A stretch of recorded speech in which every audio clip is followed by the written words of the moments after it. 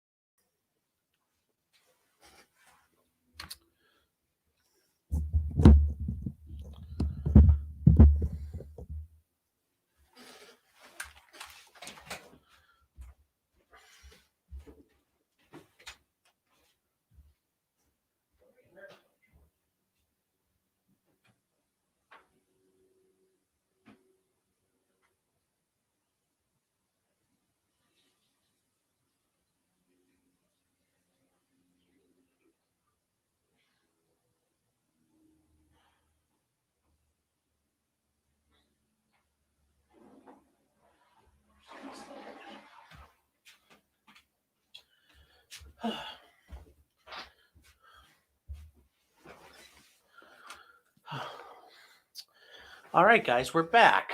We're back. Everybody's here. Wow, we're catching up to the number of people again. Got to close the door.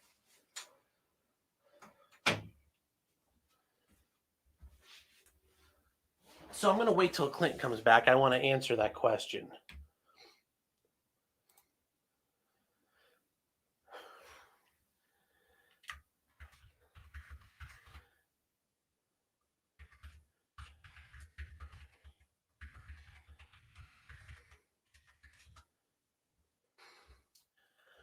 Okay, so Clint, I'll answer your question right now.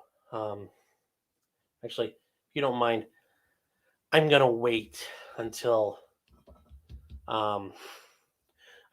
we get everybody back. Just because I thought that was a good question to answer.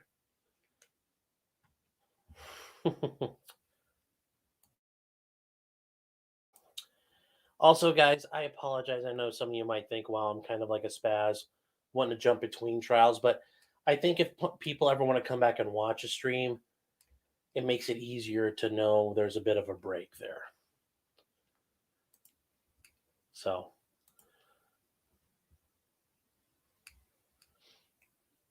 I know you guys are, I can tell from some of you, though, I was very surprised your reactions to Crystal pleading out, especially you guys that have been following this for a long time. A lot of you, the Wolf Pack, and then also just some of the streaming group I know you guys are in. Yeah, I can tell that was a big surprise to you. So let's hope it, like I said, I just thought that was interesting, your guys' reactions, because yeah, it is, sometimes people they want to go all the way and then they turn out not to, and that happens. Oh, Verizon wants to tell me something for a text message. Don't really understand, but whatever.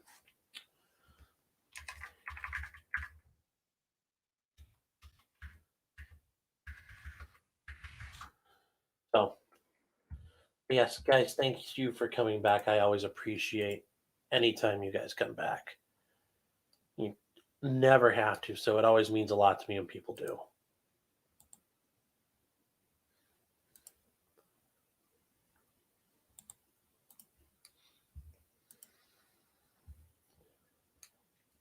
And I don't think I would jump between streams, but this Crystal Daniels one was such a big deal, and we'd spent so much time on doing the other one. I think we had to go back and watch it. I really thought it was that important.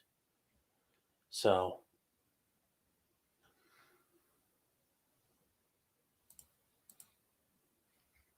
now I don't know if they're on break for lunch or what. I don't think it can because it's only 11:45, but let's see if the judge made a decision. There. I believe the state's next witness will be Dr. Marco Ross. Is that correct? Sure. Shelby County Chief Medical Examiner. And his testimony might take a little bit. So instead of starting the testimony and having to take a recess, we'll take a break for right now. Remember, court's instruction cannot discuss the case with anyone. So it's just the medical examiner is about to start, so they're just giving everybody a chance to have a break for now. Yeah, thank you, Lori. I appreciate that. I really do appreciate that. Like I said, for me, I think it's a little more. And for you guys, it might drive you crazy, but like when I look at it, trying to organize the channel, it makes sense. I can say like, boom, boom, boom, boom, boom. You want to see these? Go here. So,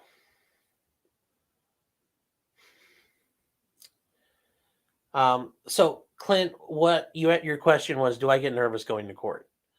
Depends on what for. When I started the trial on Monday morning, was I nervous? No, it's anticipation. It's like I'm looking forward to it, so I'm very fired up for it. Tomorrow morning, I have a guy preliminary hearing for felony charges, felony drug charges, and determining whether or not the grand jury is gonna look at his case. Those aren't nervous. Those aren't nerve wracking. But that said, though, first thing in the morning, I have an emergency custody hearing.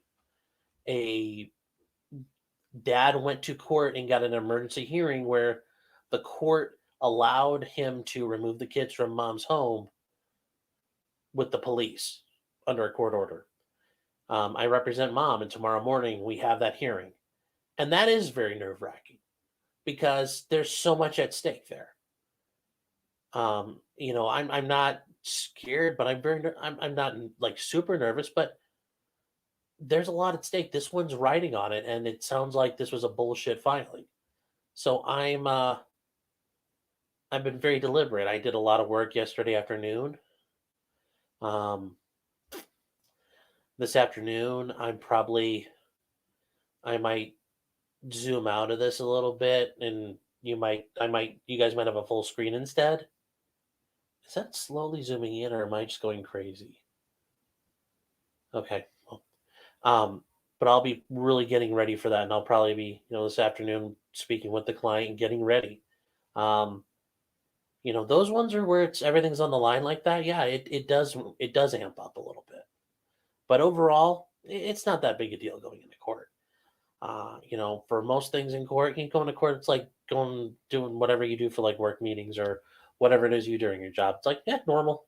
You go in, you go out. Unless it's for something big. I hope that kind of makes sense. I don't mean to give it like a goofy answer. And also, it sounds like it looks like a lot of people are taking a break and didn't come back right away. Well, I think since Crystal's done, I think some people are done with me, and that's fine. I fulfilled my purpose. I fulfilled my use. Hopefully they come back. All of them come back. But yeah, Crystal's done. That was a very anticlimactic ending. I really thought that was going to be some fireworks. We'd see some cool stuff, but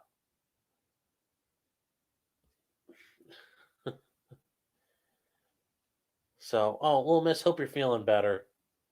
Hopefully the dentist is over.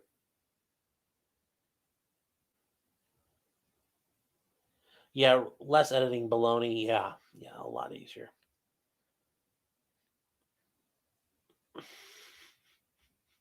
Um, so, and I think somebody mentioned it before, and I guess I'll just talk about it. They come back when you have something on they want to watch. Oh, of course I do. I know they do. I was just joking. Like, they all wanted Crystal, and that's what the people wanted. And then Crystal kind of fucks me over by not, I mean, how dare she deny me the opportunity to stream her trial and comment on it and gain subscribers and viewers and likes? I mean, the fucking nerve of that woman to do that and to shortchange me like that. I mean, who the fuck does she think she is? I'm just kidding. um, Chandler Halderson is tomorrow. I thought he was, but I'm not 100% sure.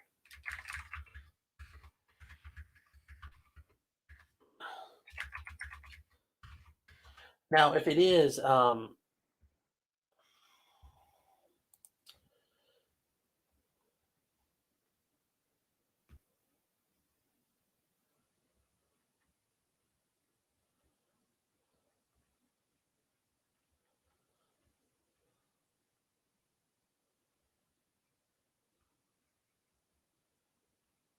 okay, well, actually, I'm just reading something here. Apparently, the way the Wisconsin state laws are set up, he has to be present. Has to be. Now, Zoom may waive that issue, but I think he's got to be in the courtroom. I think that the court, if I was the judge, I'd make him show up. So when is his sentencing, though? Oh, it is tomorrow. Okay, great. St. Patrick's Day, he gets sentenced. What time? So here's the deal, guys. For tomorrow in the morning, I am going to put on Billy Ray Turner. I've got something worked out where somebody will come in to take care of it and get it going. So I will make sure that it starts. We'll probably cover Chandler Halderson on Thursday night on the stream, okay? And it's St. Patrick's Day, and there's a lot to cover, so it'll be a long, nice long one. So, Matthew, you're going to have to make sure you get your beauty rest in. I could sue her for loss of earnings. Yeah, yes. Yes. Bitch, you ruined me. You're keeping me from getting to my 1,000. I can't have rate commercials now because of you. Thanks. Oh, the camera's moving. Ooh. It's like a screensaver. It's like you want to follow. It's like boop, boop, boop, boop, boop. Uh-oh, uh-oh. I think it's about time. Although, Matthew, I'm not going to be able to sue her for much. I'll be able to take her commissary money. She'll have to pay me in honey buns and bottles of pop. What happened to the disabled judge? Shannon, I'm not sure you mean disabled judge.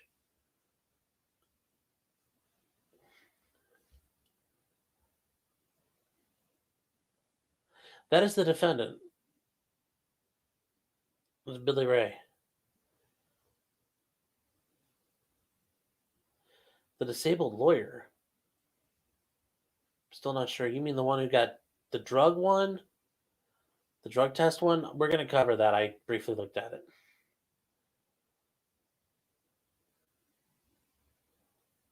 You don't have sensitive teeth. When they give you some cocaine, you get a little number going.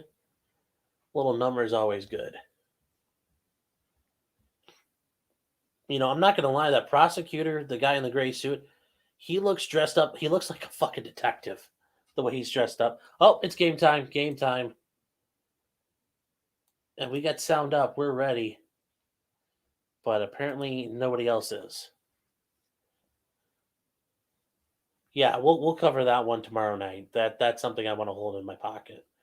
That'll be good for then. The sound is up. The sound is up. Double check. With his tie not up all the way and everything. Yeah, he looks like a burned out detective. Yeah. Sounds up. For 15 there we go. years now. And did you have to have any kind of special training or education to do that job? Yes, prior to coming here, I graduated from Tulane Medical School in 1985, completed a residency in general surgery at the University of South Carolina in 1991, served as a general surgeon in the U.S. Navy from 91 to 95, then completed a residency in anatomic and clinical pathology at He was a surgeon in the University of Navy. Vermont in 1999. He fixed boats. And a forensic pathology fellowship at the University of North Carolina in 2000. Following that, I served as a medical examiner North Carolina. in Phoenix, Arizona for approximately 2.5 years, then in Spokane, Washington for approximately 4.5 years before coming to Memphis. And since you've been in Memphis, I think you said 15, Yes, and you've been chief medical examiner how long? for about a year and a half now. And have you testified as an expert in forensic pathology before? Yes, I have, How many times? numerous times. In this building? Yes. Your Honor, at this point, I would like to tender him as an expert in forensic pathology. Mr. Mayor, Mr. Thomas, any objections to the tender? Dr. Ross is an expert in this field, or any questions or for Dyer regarding his qualifications? No objection, no doubt. Thank you, Mr. Thomas. Ladies and gentlemen, the court is going to declare Dr. Marco Ross is an expert in this field of forensic pathology. As it indicated earlier, a person qualifies as an expert because of special skill, training, education, background can in fact testify in the form of opinions and give you reasons for those opinions. And Dr. Ross will be able to testify in those opinion forms and give you background or reasons for those opinions. As the court has declared that he is in fact an expert in his field of forensic pathology. Mr. Schofield, you may proceed. Thank you, Your Honor. As a part of your duties with the medical examiner's office, did you perform the autopsy on Lorenzen Wright? Yes, I did. Was this your typical kind of autopsy, or were there some challenges you don't usually see? This was unusual and different in that the remains were so decomposed. Okay, so the remains were very decomposed. Yes. Would this be typical of what you see the body being out in the exposed to the elements in July in Memphis? Certainly, in a situation like that, bodies that remain outdoors for a week or longer can experience quite severe stages of decomposition, and partial skeletonization has occurred in this case. Okay.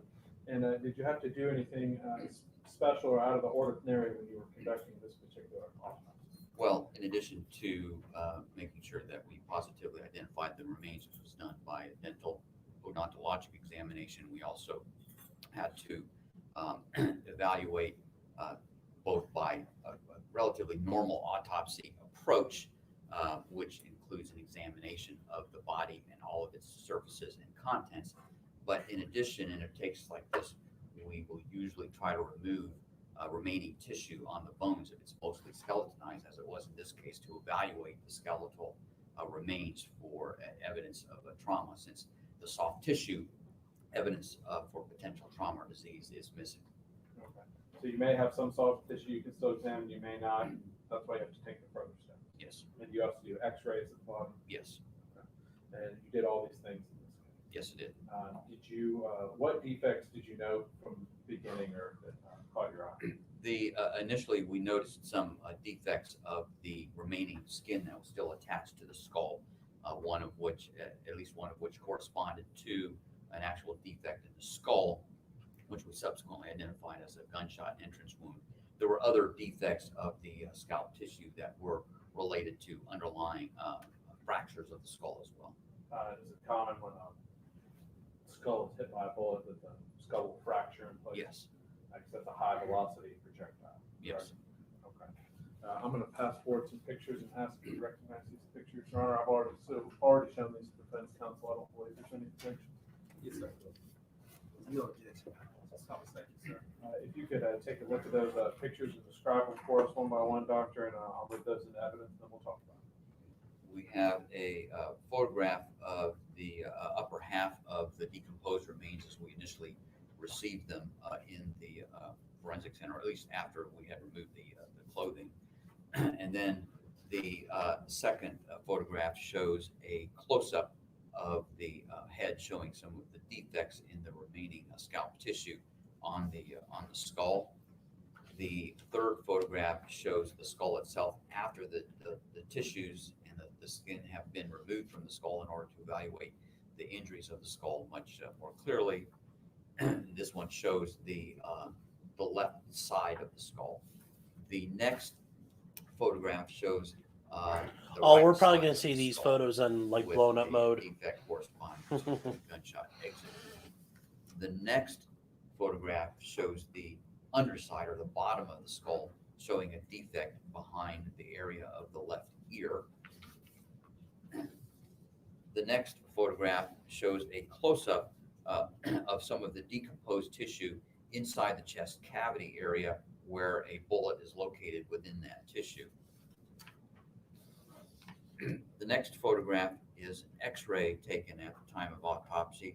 It's x-ray showing mainly some of the chest and shoulder area and showing the presence of 2 bullets in the chest region.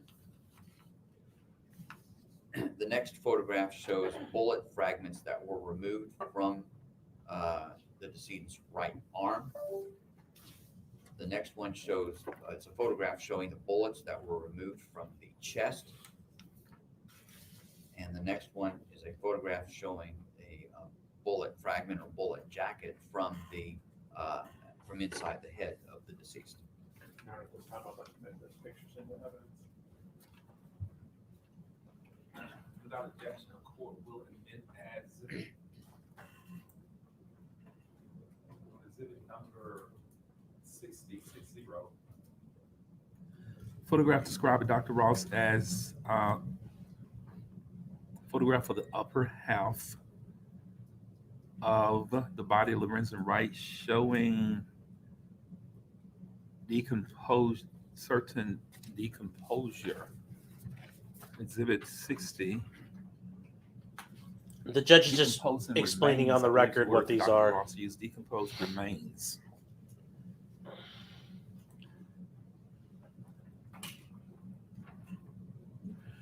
Exhibit number 61. The photograph described by Dr. Ross as showing a close-up of the head skull area. Exhibit number 61.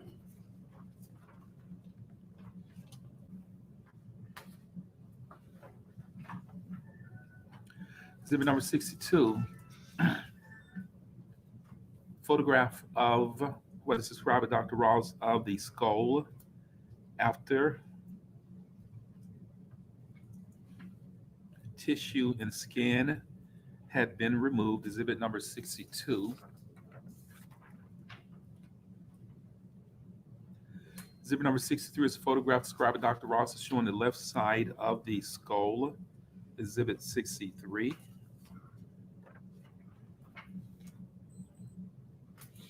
Exhibit 64, photograph described by Dr. Ross is showing the right side of the skull. Possible exit wound. Exhibit 64. Exhibit number 65 is photograph described by Dr. Ross is showing the bottom of the skull.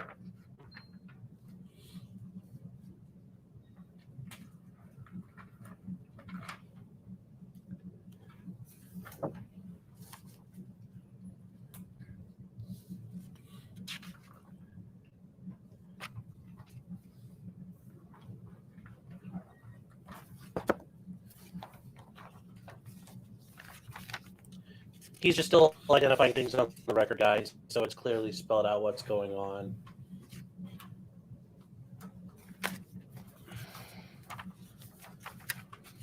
"14 people, welcome back, everybody. I appreciate it. In case you didn't know, Crystal Daniels did enter a plea of no contest to all counts of the indictment, so she's done and did not go to trial.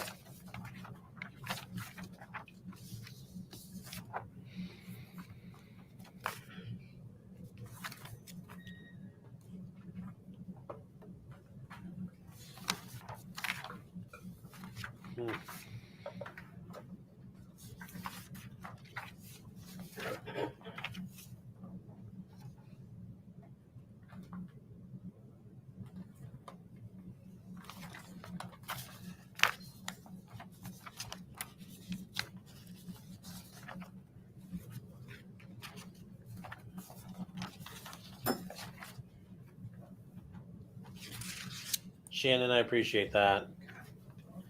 Critter, you haven't missed much. The medical examiner just started talking. He ID'd pictures of the remains they found, but he has not gone into the autopsy too much at all yet. So, yeah, this guy's body was out there for about 2 weeks, but looks like the Tennessee heat and the critters got to him pretty bad.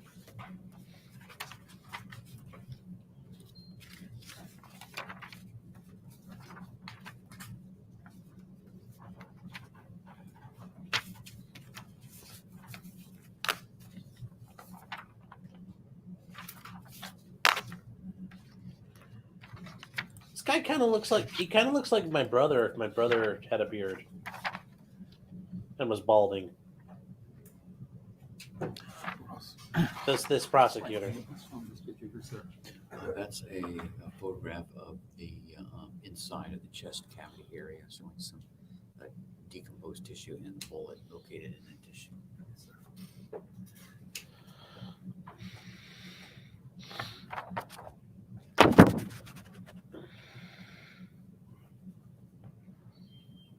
No, I did not say critter got to them. Exhibit number 65.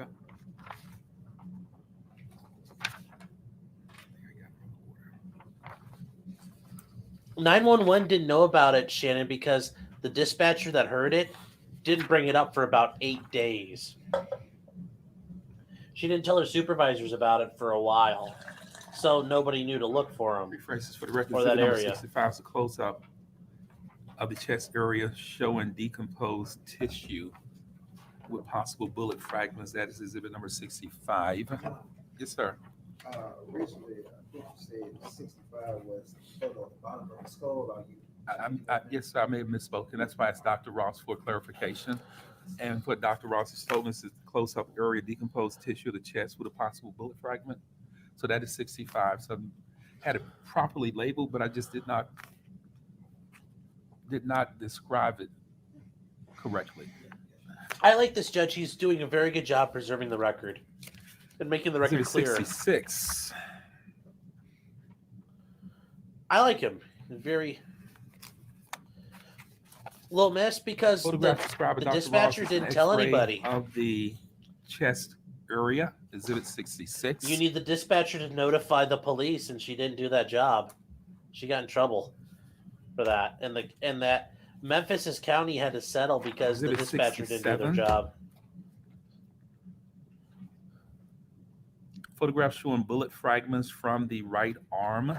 Exhibit 67.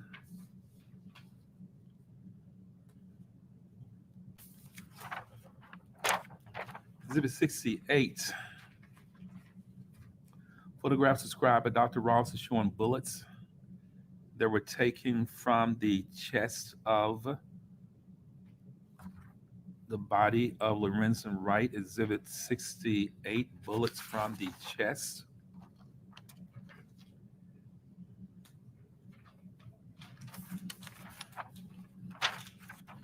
Exhibit number 69. Photographs showing All what's been described by right, Dr. 69. Ross's bullet jacket from head. Exhibit 69, bullet fragments from the head or jackets from the head. He said it again. Mr. Schofield, you may proceed. Thank you, Your Honor. And, Your Honor, due to our inability to get the digital laser pointer work, would it be all right if I had Dr. Ross step down and publish these to the jury so he can point out what we need to be looking at? Absolutely, sir. Thank you, Dr. Ross. Step down from the witness stand, please, sir. Ladies and gentlemen, jury, we have some issues with this system. As it says, the brand new system that we started using about 3 or 4 months ago, apparently it's not working properly right now. So Dr. Ross is going to stand down in front of you and in front of the jury box to explain to you what has been shown in these photographs. If you need to move, please feel free to move closer where Dr. Ross is. Some of these pictures may be a little bit unpleasant. Give you a heads up on that. But if you need to move to see the photographs, please feel free to move. Mr. Schofield, you may proceed. Thank you, Your Honor. If you guys don't want to see gory shit, Number 16, Dr. look Ross, away. We're about to show see to the that. jury and explain to them what was significant about that picture. This is a photograph showing the upper half of the remains of Mr. Wright after we had removed the clothing. And in it, you can see mainly the skull, what's left of the skull on the top of the photograph, and then the chest and shoulder region are going to be in the lower portion of the photograph. Right. And I know you described doing skeletal analysis, but was it true you were able to find some defects in the soft tissue? That's correct. Okay. Yes. I'm going to pass forward what's been previously marked as exhibit number 61.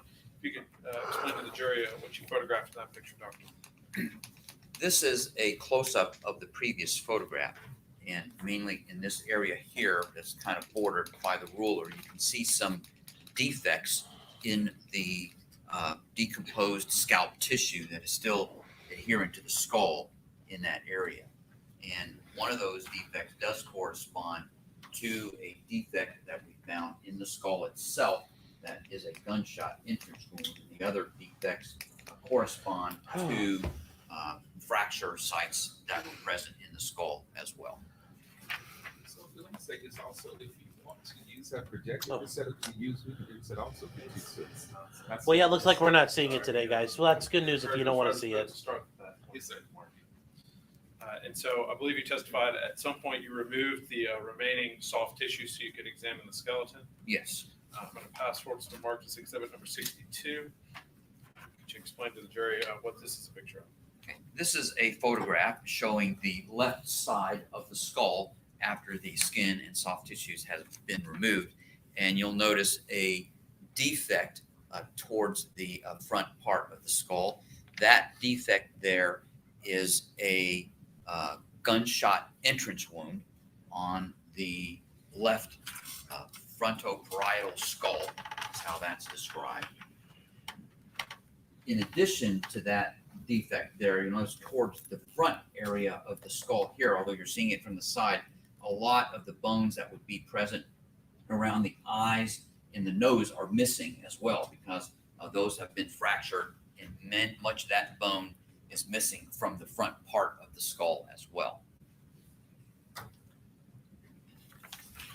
Pass Dr. Ross, was this previously marked as exhibit number 63? Dr. Ross, could you tell the jury about that? Okay, this is a photograph showing the right side of the skull after the tissues and skin have been removed. And you'll see my finger is going to be right next to a defect that's sort of in the right temporal area of the skull. And that defect there is a gunshot exit wound on the skull.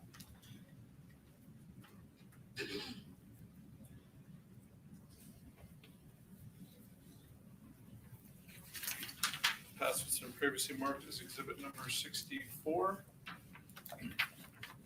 This is a photograph of the base of the skull. So what we're doing is that we're actually kind of looking up at the bottom of the skull after, again, the tissues have been removed. And what you'll see is it's sort of the bottom left side of the skull. So the back of the skull is towards the top of the diagram. The front of the skull would be towards the bottom of the picture.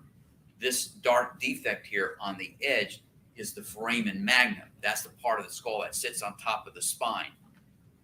And then the area over here where this defect is, that's a defect that's just behind the mastoid process.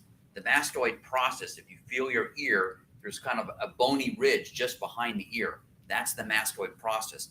And this defect right there is present just behind that mastoid process. That is another gunshot entrance wound. So that's a gunshot entrance wound, again, located on the left side of the skull, just behind the left ear.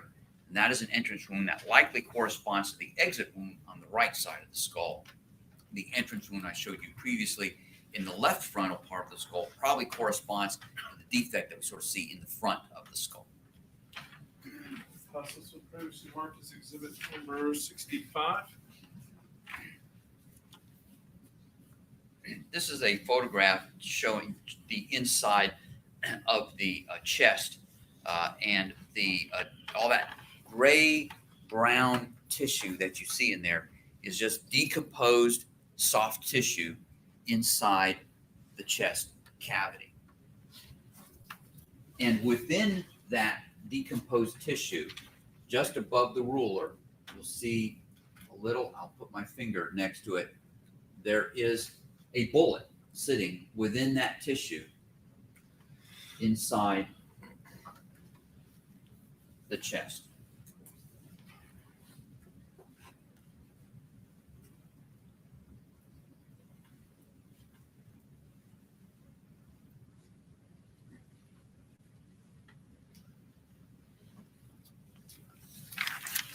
That's the doctor previously marked exhibit number 66. Okay, this is a photograph of an X-ray taken at the time of autopsy. Of course, because of the decomposed situation of the remains and the fact that the supporting soft tissue structure is no longer there, this does not look like your typical chest X-ray that you see in a more intact individual. But what you'll see in this X-ray is over towards the left side, you'll see, or rather the right side of the photograph, you'll see the spine. So this area here is the spine. This area here is actually just the shoulder. This would be his right shoulder. That's just kind of off to the side because there's no longer any tissue supporting it. And then you can see all of the ribs that are in here. And again, I'll put my finger by one of them, but there are actually two whitish objects that you can see in the chest, and those are the bullets that are showing up on the x-ray. My finger is next to one of them.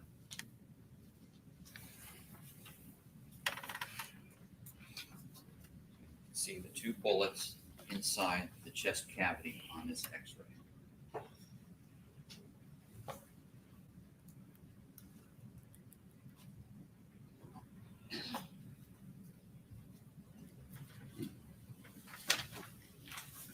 The last three is number 67, 68, 69. If you could tell the jury what All right, This one 69. is just a photograph showing some of the bullet fragments that we removed from his right arm. We did find in the right forearm area, just above the wrist area, there was a defect in the radius bone in that arm. And there's still some residual soft tissue in there. And we removed these bullet fragments from the soft tissue around the defect in that arm. So that corresponds to a gunshot wound to his right forearm.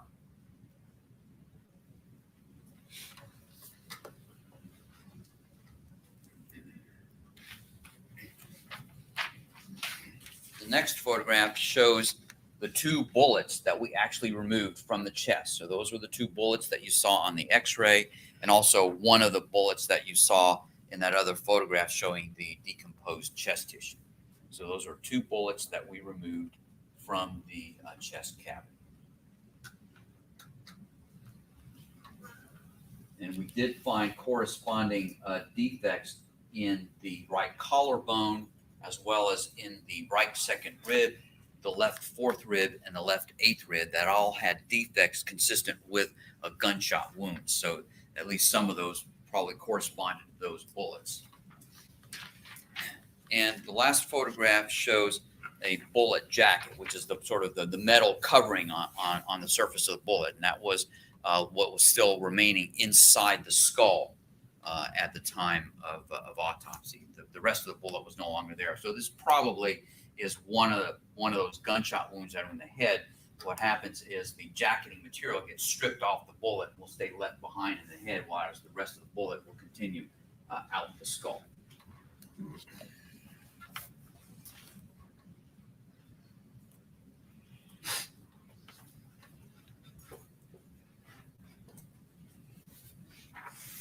Thank you, Doctor. Thank you, Dr. Ross. You'll be seated with the stand. Thank you, sir. Doctor talked earlier about doing a skeletal analysis, and you mentioned a little bit there. So, do I understand you examined the ribs and the chest area, the bones? Could you tell us about that? Yes. After removing the tissues and examining those structures more closely, we showed that in addition to what we saw in the skull and which was seen in the photographs, there was also a defect in the right clavicle or right collarbone. There was a defect in the right second rib, which sort of sits almost just underneath the right clavicle. And those two defects, the nature of it was consistent with a bullet that probably traveled somewhat downward and from his front towards his back through the collarbone and the second rib. In addition, we found another defect on the left, the eighth rib, sort of on the outer part of the left eighth rib, that had it was actually the rib was sort of separated into two pieces. When you sort of put it back together, you could tell that there was a defect there that was consistent with a gunshot entrance wound through the outer part of the left eighth rib. In addition, the left fourth rib towards the front had two fractures, not specific for a gunshot wound, but they were located near an area where on the shirt we saw a defect consistent with a bullet defect. So likely those two fractures are associated with a gunshot entrance wound somewhat towards the left front part of the chest. And lastly, as I described in the right forearm, in the radius, which is there are two bones, the radius and the ulna, but the radius is the one that sort of connects to the thumb side of your hand. And in the radius, just above the wrist area, there was a defect in the bone there that was also a gunshot entrance wound with the bullet fragments in the soft tissue that they showed. So, summing up, you can say for sure there was at least 5 different bullets you can confirm due to the holes in the head, the 2 bullets actually found in the body, and the fragments in the arm. That's correct. I noticed in your report at the very end, in your summation, you also said that additional gunshot wounds cannot be excluded. Why is that?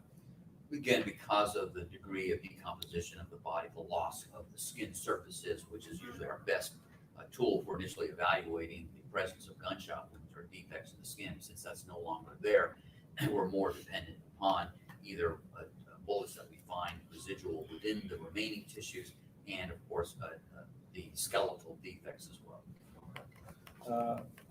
Also, when people are brought in, they often brought in with their personal effects, clothes still on, things like that. Yes.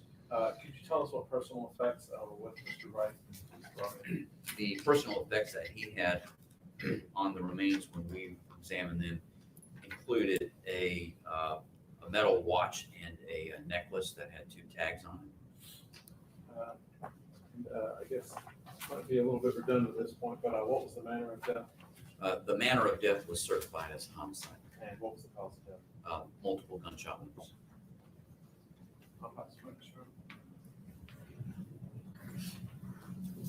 Ms. Thomas or Mr. Perry, you may proceed. No questions. Thank you, Mr. Thomas. Dr. Ross, thank you for being present in court today. We'll excuse you from any additional testimony on this case. Know you got to go to work, and stay safe, sir. Thank you, sir. Thank you.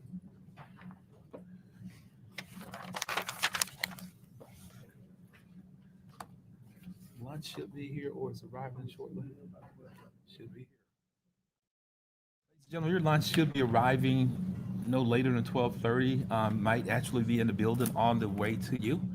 So we're going to stop now because it would not be appropriate to continue because your lunch should be here soon. Don't want it to be cold if it's hot. Don't want it to get mushy if it's cold. Remember, of course, instruction cannot discuss the case with anyone or amongst yourselves. And we'll resume at 1:45. Sorry, let me back up. At 1:45, in case your lunch gets here at 12:30, we'll resume at 1:45 this afternoon. I'll see you at 1:45. Thank you all. That should give you enough time to go outside, get some fresh air, maybe a better day than it was yesterday.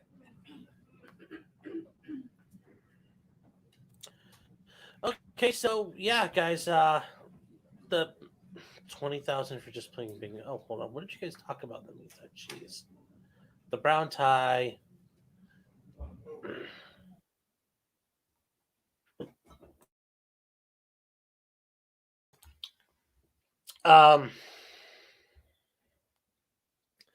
Just Blandino rules apply to 69 if you're not having fun, if you're doing it wrong. Yeah, well, I mean, if you're 69 and you're having fun, yeah, something's not right. Hi, Tiffany. Well, Miss, why is he sitting so far away from his attorneys? I think it's the courtroom setup. I think the judge said only 2 people at a table. Maybe that's how the judge traditionally does that. That is a very weird setup, though. I've not seen that in my experiences. If you have 2 attorneys, your guy sits with you. You sit at the table, you're crowded together. So that is a court preference issue. So I would just defer to the judge on that one. That's how the judge wants it done. Yeah, reality, yeah. Say 069. Yep. It's a law, I'm pretty sure it is. Hell on Wheels. Want to try bingo. Zulu Zite. Thanks for coming back. $20,000 over a weekend playing bingo. Jeez, were you like playing bingo with the Russian mafia? That's a lot of money. Tiffany sounds like fun in here. Well, we try to.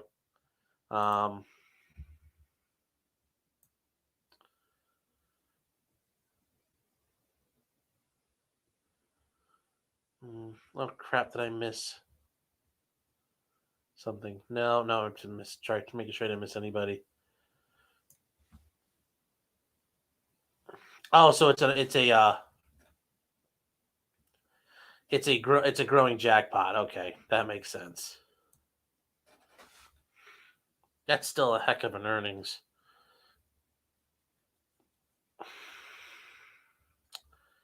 So, yeah, that makes sense the way you explained it. I was catching up reading, but so yeah, they're going through the information now on Lorenzen Wright's body. The coroner can't really do too much. The body, he's a dead guy. Nobody's contesting that he's dead. They're just arguing whether or not Billy Ray Turner did it. So that's why there wasn't a whole lot of examination of this guy. There's body. He's dead. There are bullets in him. Okay, bullets probably killed him. So yeah, that's it though. Going back, Crystal Daniels has pled out. If you guys were wondering why we're still here and not there, she's done. She's on her way, getting ready to get sent to the prison system. She pled out to all 4 counts: aggravated child abuse, conspiracy to commit aggravated child abuse, filing a false report, and then tampering with evidence. She's doing 15 years total. So she'll be, she's done. I know, rather anticlimactic ending, especially after what we watched earlier, but she is done now.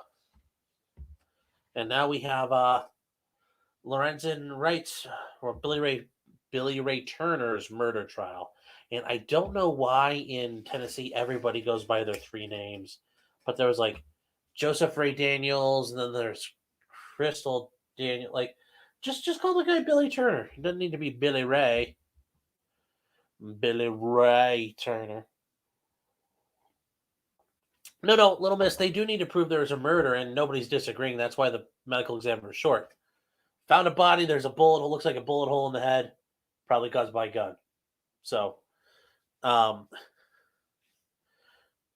heard they had a stipulation so the family doesn't have to see pics.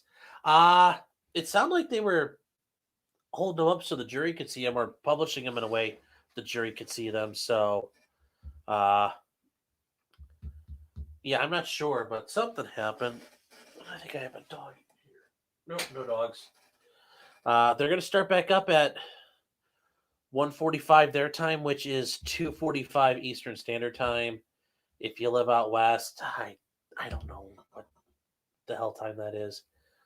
Subtract more time from it.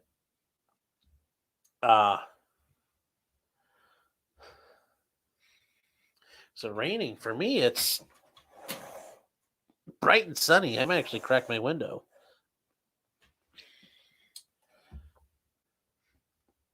All right, Toby, we'll enjoy the rest of your day. Come back in if you have a no Crystal. So happy for Dixon County. Yeah, I think that ultimately this gives everybody a chance to have some. Did I get a phone call today? Weird. Who the hell called me?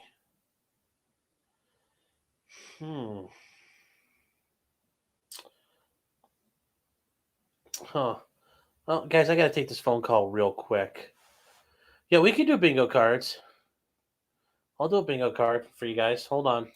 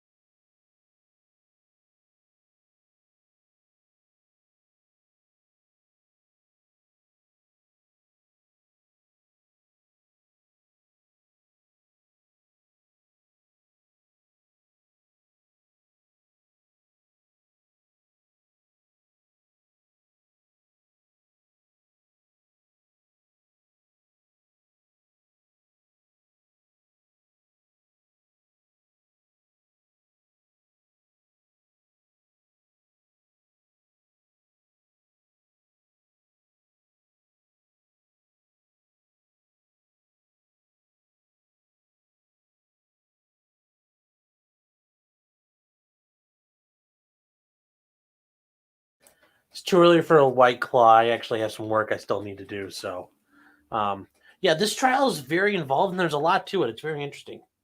Um,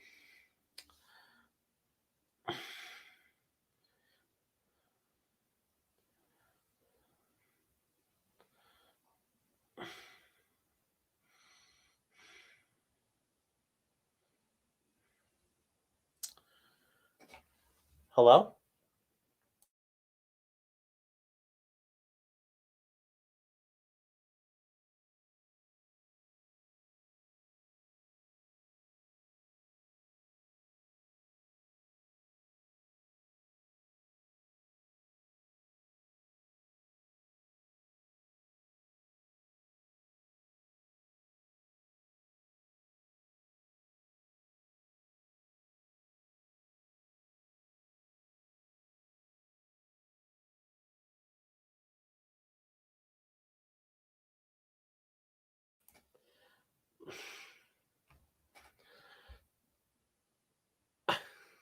No, Matthew's not calling me. I'm having an issue with my phone. I'm going to restart it.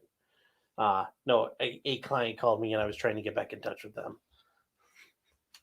Yeah, I wish I'd be cracking a White Claw, but actually, while we're doing stuff this afternoon, I'm going to have to get work done. So I cannot fuck around. I've got some serious business to do.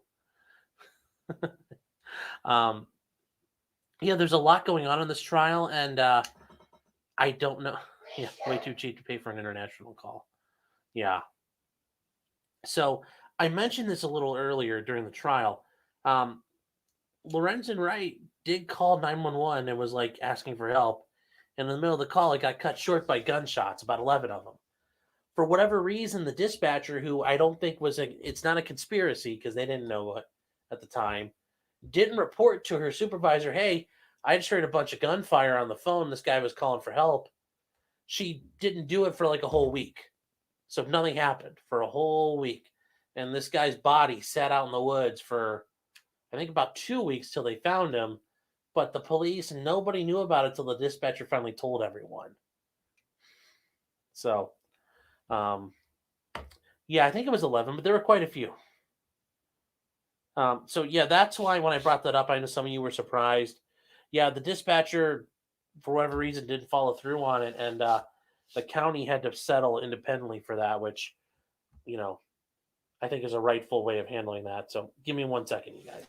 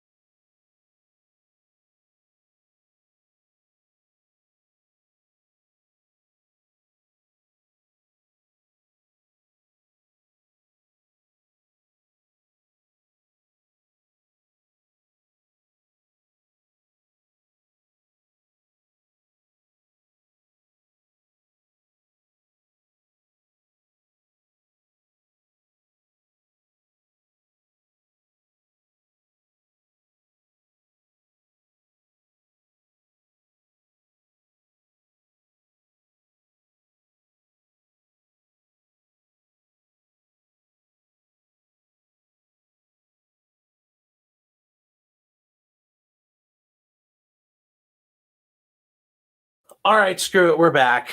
Yeah, we'll come up. Matthew, how about we work on that? Me and you'll work on that. We'll come up with something.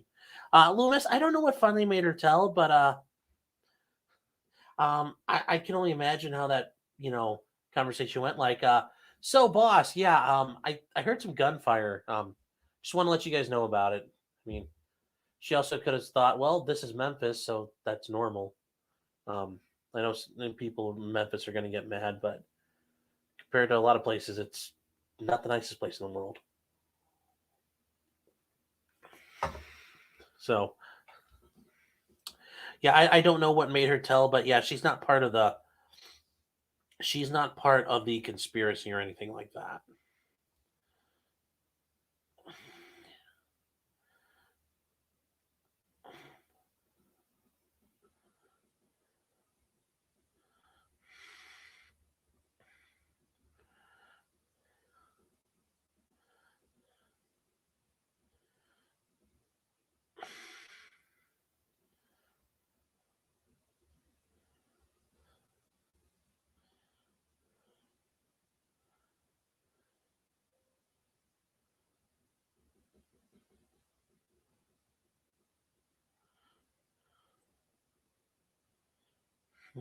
So, yeah, his yes, his wife has already accepted a 30-year sentence.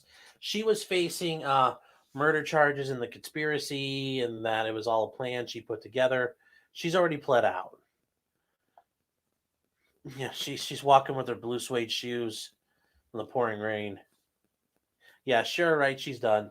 The allegations are that her and Billy Ray Turner were like an item and they were talking about and they plotted to kill him. Because she would get his, she would get like his NBA pension, all that other stuff. I think. Not really 100% sure, but I think that's probably what they're going to allege. So, but yeah, that's it for this end of it. Like I said, that was Crystal had to go and fuck things up today, taking the plea. I really think I might sue her. Matthew, you got me thinking. I'm going to go after her for this. I'm a little pissed off. The nerve. Oh, I gotta see if this phone finally works.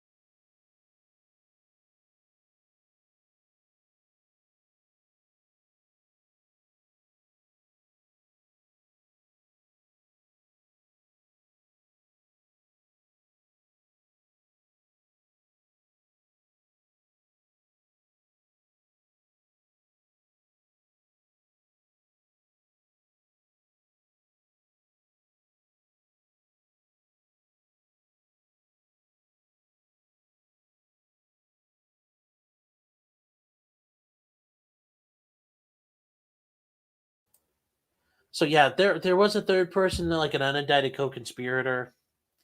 Um, so that's not normal. Like that's not abnormal. I think the guy who brought him to the body or to the gun, I think, was the unindicted co-conspirator that didn't really get involved too far. I think he may have been the third person. Um,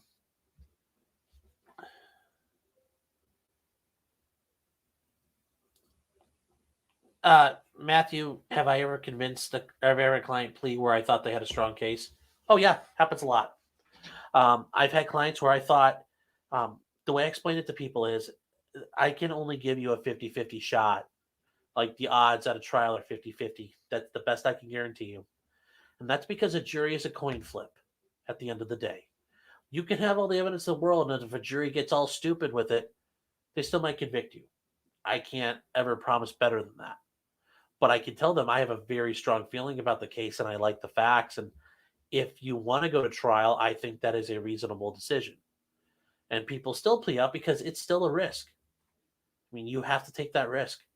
Um, but if I had a client who was going to plea, will I tell them that's a dumb decision? No. I just tell them I think going to trial is not unreasonable. I mean, I tell them either decision you make is a good decision, because I never want to force somebody or make them feel like they have to go to trial. That's not my job. I feel that's highly unethical. I don't think that's fair to people. If somebody doesn't want to take that risk, I can't make them avoid it. And, it's their call, it's their life. There are people I know who they have pled, and I'm just in the back of my head thinking, oh my God, we could probably win this. Or if not win this, we definitely get a hung jury. Or if we took it all the way, they might give us a better deal. But I have to I have to bite my tongue a little bit because they want to do this. And I don't feel it's my space to tell somebody to go to trial. I think that's very unethical for an attorney to do. And your job is to protect your client, not expose them to unnecessary risk.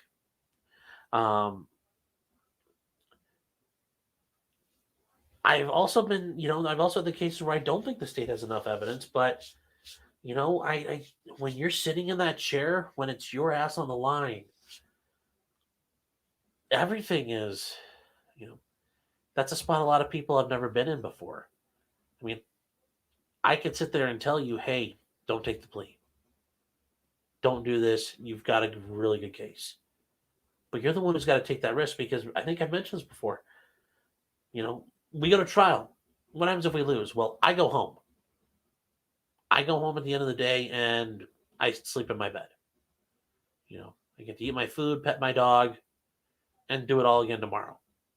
If you go to trial, if you go to trial and you lose, well, you might go straight to jail and be held. Or you might end up going to prison at some point. So I'm always mindful of that. I never push people. I will tell them I think it's a bad idea, but I respect that idea. So the case I had that went to trial yesterday or on Monday was not one of those. This was a bad idea, but the guy wanted to have his day in court and have his trial, so we did it. It's a good question, though.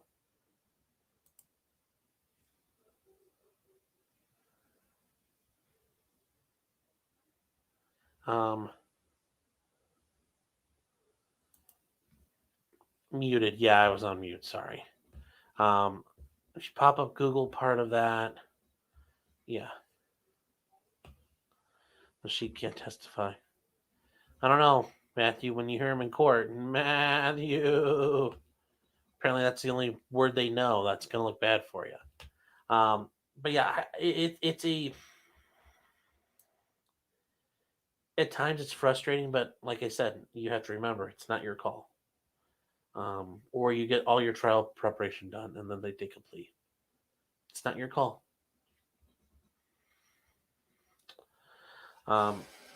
So that's kind of how things are right now. Also, by the way, if you're a wrestling fan, Scott Hall passed away yesterday.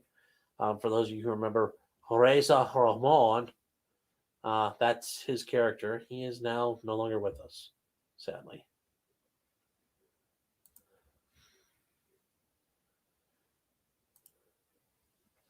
So it looks like nothing super big has happened on the news.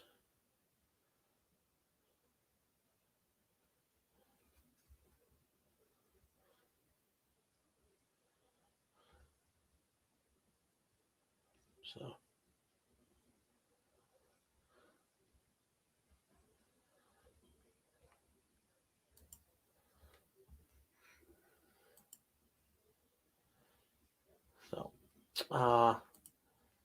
Oh, I forgot. We should probably get back on there. I should back out of this and get ready for their stream to start again. ABC 24 Memphis. At the heart of every great city lies an evil. Videos. Yeah, I should make sure that's ready to keep going because otherwise they will probably sneak up on me. If you guys find out it's going again, don't be afraid to spam in chat that's happening.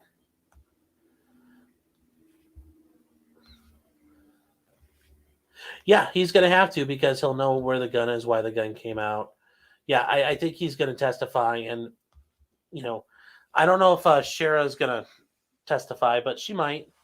But, I mean, she's already doing 30 years, so who knows? Yeah. Oh, Miss Damn Crystal. Yeah. Yeah, I know. The nerve of that chick. Yeah, but the judge sentenced her and took care of her right there. Didn't want to post a link here. We'll check Discord. Okay. Oh. I mean, maybe. Ooh, inappropriate and offensive. Graphic content. Viewer discretion is advised.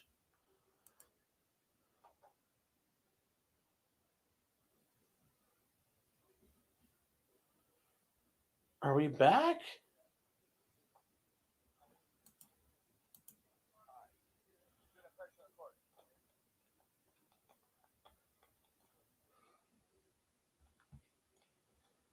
So are we back right now? Because I'm like...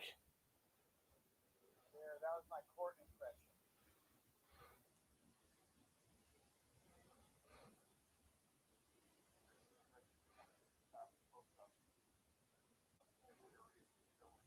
I was trying to check to see what other people are doing, like Long Crime and whatnot. Looks like they're still...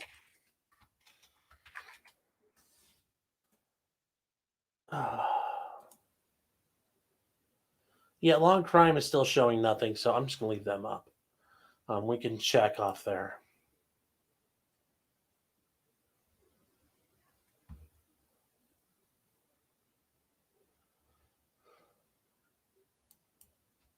So, ooh, Japan had an earthquake. They might have a tsunami. Like,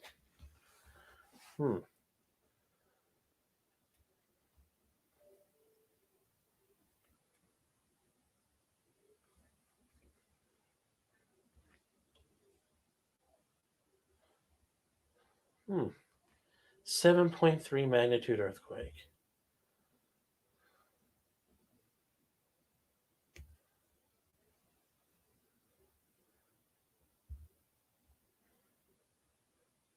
So, all right. Am I still on mute? I'm back.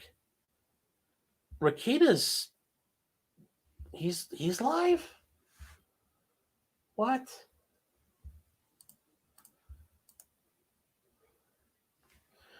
Hold on, let me see. What the fuck is Rakita doing? I'm sure he's unbraided. Unbraided. I'm joking. He's fine. I like it's fun to listen to, but unbraided. I think they're behind. Because they have the medical examiner still testifying. And they're going through all the exhibits.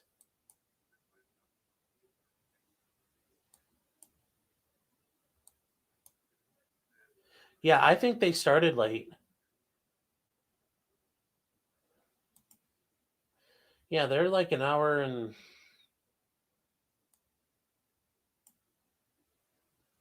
Yeah, maybe 179 minutes. 180 minutes. How long have I been going for? Hour 14. Yeah, I think they're... Rakita's live. He's running live, but they're not...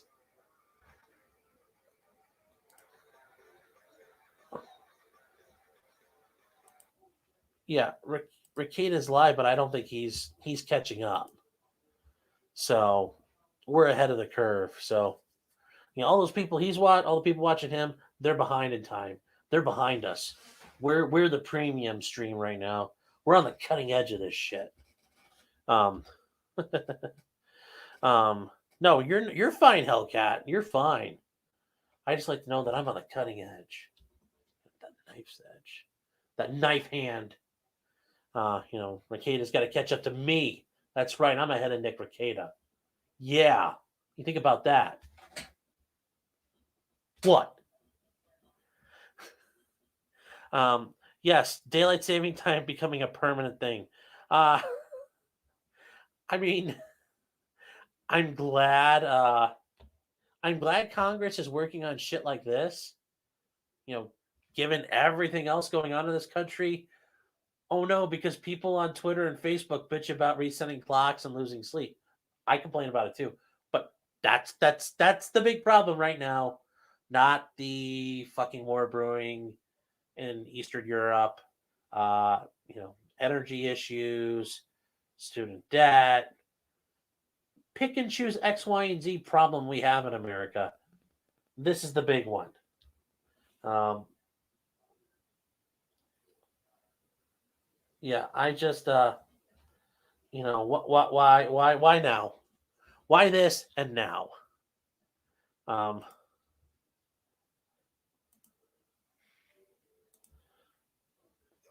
I gotta finish watching this thing you sent me, Critter.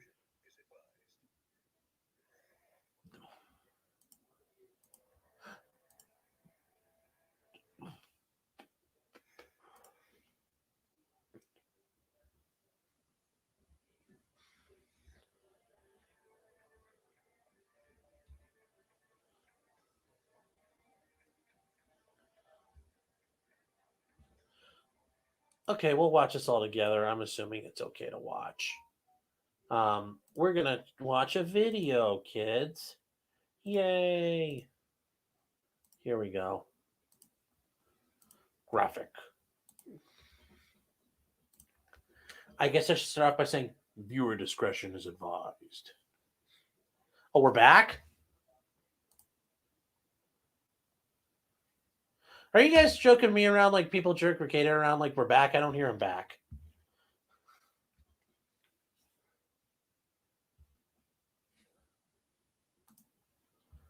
Hold on. Are we back? Like back?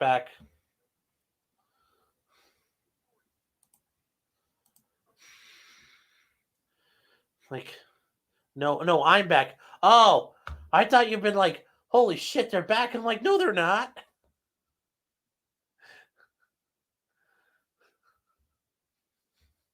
Sorry, Gabby. You head faked me there. But yes. Well, welcome back, Gabby. I was about to say, like, damn, how did they sneak past me? But yeah, we're going to watch this, see what happens. The following video includes graphic content. Viewer discretion is advised. Oh, they actually did do the voice. Core TV.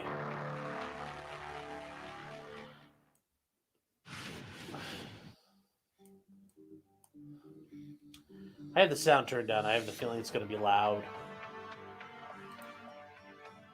Well, I want to know, does she have a permit for that stroller? That cart better have a permit as well. Otherwise, I don't appreciate the law breaking she's doing.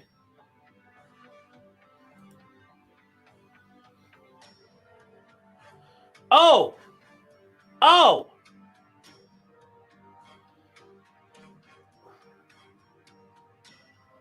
Wait, that's the best. Okay, if that's the best he can. Oh, now he's using the foot.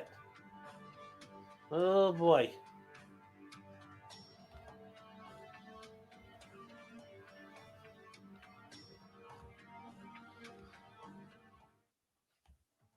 All right. Unfortunately, we're seeing.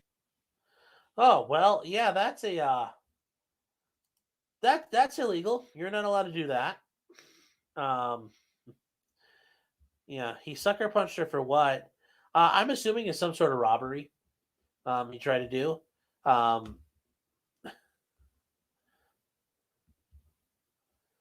I mean, Joe, if you're going to rob somebody, you're not going to stick around to help them. So, but yeah, oof, that lady took a beating.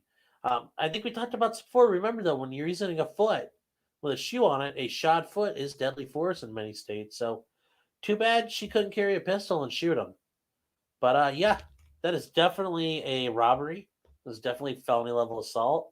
Um, yeah, I don't really know what kind of defenses he's going to have, but uh, yeah, that would be a rough one. Hopefully they catch him. He sucker punched her just to get her stuff. It's easier to do it that way instead of asking her. Also, that way she can't see him.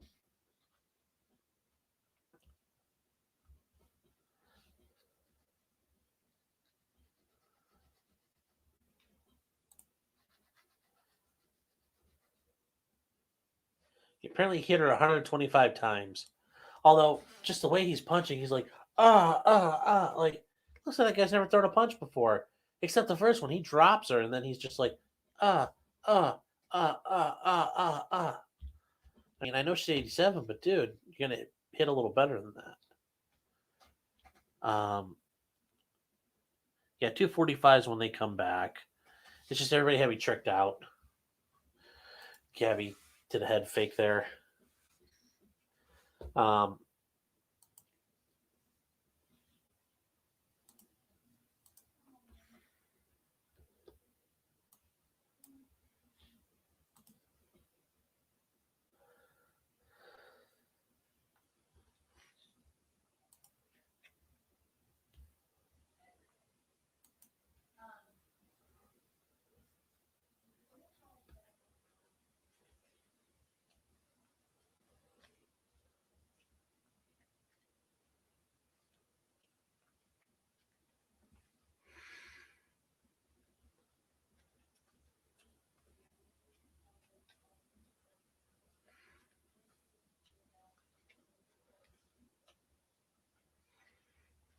Choo-choo.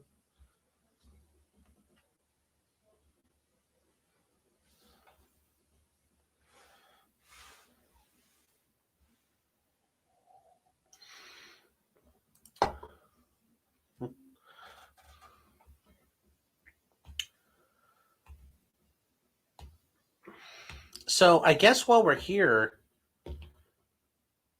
I mean, we can rewatch Crystal Daniels' plea.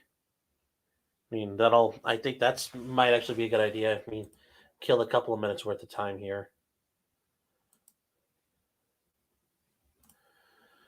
So, I mean, we got a long way to go till, we got a long way to go until, actually, hold on. I have to go to the bathroom because I've not done that all day today. I shall be right back, guys.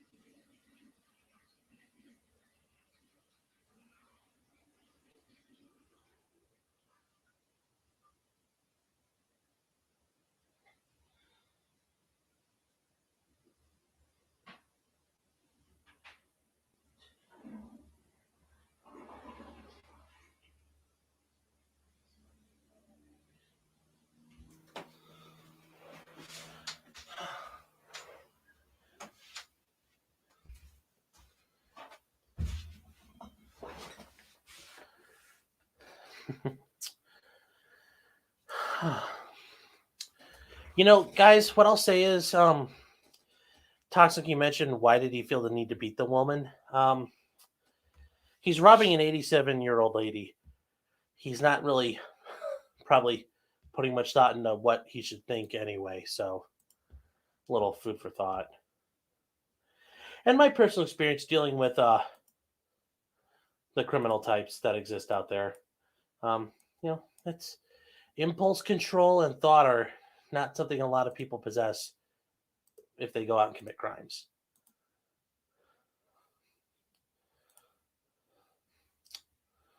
So, Joe Claude Daniels. They were also arguing about some infidelity in the marriage. That argument led to an outburst that also caused So Joe Claude. before we get too far, we're going to start Crystal Daniels as just recounting her plea.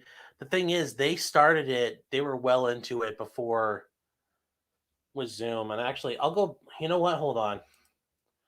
I bet Judge Wolf has got the proper. Let's see what the Judge Wolf has. Judge Wolf. Yeah, okay, we got an 18-minute version of it. We'll yeah, how about we use this one instead?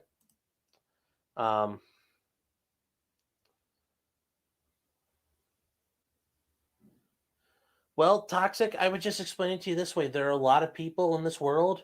You don't interact on a decent basis with them. You don't interact with them. You probably never will. Life is very cheap. It's cheap, short, and violent.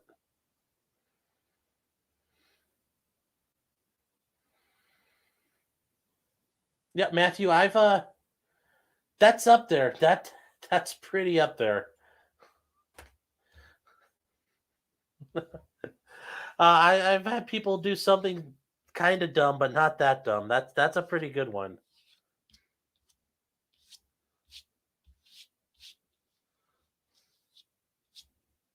That's why you got to know your getaway route and your getaway plan. But I assume you guys would like to see Crystal. I think you guys would like to see Crystal Daniels from the start, and I would too. So let's fire that bad boy up and take a watch.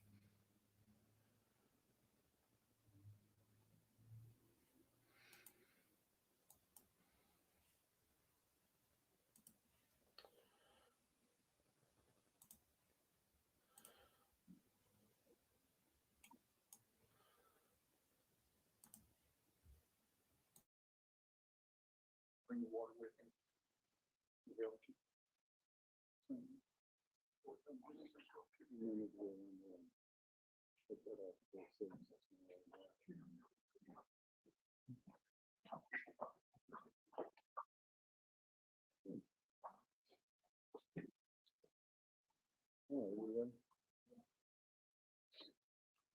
This is the state of Tennessee versus Crystal Nicole Daniels. Ms. Daniels is here today. We are starting the jury selection process, but I've been handed a document indicating that an agreement has been reached whereby the state and the defense have agreed that Ms. Daniels may enter a no contest plea, a no local contendere plea to count 1, aggravated child abuse, and receive a sentence of 15 years to serve. Count 2, conspiracy to commit aggravated child abuse, receive a sentence of 12 years to serve. Count 3, false report, 4 years to serve. Count 4, tampering with evidence, 6 years to serve. These would be served at 85%, and they would be concurrent with one another. Is that correct? Yes. So essentially, an effective 15-year service sentence that would be served concurrently with one another at 85%. Ms. Daniels, would you please raise your right hand and be placed under oath? Solemnly swear affirm the testimony you give in this case be the truth, the whole truth, nothing but the truth, so help you God. State your full name for the record. Ms. Daniels, I'm going to go over your rights. So I want to make sure that you understand what we're doing here so that you fully understand the rights that you're waiving. Do you understand what you're charged with? And have you and Mr. Flanagan and Mr. Wills gone over those charges? And have they discussed with you the range of punishments you're facing as well as any possible defenses that you might have? Well, it's indicated you want to enter a plea of no contest. A no contest plea means that you understand what the state's evidence would be. You understand what they would try to prove at trial. You're not admitting that you did anything, but you're not denying it. And the state may give me facts to support a conviction in this case, even though you have not admitted anything. Do you understand that? And I need you to answer verbally, okay? All right. And do you understand, however, that you have the right to plead not guilty and to have a speedy and public trial by jury? We're in the process of starting the jury selection even now. You understand that? You understand that if you went to trial, you would have the right to have a lawyer. And of course, we've appointed Mr. Flanagan and his associate, Mr. Wills, are representing you by appointment of this court. You understand that? You understand that if you went to trial, you'd be presumed to be innocent until such time, if ever, the state proved your guilt beyond a reasonable doubt to the satisfaction of all 12 jurors, and their verdict would have to be unanimous before you could be convicted of anything. Do you understand that if you went to trial, you and your lawyer could confront and cross-examine every witness the state might call to testify against you, and you could bring in your own witnesses by the use of a subpoena? So Toxic, she's done. She's entering a plea. The trial, there is no trial. She's going to be found guilty. So this was it.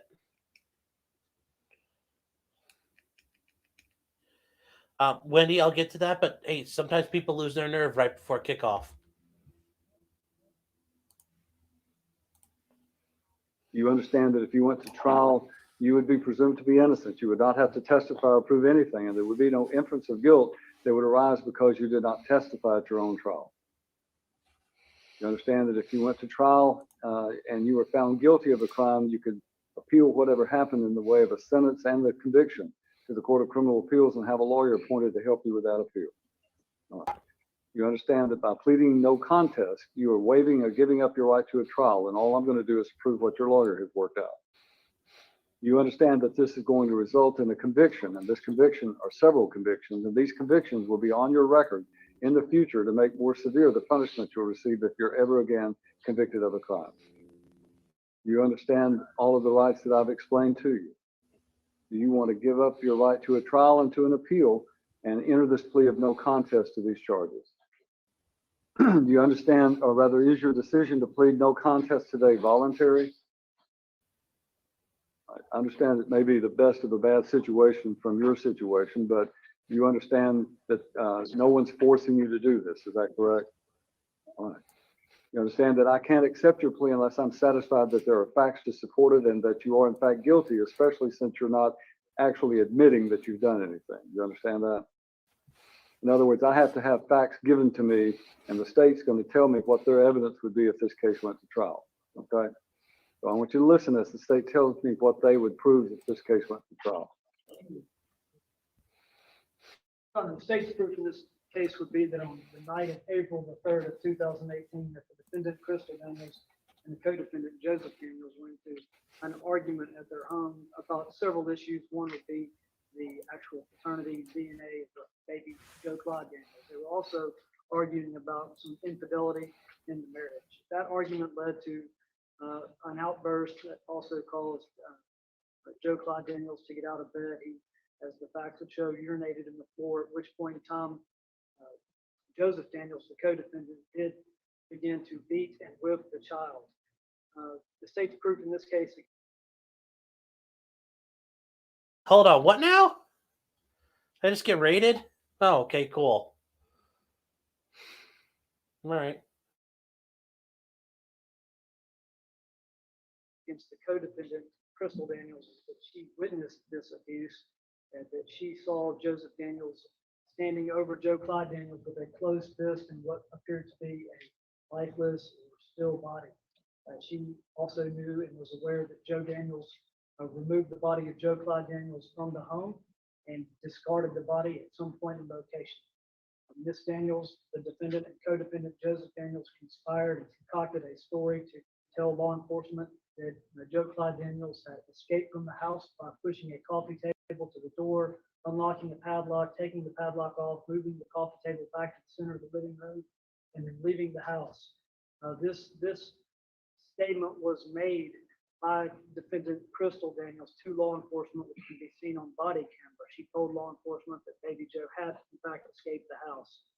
Ms. Daniels also relayed to several official inquiries by law enforcement: one, the missing persons report, and two, a lost persons questionnaire that Joe Clyde Daniels had in fact left the house, escaped the house the previous night or in the middle of the night.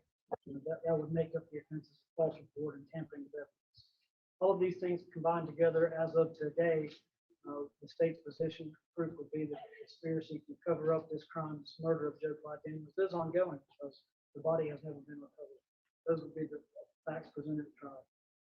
Ms. Daniels, I'm not asking that you agree with all of those facts, but do you understand those are the facts that the state would attempt to prove at trial? You still wish to plead no contest? Are you satisfied with your attorney's services? Feel that Mr. Flanagan and Mr. Wills have done a good job of representing you competently? Mr. Flanagan, do you know of any reason she should not enter these pleas? No, Your Honor. Anything further from the state? No, Your Honor. Anybody who's Ms. come Crystal over, Nicole hello, how you Daniels, doing? In response Nick to your sends his plea of no regards. contest to Yes. count 1 of this indictment, I find you guilty of aggravated child abuse. Order that you be sentenced to 15 years in the Tennessee Department of Corrections. That will be served at 85% release eligibility. Count 2 of this indictment, you're found guilty of conspiracy to commit aggravated child abuse. You are sentenced to 12 years in the Tennessee Department of Corrections. That is to be served. Count 3 of this indictment, you're found guilty of false report, sentenced to 4 years in the Department of Corrections to serve. Count 4 of the indictment, you're sentenced to tampering with evidence. You're found guilty of tampering with evidence and sentenced to 6 years to serve. All of those will serve concurrently with one another, and you're given credit from pre-sentence jail credits of April the 9th of 2018 until today. That's the judgment of the court in this case. Thank you. Thank you.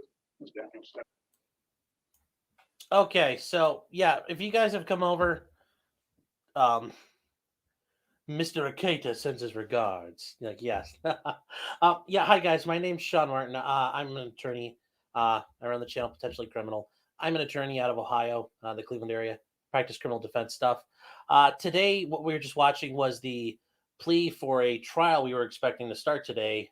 Crystal Daniels. She and her husband basically murdered their autistic child, and she helped cover it up. So that was what was today was going to be. It was her trial. Right before jury selection, it appears finished, or at some point during voir dire, she elected to plead to the indictment and just get it over with. It looks as though she agreed to a 15-year sentence. All the other counts merged, so she's doing 15 years. She's got about 4 down at this point. By April 9th, she'll have 4 years of credit. So she's roughly going to do about 12 years total. She'll be eligible for parole at 85%.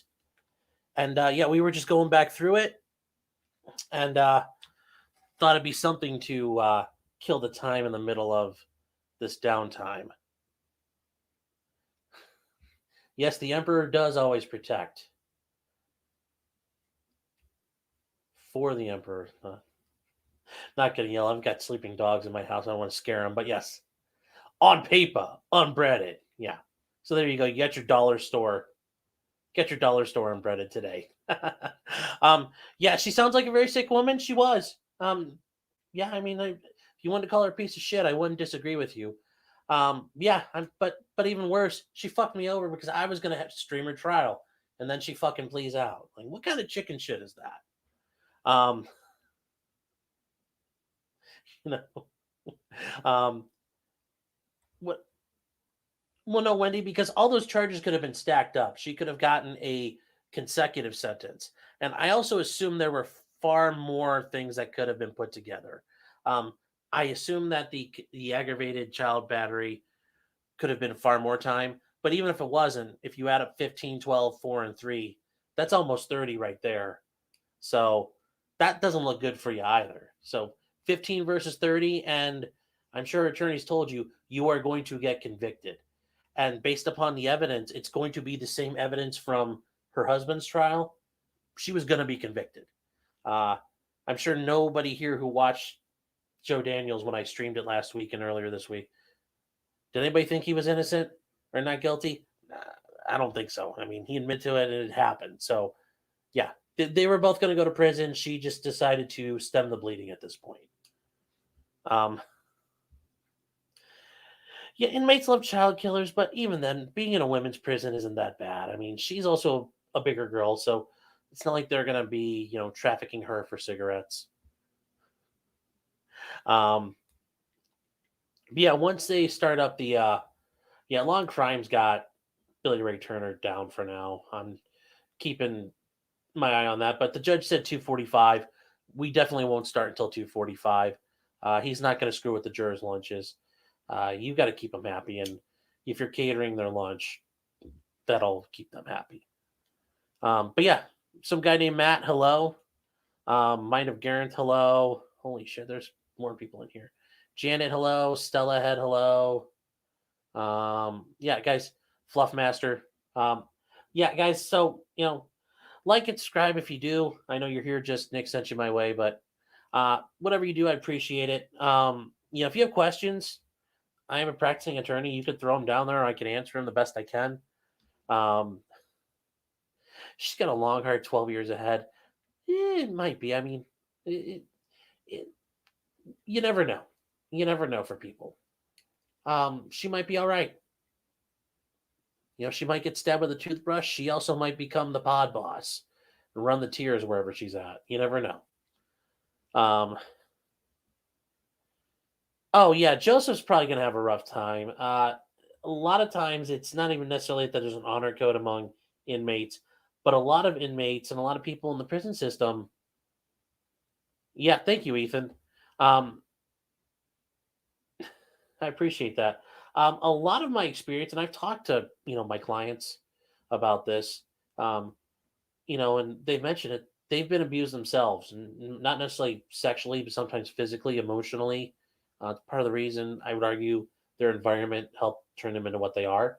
So a lot of times they lash out at those people because it's the stand-in for their dad or their mom or whatever piece of shit adult they had in their life.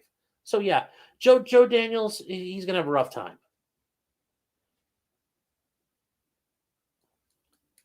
Um, yeah, but guys, I'm serious. I mean it. Anything questions you have, I'd be happy to talk about them. If it's something you asked over on the other stream, I'd answer it here too if you want. But yeah, that was the Crystal Daniels stream. We were waiting for it to start, and then yeah, she's done. I think somebody asked earlier, why did she plea? Everybody thinks they're gonna be. They want that trial. They're not afraid. They want their day in court. And people chicken out all the time. They change their mind. They want to plea.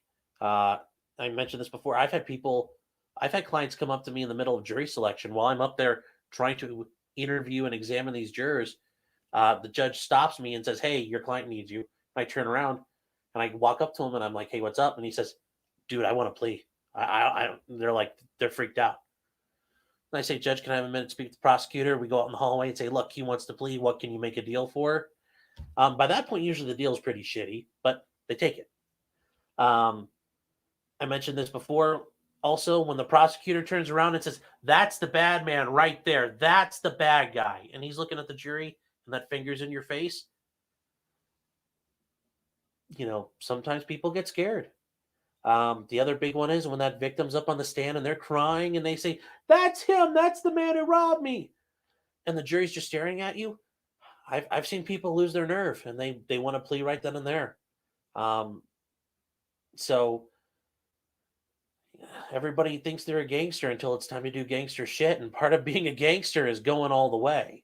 And that's not something everybody can do. I mean, it's stressful for an attorney to do a trial. It's stressful to have your life on the line. And that's not something for everybody. I mean, you know, I'm not going to equate trial to battle, but I mean, if you watch a war movie, sometimes there's the guys who cower and there's sometimes the guys who stand and deliver. It takes a lot to want to go all the way through a trial. So, thanks. I appreciate that, Mina Grinth. I cover a lot of different things. Like last week, all kinds of topics, and topics some of the other guys cover. But one I'm probably going to do a little bit more on is like what's going on in Ukraine and the idea of like war crimes. I talked about like the battle at the nuclear power plant. Is that a war crime?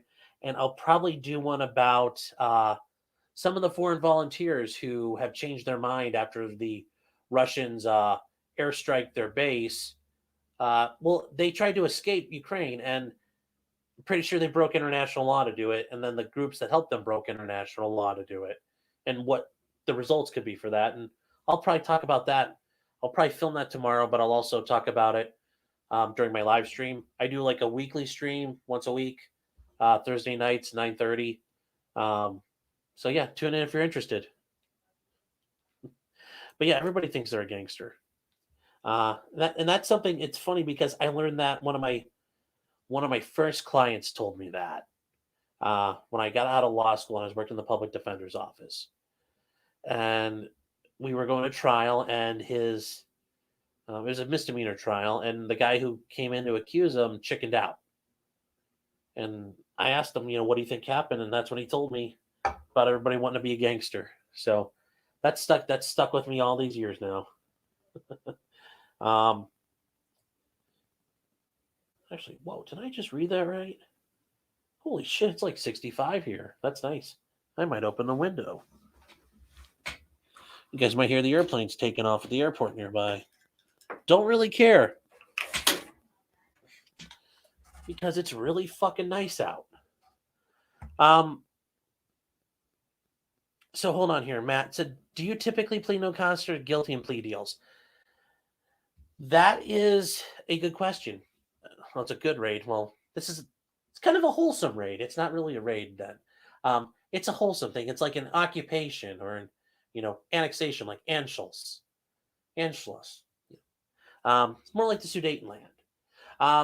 But no, Matt, as far as plea deals go, the plea deal, the prosecutor, is offering a plea. Generally, they can set that term. They can say, no, he's got to plead guilty. Or he can say, fine, he can plead no contest. I don't care. And then the judge has to accept it. Now, a judge cannot flat out refuse to accept no contest pleas. At least in Ohio, judges have been caught doing that, and the appellate courts have said that doesn't work. You're not allowed to do that. You have to be able to accept them. Because there's some judges who don't think that's a valid or fair way to enter a plea. Either you agree you did it or you're saying you didn't do it. But generally speaking, to get no contest, that's not always common. And the misdemeanor level, you're more likely to get them. But at the felony level, that's going to be really dependent on what you can maneuver and get through. Yeah, Nagard Coatsmith, we're just loitering. I appreciate that. Yeah, we were just covering the plea from a trial we were expecting to start today, but kind of petered out. So it really depends. A lot of that also comes down to if there's a victim in a trial, sometimes they will agree to a no contest plea or they'll object and say they want a guilty plea. That kind of fuels it. So there's a lot of factors, but it depends. I had a guy plea out last week, no contest to a felony, and it was a felony drug possession. It was a little bit of like a higher weight offense, but we still got a no contest plea. There's probably a good chance he's going to prison out of this, but we'll see. But it wasn't. He was pretty cooperative, and he actually turned some information over. So I think that's why the prosecutor let him plead no contest instead of guilty. Yeah. So if you guys have any questions, feel free to throw them in the chat. I know I said it before, but my name's Sean Martin. I'm an attorney out of Ohio, Cleveland area. I do criminal defense work. I do a lot of other stuff, but I focus on the criminal defense, and that's what this channel's about. I know potentially criminal isn't a good name. It's what I couldn't come up with anything better, so it's what it is. Wesley Vaught, nice to meet you. How's the William Husel trial going? We were covering that for a while. God almighty, that's fucking bogging down. Like, we get it. They believe he used a ton of fentanyl. They're still going through their medical experts. They brought in some of the family members of the people who have died, and they're just plowing through it. I mean, they're still going through medical records for all of these people. At the end of the day, I'm not convinced Husel committed murder. It looks like he committed palliative care, meaning keeping people heavily sedated. All these people were dead or dying. One of them appears to have been brain dead, actually, at the point when he administered, this massive dose of fentanyl. So did he really kill that person? I don't think so. The other people, terminally ill, their body's shutting down, they're not long for this world. He was just keeping them very comfortable. And it sounds like for many of them, they weren't even conscious, really. So there's been a lot of issues about that. We also found out this hospital he worked at, they were completely fucked up. Their organization was a mess. They had caused a ton of problems. The DEA was investigating the pharmacy and the use in the pharmacy. This hospital was actually demolished after this whole scandal happened. Sounds like it was a very problematic building. Many of the witnesses who have testified so far, including the administrators, are people who have subsequently been fired. The hospital system cleaned house after this whole incident. So I think he was a scapegoat. He was a convenient guy they could pin a lot of their problems on. So, and that's only with the prosecution's case. We haven't even gotten to Jose Baez putting on his evidence. So, when it gets to the point where the defense takes a turn, we'll probably jump back into that trial. So I'm looking forward to it. But when the state goes through and they present their evidence, and I look at it and say, "Wow, this is fucking awful. He didn't do anything wrong." Yeah, I think it's only going to get better for him from here on out. But right now he's facing 14 counts of murder. So we'll see what happens. I hope that was a good answer. Also, if you're like, holy shit, that was a lot of talking, it's kind of how I do it.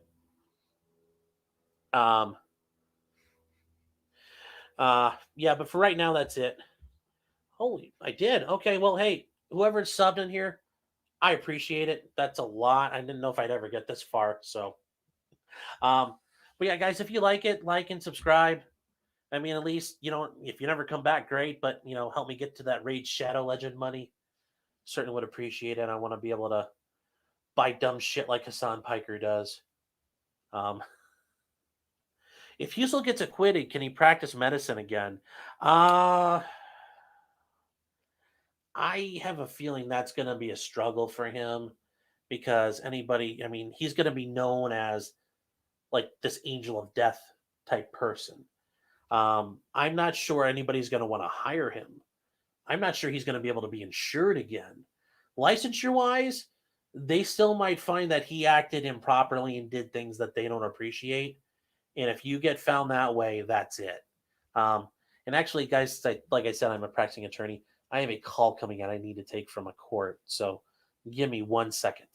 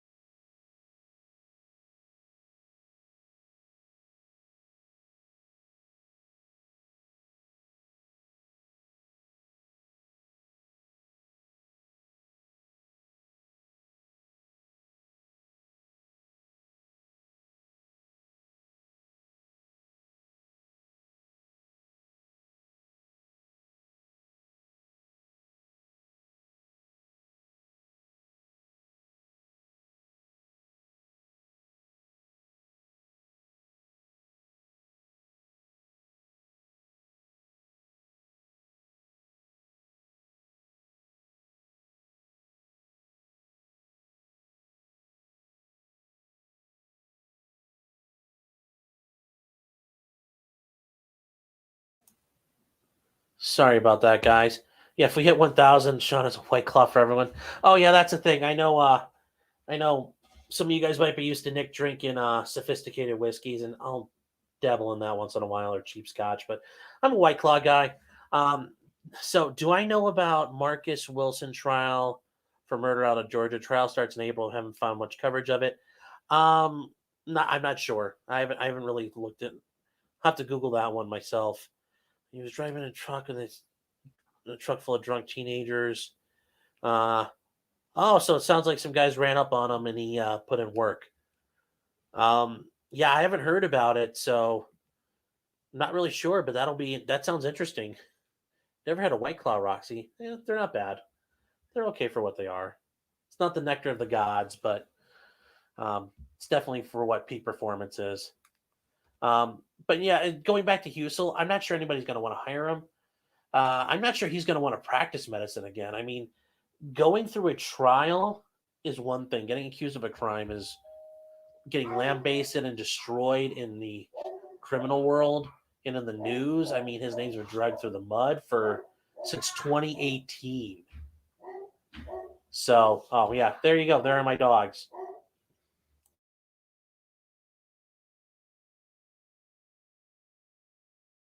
Anyways, the dogs are being dogs. that's the thing you have to think about, though. He's been dragged through the mud. This has been stressful. He was initially charged with 25 counts of murder. Think about how you wouldn't be able to forget about that. For years and years now, you've had a 25 count indictment for murder hanging over your head. And yeah, right before trial started, it became 14. Sure, that's not bad. That's pretty good news. But a murder trial like this that they think is going to go 6 to 8 weeks, I'm sure he just wants to be done and disappear. Now, if he wins and gets acquitted, he's got a lawsuit pending, and I'm sure at that point, the hospital and everybody he sued will cut him a big old check and just wash their hands of this. But until that payday, yeah, I think he can win and get out. We'll never hear from him again. And I mean, I'm not sure I'd want to go through anything again after that. I go buy some land and disappear for a while, the very least. I certainly wouldn't be going around doing what Kyle Rittenhouse is doing. I would just take my check and, I don't know, go to like Tahiti or something.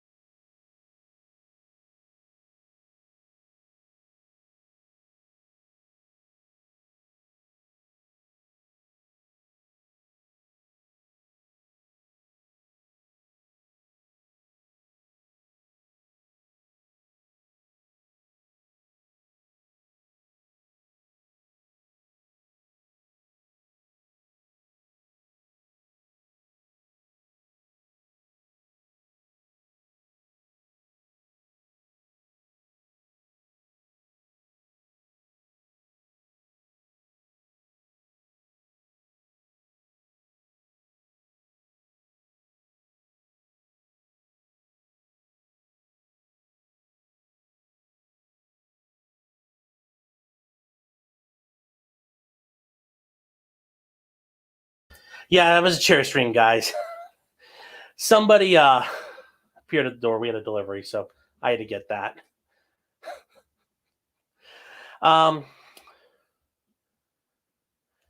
So yeah, if he had a stand your ground hearing, I'll have to look into that. It's an interesting one. I'll take a look at it.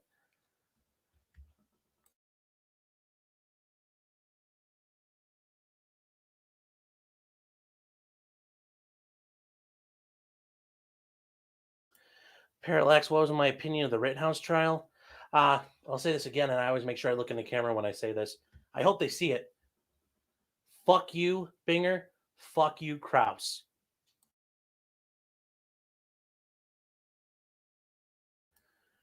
Really? No, that was a bullshit trial. It should never have happened. I mean, those guys, you fuck around, find out is a very, that's a universal law, such as run up, get done up. Pedo Boy and the Anarchy group ran up on Kyle and he put in that work. Not guilty every day of the week. Should not have happened like that. So, I mean, it shouldn't. It shouldn't have. I mean, I will say he took a garbage tier AR-15 out with like garbage tier optics and fucking slayed people, which I think is impressive. And if you didn't realize it, I'm a big Second Amendment guy. I mean, how many people got a rocket launcher in their studio? But yeah, thanks, Clown World. Yeah, and it is true. We do live in a clown world, the honketiest of the honk honks, and it's been like that for a while. Okay. See, this is the stuff I like, Ethan. Wilson's lead attorney got a contempt charge, and the judge is recused after a hearing by another judge due to impropriety. Ooh. I'm definitely going to look at that one now because, yeah, I get self-defense. Yeah, that's going to be a fun one. But if there's some other stuff going on, that's what makes it interesting for me. Having almost been held in contempt myself more than once. Well, actually, only once. I almost got held in contempt. Kind of interested to see how that happened. What's Rittenhouse doing now? He's, I don't blame him for going out there and kind of thumbing his nose and taking advantage of this personality and his 15 minutes of fame. I mean, make the money while you can. So I don't blame him. Yeah, no, Ethan, I'm definitely, when we're done, well, actually, I'm not sure when I'm done today, but I got some other stuff going on. I definitely would take a look at that because that seems super cool. That seems like an awesome case.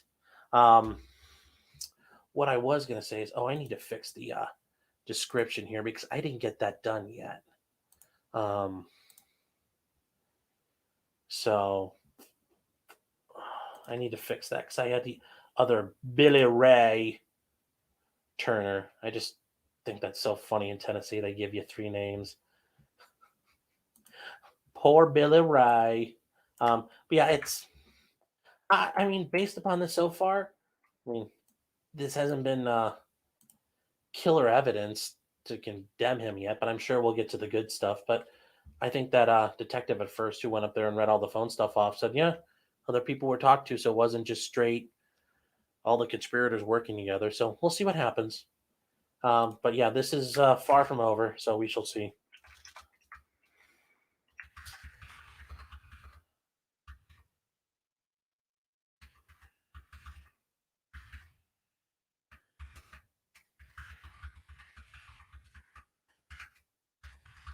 Also, guys, I know if you're here from the other channels, I forgot to fill out the description, but I include my email in there, at least my Gmail. You ever have questions about cases, or if there's like, hey, I found this, you might want to cover it if somebody else isn't, send it my way. I'd be happy to take a look at it. Or if you just have a question. New judge made statements about impropriety from the DA too, but nothing about it so far. Okay, this sounds awesome if everybody's talking shit about each other. Those are fun when that stuff starts falling apart. Came from Mercatus stream. Y'all should collab sometime. You know what? Sure, if you invited me on, I'd probably go on. But that's his call. I mean, you're not the first person to suggest that, but I don't really necessarily should be like running out there, like shilling for myself like that. If he runs into me and wants to work with me, cool. But I don't. It's just not how I roll. I don't think that's. You can't really consider rent-seeking behavior, but best ways for stuff to happen organically. It's kind of how I look at it. But yeah, it sounds like a circus is getting started, and I enjoy watching dumpster fires. But yeah, guys, I will say if you ever do come on here at times, if you ever see some streams or a trial I cover, there will be days where I'm actually not here because I'm still practicing attorney, so I've got court. And Monday, Tuesday, I had a trial, felonious assault and felony stalking I was in. We lost, but that soaked up my time. So yesterday and the day before was the goal, was the air stuff, but basically was on autopilot. So I'm not, like Mercado where I can just do this all the time. This isn't my full-time job. This is a hobby for me. I like doing it. I like talking about it. But yeah, this is you won't see me if you are interested in following along with me on the same level as some of these other guys who can, do all that. Some of these guys are also just really good at grinding hard. So I'm not to that level of grind yet. Yeah, I do a live weekly stream every Thursday night, 9:30 Eastern time. So whatever that is out Mountain Time and then Pacific Time, like 6:30, I think. I do that, cover topics that are going on. If there's something we've been covering, I kind of recap it a little bit, but also just I throw it out there in the community, give me some suggestions if there's something you guys want to talk about. And just things that I don't really want to put in a video or, run a dedicated stream for themselves. And usually it's about an hour and a half. How much? Not that same level of grift. Well, I'm not monetized yet, so there's not a whole lot of grifting to do yet. I'd love to grift, but and I'd love to shill. Trust me, I'm an attorney, born to shill. Like if I was in the, my helmet's got "born to shill" written on the top of it, but just not there yet. How much William Husel's defense cost? A lot. Having Jose Baez come from out of town, bring in the out of town talent to play in the game like this. Whew. That's going to be a 7-figure. That's if that's not 7 figures, I'm surprised, because I have the feeling they've got a massive stable of experts ready to go, and they are going to drop some bombs in that trial. I mean, remember George Zimmerman's trial, his defense was a couple $100,000. And his attorneys never got all of it back. Granted, they got a lot of publicity out of it, but, Kyle Rittenhouse's, I'm not surprised if that defense wasn't at least $400,000, if not more. I mean, it cost a lot. I mean, it's murders are a lot of money. That's why, as much as I just said Kyle did all that, he did some base shit, and he put some fucking communists in the dirt and made those communists good communists. It costs a lot of money to kill someone. I mean, unless you get lucky and everybody agrees, yeah, that guy needed killing, it's going to cost you. And, for some of you might think, oh, well, maybe it cost you $30,000. And I bet for a lot of people watching this, $30,000 is a lot of fucking money. But for Husel, this is so much more. And for Kyle, Kyle had a pot to piss in. How much did that cost him? A ton. So it costs a lot of money if you want to go to trial. Just keep that in mind. Not as much as student loans for that degree he's working on. Yeah. Okay, Long Crime still does not have anybody up yet. Yeah, so right now you guys get to stare at my ugly face for a little bit more.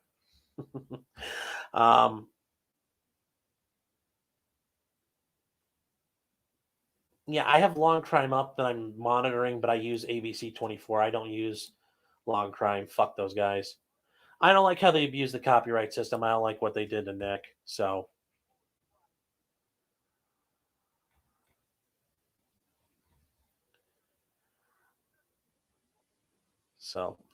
yeah, but I don't think he's even gotten that far in his degree. I think he got started, and then people at Arizona, I think it was Arizona State or wherever it was, started freaking out on him, freaking out about it, so he had to dump it. So I think he only got like a semester in before it was over. So, I don't think right now he's got to worry about student loans.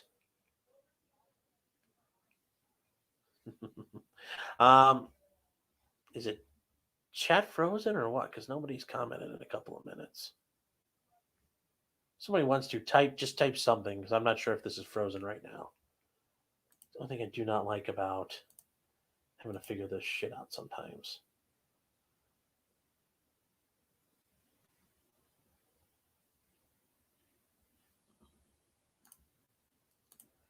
It's the only thing here. Tess, thank you. Something. I fucking deserve that. I'm like a fucking idiot. I deserve that one. No, really, tell us what you think. Did Chandler have a sentencing hearing? No, it's tomorrow. I'll cover that later in the day. Guys, I've got hearing. I got a hearing first thing in the morning. I've got a felony hearing. I got a preliminary hearing at like 11 o'clock. And then I just got off the phone with the court. Client of mine got picked up. So I got to go do a preliminary hearing at like a 1 o'clock in the afternoon. Thankfully, that's like just down the road from me here in Cleveland. So at one of those suburban courts, that should be quick and I'll be back. I'm going to have to autopilot Critter. I'm going to have to work something out with you. I'll probably let you autopilot the ship for that, or you or Gabby, somebody, one of the mods. But no, Chandler's sentencing will be tomorrow. He did start all this bullshit about not wanting to be there. I think under the law, the way I was reading it, it says shall be at the hearing, and shall is a has to happen word. So they'll drag him in there, and if I was the judge, I would drag his ass in there too. Sure, he's going to act like a little girl about it, but hey, c'est la vie. My attorney wanted $40,000 up front. Well, for what type of case, Jody? But yeah, I could see that easily being. A lot of people, it's access to justice, but it costs a lot of money to do stuff. They can't afford to pay for an attorney. Yeah, and I would say a lot of people don't end up taking a plea because they have shitty facts too. I mean, it's not just not being able to afford the attorney they want, but You know, I mean, there's only so much I can do if the police catch you on camera and you're slinging heroin. I mean, they caught you on camera and you got it in your hand and you stick it out the car window and give it to the other guy and they give you money and you take it back and they follow you and they watch you get out of the car and nobody else got in or out of the car. There's only so many things I can do. You know, you're on camera in the liquor store with the shotgun like this and you forgot to pull your ski mask down so they can see your face and the camera is like 1080p. So much I can do at that point. So yeah, taking a plea might be what happens.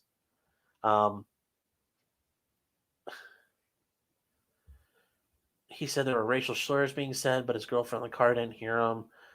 I don't. That sounds like it's almost like the Michael Dunn case out of Florida where he shot up the car. That's a thing going back a couple years. So he built him a fort in the courtroom. Oh, he fired a warning shot. Ooh, that's the problem. Warning shots are no good. You're gonna shoot a bullet. You better be trying to put a hole in somebody. Now, if you miss, that's one thing. But yeah, never do a warning shot. Never, ever, ever do a warning shot. Bullets go in people, not into the ground. So, you know, and for my future self-defense shooting was just explaining warning shots are not accurate. So whatever prosecutor's looking at this, fuck you. Yeah, that's the problem. If there's a warning shot, yeah, then what's that turn into? They found stuff that could have been thrown out, that could have been thrown, but they only have statements about pushing off the road stuff. Yeah, Ethan, I'm definitely going to take a look at this a little bit later when I get some time tonight. If I get about 10 minutes to look. That sounds very interesting. But that's the problem. When you're in these sketchier shooting situations, that's not the first rule. The first rule is all firearms are loaded. But I always try to explain to people, and I've heard Bronca talk about before, but I don't think he's mentioned like this. You need to think of a fucking get on camera. Shootings, think of it like a spectrum. Really bad, really, really good. And you want to be down on this side. But in the middle, there's a bunch of gray. The gray is usually where prosecutions happen because we don't really know. And it seems questionable.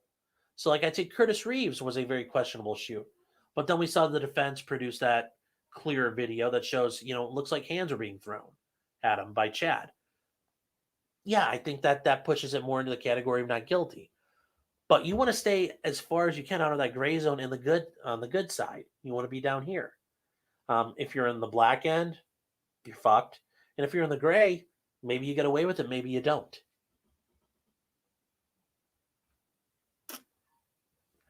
You stop the threat. You're not eliminating the threat. You're stopping the threat. You do only what is necessary to stop the threat to you and the threat to what you believed was a threat against your life or serious bodily harm. Courtney and Hemi fired 3 shots into the ground between the cats when they tried to force them off the road. When they came back, yeah, that's not good. That's not a good shot. That is, I mean, I'd understand them putting a couple of rounds into the car. If the car came at you and you stick your gun out the window and stick your gun out the window and you put in that work from there. I get that. That makes some sense, but God, that's going to be tough. That is going to be tough. I mean, I also understand though, because in Georgia's pretty strict. When you get to murder, you're pretty much looking at life sentences, just like the McMichaels were. Murder, felony murder in Georgia, it's all the same. And you get fucked all the same. So, that's probably one of the other big issues. Oh, he put shots in through the back window. Oof. And the truck was in front of them, killing a girl in the back seat. Yeah. Yeah, that's okay. There you go, Ethan. That's a big set of facts. That's yeah, that's not good for business. You can't air condition. If the bad guys are running away, you can't air condition them like that. Couple charges and a felony murder. Yeah, felony murder, he's looking at a potential life sentence. I don't know if he can get life without parole. I forget because I know that Roddy Bryant didn't get that, but I guess life parole was on the table for him, so he only got a life sentence. So yeah, he might get LWOP out of this. And if these facts are like that, and he shot up a car driving off, he might get life without parole. That ain't good. Now I will say, from a moral standpoint, do I really feel bad about this? That these people really did fuck with him, and he did stitch up that car, and somebody in the car got clipped. Shit happens. That's why you don't fuck around with people. But from a legal standpoint, I don't think you should, we can't have people doing that. Yeah, Ethan, just so you know, if you were trying to sell this for, like, if this Wilson guy is your buddy or your cousin, you aren't selling this very well for him. I'm kind of looking towards guilty right now. But I would, I'd say we have to listen to the evidence and see what happens. NBA's back. All right, yeah, we're gonna go back. We're gonna try to fire up ABC 24 instead, because fuck long crime. Fuck long crime. So, guys, if you want to stick around, I appreciate it. Well, it looks like they all left. Oh, well. So we're going to share back in. Share screen. Chroming the tabs. Out a PowerPoint presentation might take a few minutes, so it'll be a few minutes before we resume. All right, guys, I'm going to shut up for a minute and see what's we'll going on. start shortly, sir. Thank you, sir.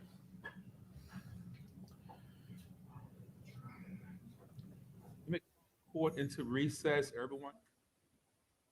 Oh, what did I just miss? The audio kind of cut out. What the hell just happened? Oh, you're still here, new guy. Okay. That's fine. I appreciate it. What the fuck just happened? Nope, still here, Minogrant. Thanks. I appreciate it. What happened? He went into the back, so I'm not sure what that was all about. Interesting. I'd love to be able to tell you I had an answer for that, but I have no idea what the hell just happened. So yeah, the Cain Velasquez case, that, yeah, go for a potty break. My lunch got dropped off. That was part of that delivery earlier, so I might eat a little bit while we're talking. And some of you are like, oh, great. Right, you guys like, oh, great, fat fuck's going to feed his face. Yes, I am. I didn't eat yesterday, so I'm looking forward to actually having a meal. Cain Velasquez, if he had fucked up the guy who had diddled his family member, this probably wouldn't have been an issue. But he went, when he did it, he went buck wild. Other people got injured, and that's the main reason why he's in trouble. Generally speaking, if let's say he ended up getting prosecuted and stand on trial, most people on jury, you're probably gonna get one or two are gonna be like, yeah, fuck it. Here, he put he hung a map on a wall. Nobody's gonna care. But he hurt other people who necessarily didn't do anything wrong. It's just he couldn't control himself, and there was collateral damage. That's the problem. And yeah, I think he's gonna have a tough time. People are willing to give you, as much as I hate to say it, I don't really hate to say it, but a jury and most people will give you some leeway if you're handling a bad guy. But they're not going to give you that same leeway if you handle him and you get all Helen Keller and you start hurting other people. You got to be able to focus on that threat and handle that problem. Fine. Kind of like Gary Plauché when he shot that guy who was molesting his kid at the airport. Just boop. He didn't hurt anybody else. That's why he basically got off scot-free. You gotta focus it. You can't have a problem. So, yeah, if you guys, anybody who goes back, tell Nick I said thank you. I appreciate talking to other people. But yeah, that's, hope that answers your question, Wesley. Do I understand why he did it? Yes. Do I wish he would have exercised a little more restraint? Sure. Could he have grabbed the guy out of that car and done him up? Yeah, I think he still might have been prosecuted for that, but you're going to have a far more sympathetic jury than if you just start hurting other people because you're, just going crazy. Critter, you haven't missed anything. Nothing's really happened. We went back into recess. So,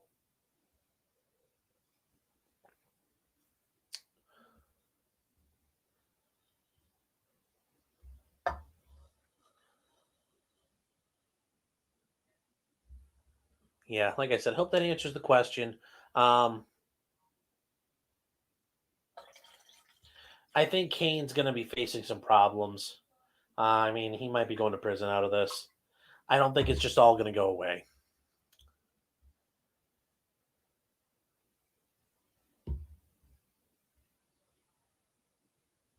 Okay, Sean, during the Wilson case in September, Francis Johnson, a defendant attorney representing Wilson, was detained for charges refusing to hand over a notebook that was mistakenly handed to him in court.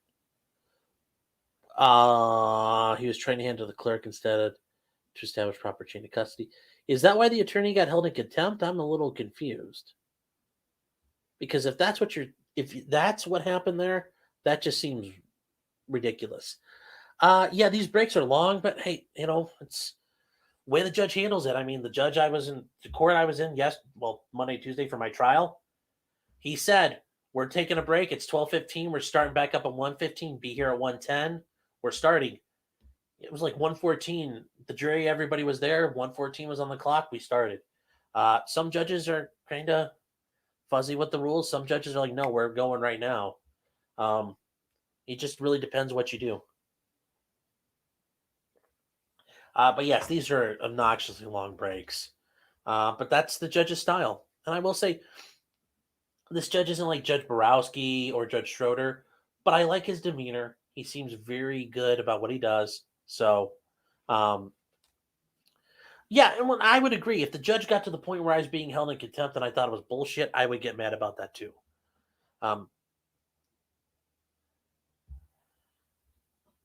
And okay, Ethan, I see. Okay, that makes sense now. That makes sense. He didn't hand it to the judge, instead he handed it to the clerk. I mean, yeah, you're going to have to, you got to make your stand. And if you're protecting the record, then so be it. Protect the record and deal with the consequences. Now that's it. When I almost got held in contempt, because I was being kind of a little fucking asshole, and I was repping my guy, but I kind of went a little too far. Borowski was the best judge so far. He is, and I would say this much about Borowski. He's consistent every single time. That's how he is all the time.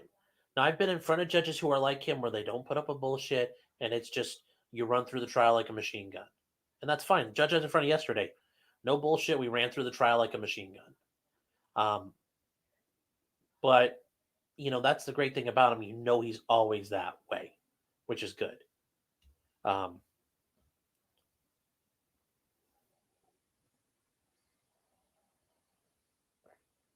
So yeah, Ethan, I'm looking forward to this now too. You've got me very interested. You've got my attention. And you said, when is this? Because I'm going to look this. You know what? I'm going to look it up right now. Yeah, murder set for man.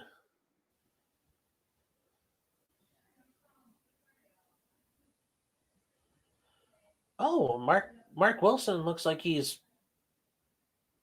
black or partially black too. This will be interesting. Some race might get injected into this. Begins April 18th. Well, we might have some availability. I might have some trial availability too. Bullock County, Georgia. Let me see what my schedule looks like. Okay. Month. The 18th. I've got some shit that should sort. Ooh, yeah, I've got a couple of things. We'll definitely run that one because there's nothing scheduled then, but I might not be here for parts of those the first 2 days. So, the state's printing out a PowerPoint to use during testimony. They were told to be ready at a certain time. They were not, so back to printing before we can begin. Okay. Yeah, that happens. Technical difficulties happened. The trial I was in yesterday, we had like the Elmo projector thing on the computer and it didn't work right. And I couldn't get an exhibit to show up on the screen for the witness. So it took like 20 minutes for us to fix it. So, yeah, the race is involved, but stand your ground law claims it's biased against blacks. Yeah, and I could see why there's a claim that it's being biased, but really, if you're cranking off shots in the back of a car that's moving away from you, you're not really. There's no. Remember, you need to have every use of force you do, whether it's each bullet you fire or each punch you throw. You need to have the right to throw that punch or to shoot that specific round. Now, you might be able to get away with something saying like, "Oh my God, it's in the heat of the moment. I just kept pulling the trigger." Fine, or I just kept punching away. Maybe, but when the car's gone and you're shooting into the back of it, that's gonna be tough. But that's I also understand that you can't really prepare for that too much, and when it happens, and it's basically it's the fourth down with 2 seconds left in the Super Bowl, and you're on the goal line. All of a sudden, you were never prepared for that, and like all of a sudden happens. But you got to prepare the best you can. Matthew, what are we talking about? But yeah, I've actually been in front of one judge who I'd say is probably close to Borowski, just not as gruff sounding.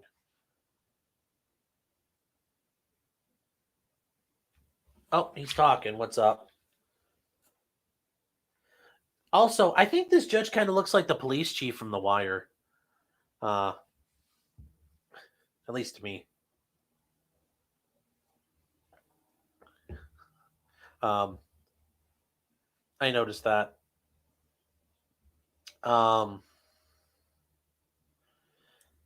Yeah, I see his head.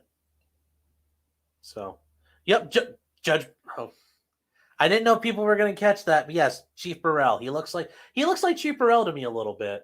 Not as fat, and he doesn't have the exact facial hair, but it's close enough to me.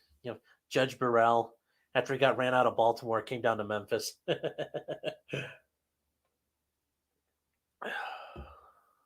Yes, the Ashley parts. Yeah, that. Yes, B. Ivory Lamar. I can be confident that even though I lost yesterday at trial on a felonious assault count and a menacing by stalking, which is felony stalking in Ohio, I can be confident in knowing I did not fuck up my case like that.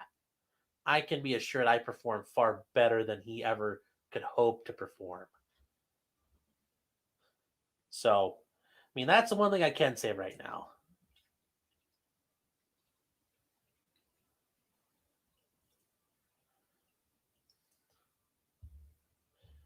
Yes, this judge has been pretty good. I don't mind him.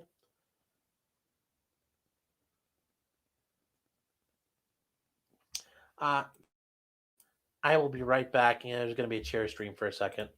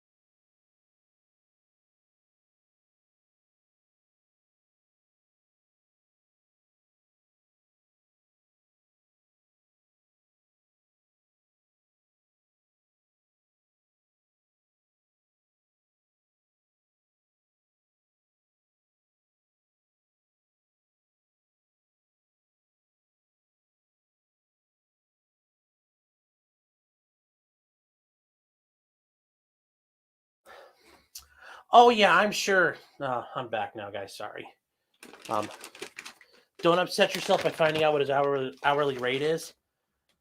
Oh fuck! I can only imagine how much he fucking charges people. I can only imagine how big a cut he got from Rape of the Lake. out of his settlement. Oh, I bet it was good. I guarantee he's doing good.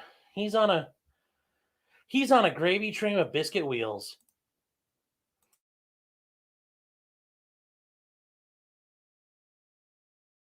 To quote one of the wise men of my village where I grew up, the quaint fishing village.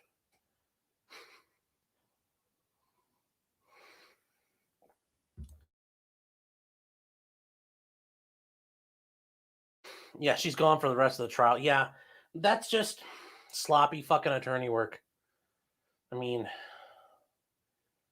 as far as trials gone, the murder is like my white whale at this point. I've not had one yet. I'm working on that. Might be involved in a couple coming up, but God almighty, man, that's the high end of doing defense work, dude. Your shit's got to be ready to go. You can't screw around like that. They're sending a PowerPoint now? I don't hear anything yet, but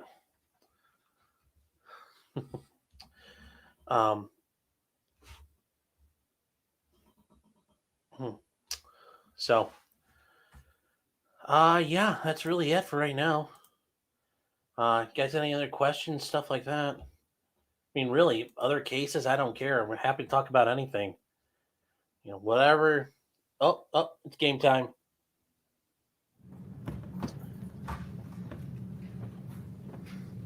Judge Burrell. Yes, doing that is a great way to piss off the judge. All right, it's game time, kids.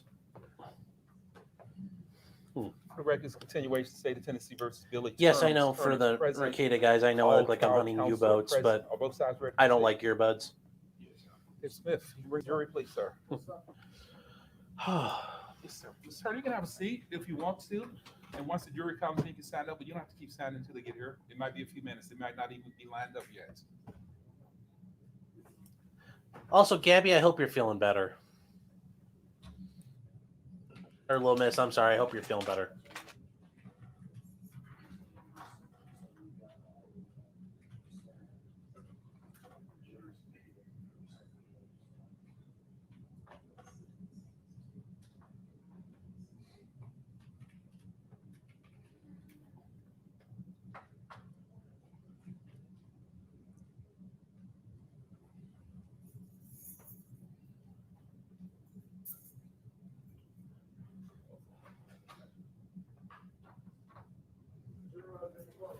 Yes, sir.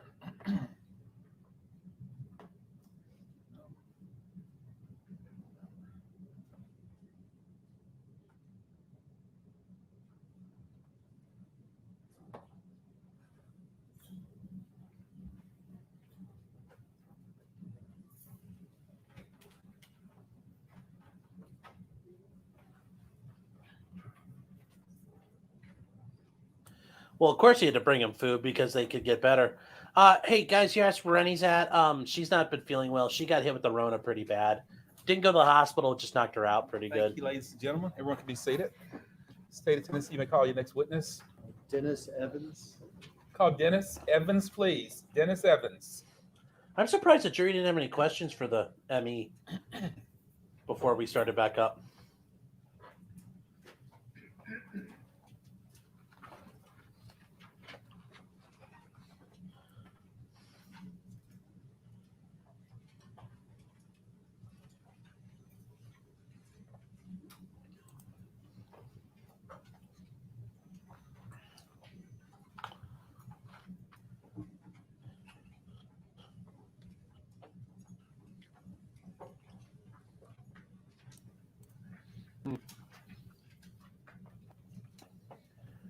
Yes, this judge allows the jurors to ask questions, which is nice.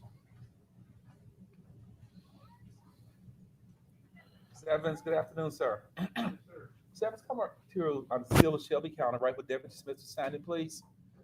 And once you get there, if you hand him the item that you have in your hand, come up to Deputy Smith, please. Put your left hand on the Bible, raise your right hand to be sworn. Do you solemnly swear or affirm the testimony that you will give in this case be the truth, the whole truth, and nothing but the truth, so help you God? Yes, sir. Thank you, sir. You have a document back. Have a seat here, please, sir. Watch the step, please.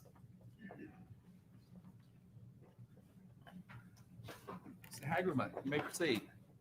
I told one witness this before, and that was get comfortable.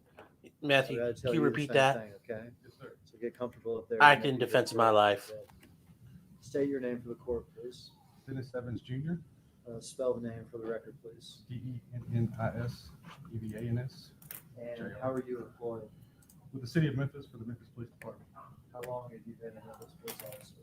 Since July of 2001, so going on 21 years. Well, what do you presently do for the Memphis Police Department? I'm assigned to the digital forensic unit, so we are based out of the investigative services. And what is the digital forensic unit do? So there's 4 of us. Our main focus is to handle all the phones and search warrants related to cell phone records, Google search warrants. We do all the digital things where we extract phone data to do reports, or we work base with our homicide unit, all our violent crimes units, and all our general investigation bureaus.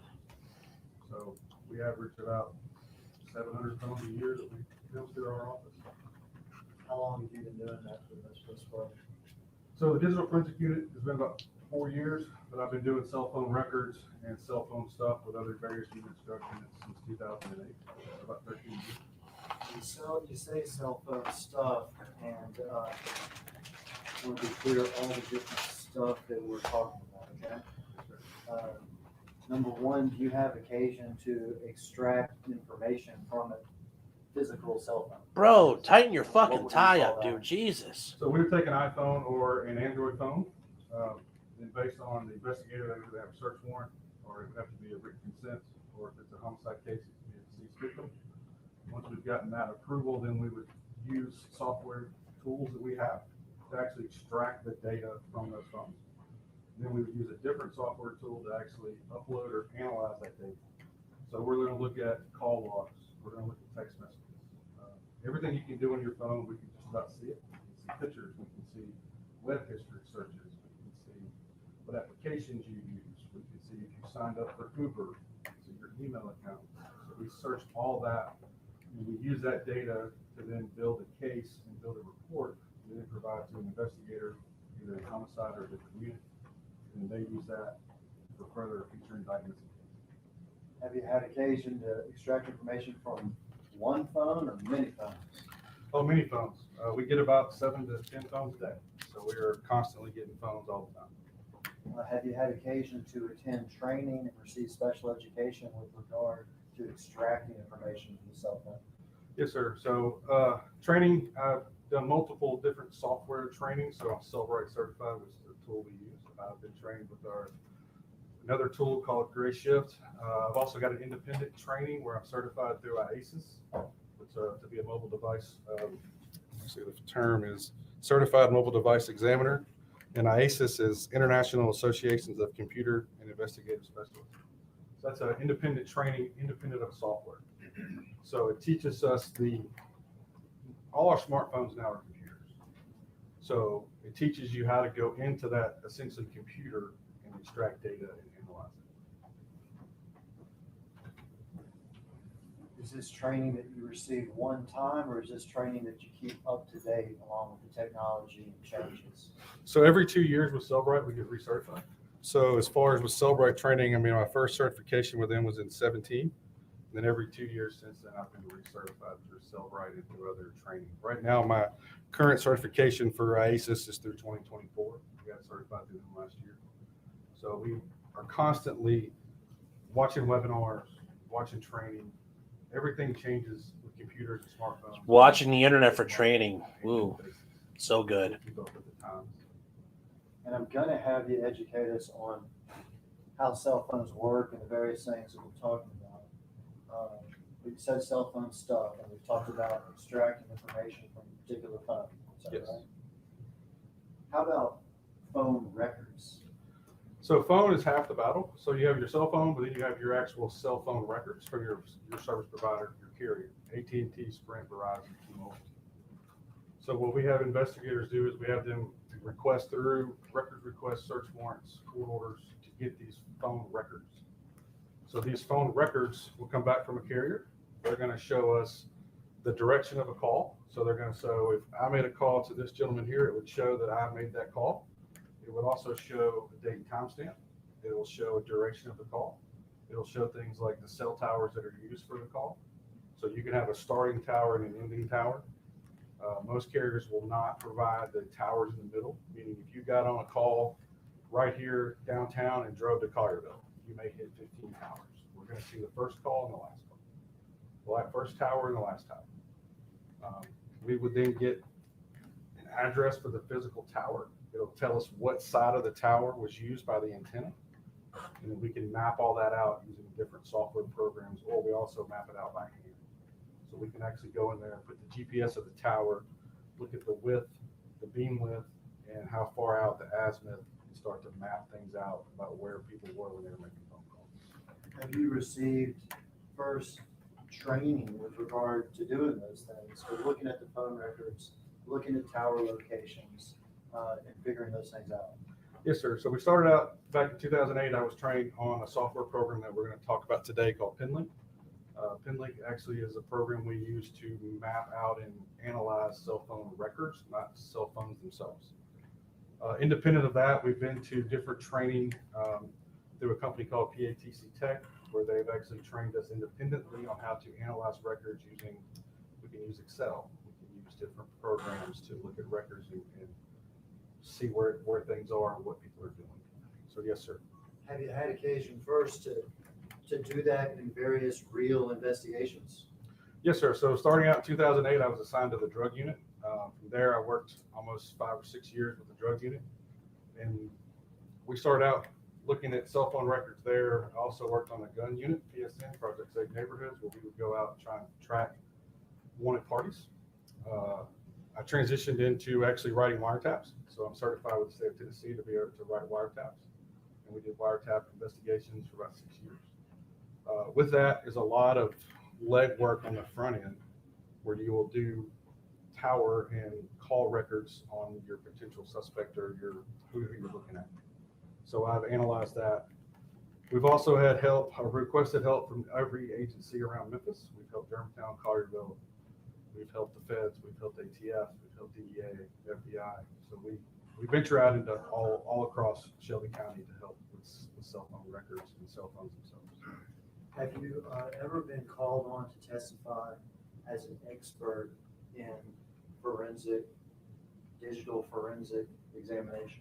Yes, sir. I testified in both state court and federal court. So I testified on wiretaps in federal court. I testified on phone records in federal court.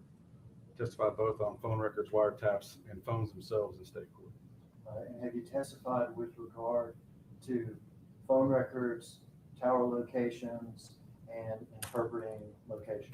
Yes, sir, I have.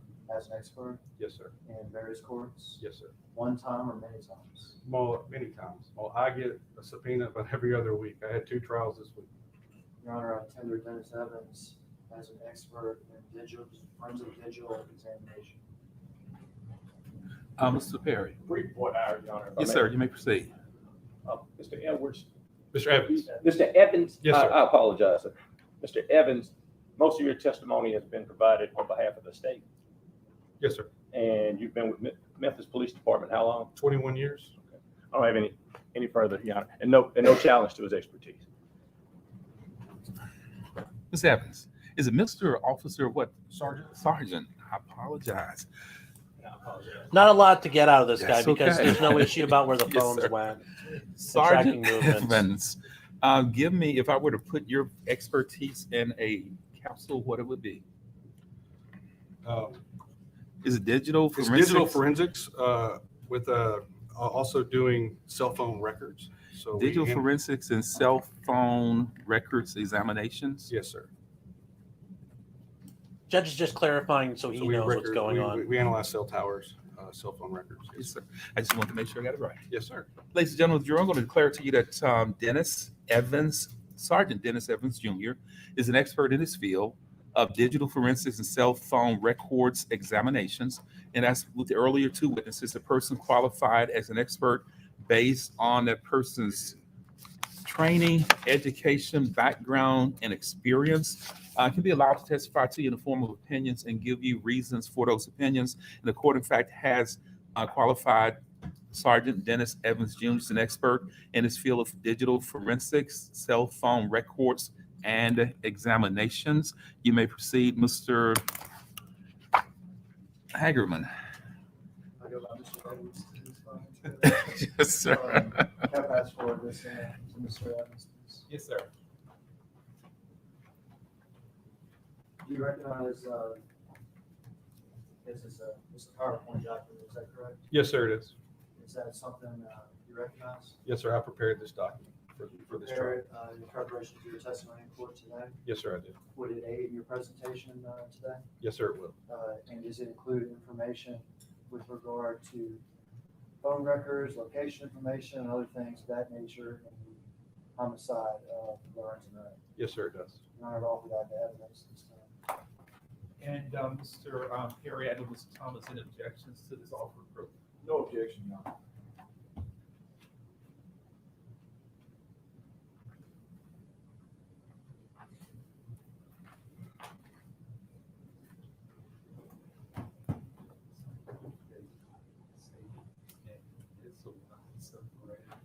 This would be exhibit number 7070.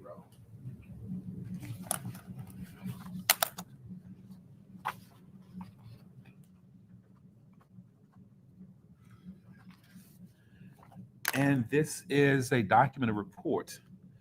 I'm not going to count the pages at this time, but it's multiple pages, probably in something in the range of about 70-ish, and I will count them at some point to make the record complete.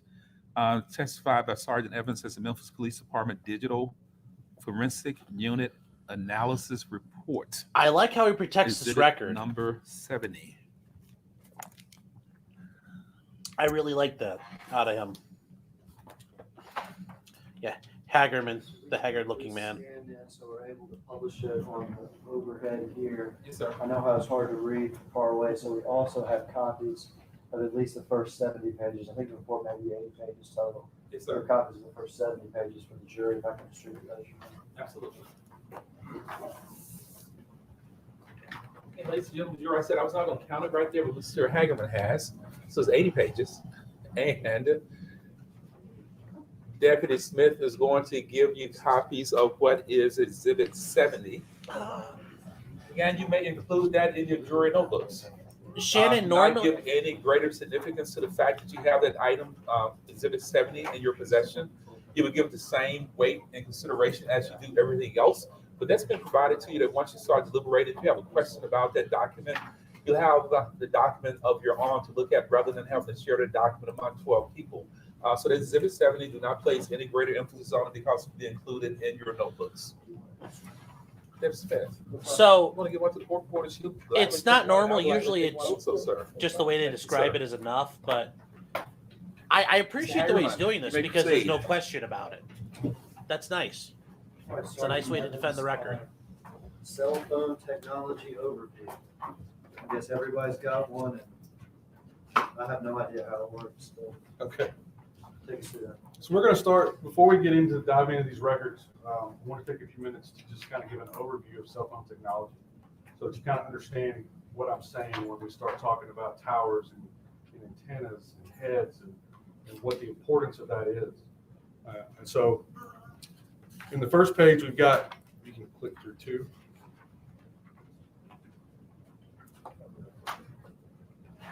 Keep going. So these are just pictures of cell towers. Now, these are not the towers that we're referring to in this case. Okay, so I want to get that clear. But this shows you what a cell tower looks like.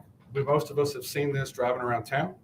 If we're looking at the white pieces, those are the antennas, and then the triangular piece around it would be the head. So each cell tower is going to have a head and then multiple antennas on it. Those antennas are what are going to make up a sector. Okay. That sector is essentially a radio wave that's going out. Picture a flashlight. Hold that flashlight out, the light's bright, went right next to it, and it gets dimmer as it goes out. Do you have a fancy laser pointer? I do. Did you bring it? I did. You'll work on that TV. We'll see. This is a trick. I was going to trick. No. No, sir, it doesn't. I'll see that. Show the laser part on the TV. It's over there. No. It disappears. It disappears on the It's south side amazing. of TV. I've got a fancier stick. Okay. All right, so what are the components of this tower again? So if we're looking at the white pieces, those are the antennas. And then that triangular piece that the antenna is connected to would be considered, it's called the head. A triangular base? Yes, sir. So it goes into three sides. That one he's pointing to, you have three sectors. So the cell tower is going to go 360 degrees in a circle. And then the sectors are divided in three different sides. So you can go next. So the cell tower itself is not, the tower is not the center of the hexagon. So what they're doing is those sides or sectors are making up like a honeycomb. So the black piece in there in the middle is actually the head. And then around it is going to be your hexagon or your honeycomb in the actual towers, the actual antennas waves going out. It's going to create. Next page. So we also need to talk about what they call side load and rear load. So what that means is if you're pointing to the center where that V is at, you're going to have coverage for that sector of the tower that's facing north or facing zero behind it. Okay, so it's not a perfect V. There's going to be some radio waves going behind it or to the side of it. So that's your side load and your rear load. So when we were looking at that honeycomb pattern, the one before, Yes. and we're looking at that, you're talking about like the coverage of the tower? Yes, sir. So your coverage is not a perfect, you're going to see triangles in our presentation and endpoints. That's not a true representation. That's just to give you a visual of the direction that tower and that radio wave is pointing. And so what this is telling you is that it's also pointing behind it and beside it. So everything's going to cross over. We'll see that here in just a second. Next. So focus on the bottom where it says 3-sector deployment. And again, you can see your 0 going around to 360. 180 is the directly bottom of it. Every sector is going to interact or intercross. So they're going to have overage. We have to think of cell phone companies, they're a business. Okay. They don't do this for law enforcement. They don't want to drop a call. So there's going to be coverage overlap so that if you go from one side of the tower to the other, you don't drop your call. There's not a straight line that says, okay, sector 1 cuts off here and sector 2 starts here. It's going to all overlay itself. So that's what that's showing you. So He's we can shilling see for the straight communication lines later industry. Sort of demarcating the various sectors. Yes, sir, we are. Okay, but are the straight lines, well, I'm getting from you, are those straight lines approximations versus actually straight in reality? Yes, sir. So the antenna is going to tell us a beam width, but our straight lines, there is overage on each side of that. So it's not like it just cuts off. And that's really what you're going to see is there to show you the direction that the antenna is pointing. Next. So this is more of a representation of what a cell tower actually looks like.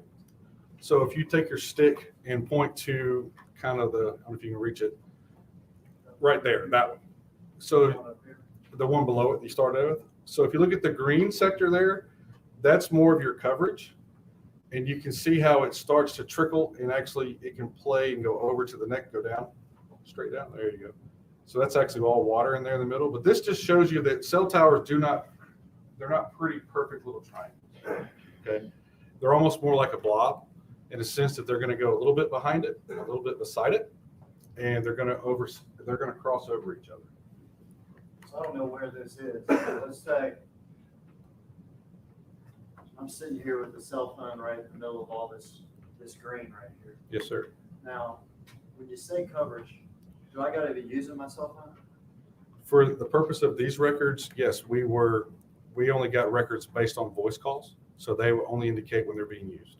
And so if I'm in the middle of this green sector here and I'm using my cell phone, What that's indicating is that your cell phone is going to connect to the strongest signal to the nearest tower, which is going to be that tower on that side of that tower. So you're not going to be on the yellow side at the top left corner because it's not going to jump over there. I'm standing here in the yellow using the cell phone, voice call, whatever.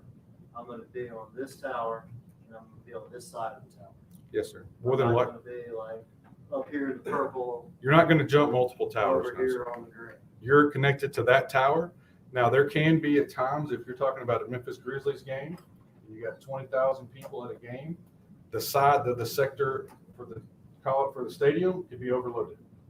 So you could then bounce to the other side of that same tower, but you're actually at the Grizzlies because they're gonna move it to the other side. So there are occasions where you can go to a different side of the tower, but you're not going to jump from the yellow all the way up to the very tip top right corner of that page and hit a tower up there. You're not going to jump towers. I've got the playing the Liberty Ball or something right here, and there's 100,000 people right here. I'm using my cell phone. Yes, sir. You know, I may actually get sent to this tower. It may show us that you're in the green when you're actually in the yellow. Yes. But you're not going to jump from there to the very tip top tower. Prosecutor Boomhauer. You just would drop the call. Can't hear him. It wouldn't connect your call. Now, I think this is what I was asking earlier about sort of bleed over approximation. If I'm right, at the very edge of this green, Yes, sir. would the expectation be I'd be on this tower here? Yes. But is there a possibility I could show on this yellow tower here? Yes, sir. Okay. So these straight lines aren't like the boundaries between countries or something like this. No, it's straight lines are approximation. Yes, sir. It goes more off. You have to think about buildings.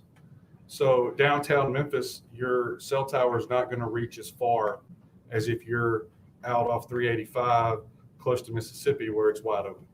So there's nothing interfering that radio wave or that flashlight again. If you did a flashlight right here, this is blocking it. So that can all determine on the strength of the tower and how far out it reaches. And also topography, hills, trees, buildings, that all plays a part in it. So reasons for like bleed over or whatever it is I'm calling it could be like mountains or Yes. a lot of tall buildings or something like that. Yes. But the expectation is if I'm in the green using my cell phone, I'm going to be on this tower on this side. Yes, sir. If I'm in the yellow using my cell phone, I'm going to be on this tower on this side. Yes, sir. If I'm in the purple, same thing. Yes, sir. But once I get close to these boundaries, things become less predictable. Is that Yes, fair? yes, sir, they are. We would have to do a different test to determine exactly the strength or the signal to determine that. Go ahead. Yes, sir. So, I mean, we didn't have that technology in 2010, so that wasn't done. But if we were going to do that today, we would do what's called a drive test. We would go out and actually test the signal strength of that tower, and it looks more like a blob than a square, than a triangle. So moving on. So just a few things to remember. The coverage is never perfect. Like we said, the range can depend on population, it can depend on terrain, it can depend on number of towers, it can, and other variables. Meaning that if you're hitting the tower that covers 201 Poplar, you're not gonna, if you're 201 Poplar using your cell phone, you're not gonna jump 12 towers to something that's out in Midtown. You're gonna be in this area on this tower.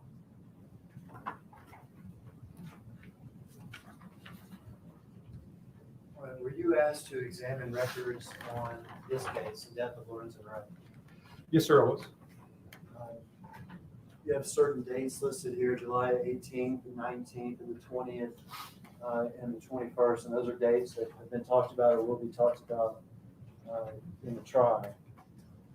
This report is going to contain analysis with regard to some of these dates. Is that right? Yes, sir. So we got records pertaining, we got records all over. We got records that are for a month. So we've got records that are for 10 days, some records for 7 days. But we're going to focus in on all those records on primarily these 4 days, which would be the day, the 18th before the homicide, the 19th of the homicide, and then the 2 days following. We can advance to the next slide. I think you brought this up. This is some of the things I need to ask you about so we're all on the same page.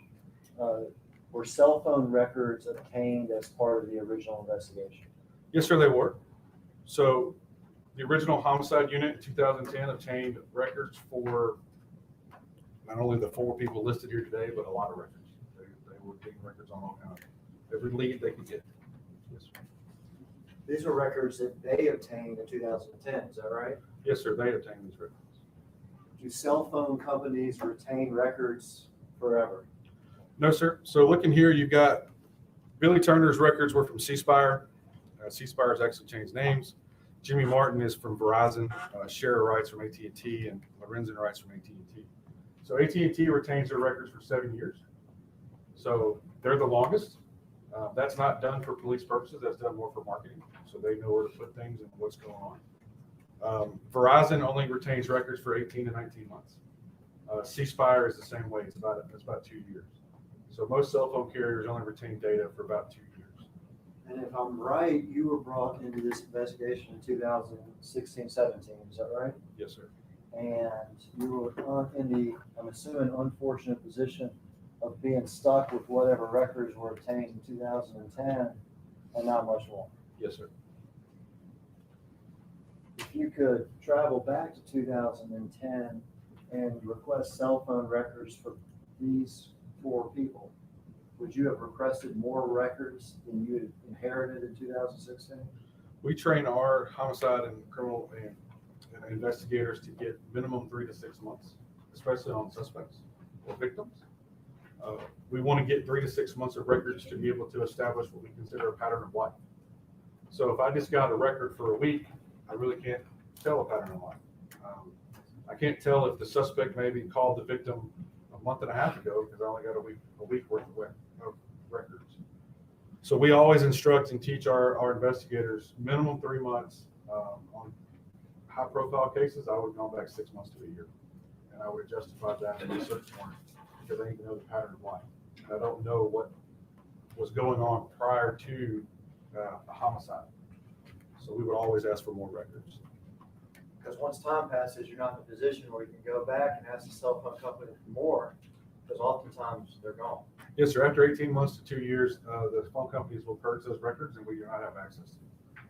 So for instance, if I'm looking at your list here, Billy Turner, did you have records from Billy Turner for the month before this happened in June of 2010?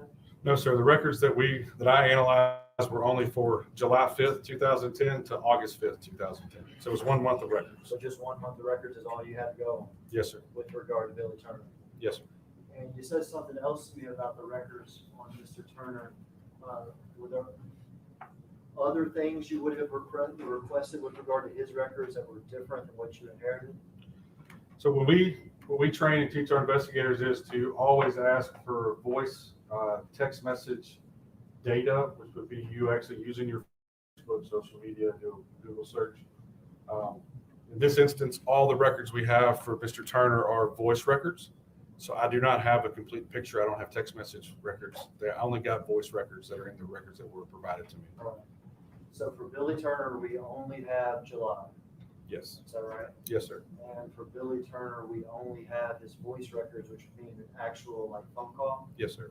Versus a text, which would show up as a text record or data record or whatever they call We would call it, yes, sir. It would show up as an instant message or a message record. Jimmy Martin, did you have Jimmy Martin records from June, for instance? No, sir. Again, we only got right around the time of the murder. The homicide at that time only requested about a month's worth of records in July. So you don't have Jimmy Martin's records from June? No, sir. Sherra Wright's records? We actually got more records on her and more records on Lorenzen than the others because AT&T retains them for longer. A more complete picture with regard to their 2 records? Yes, sir.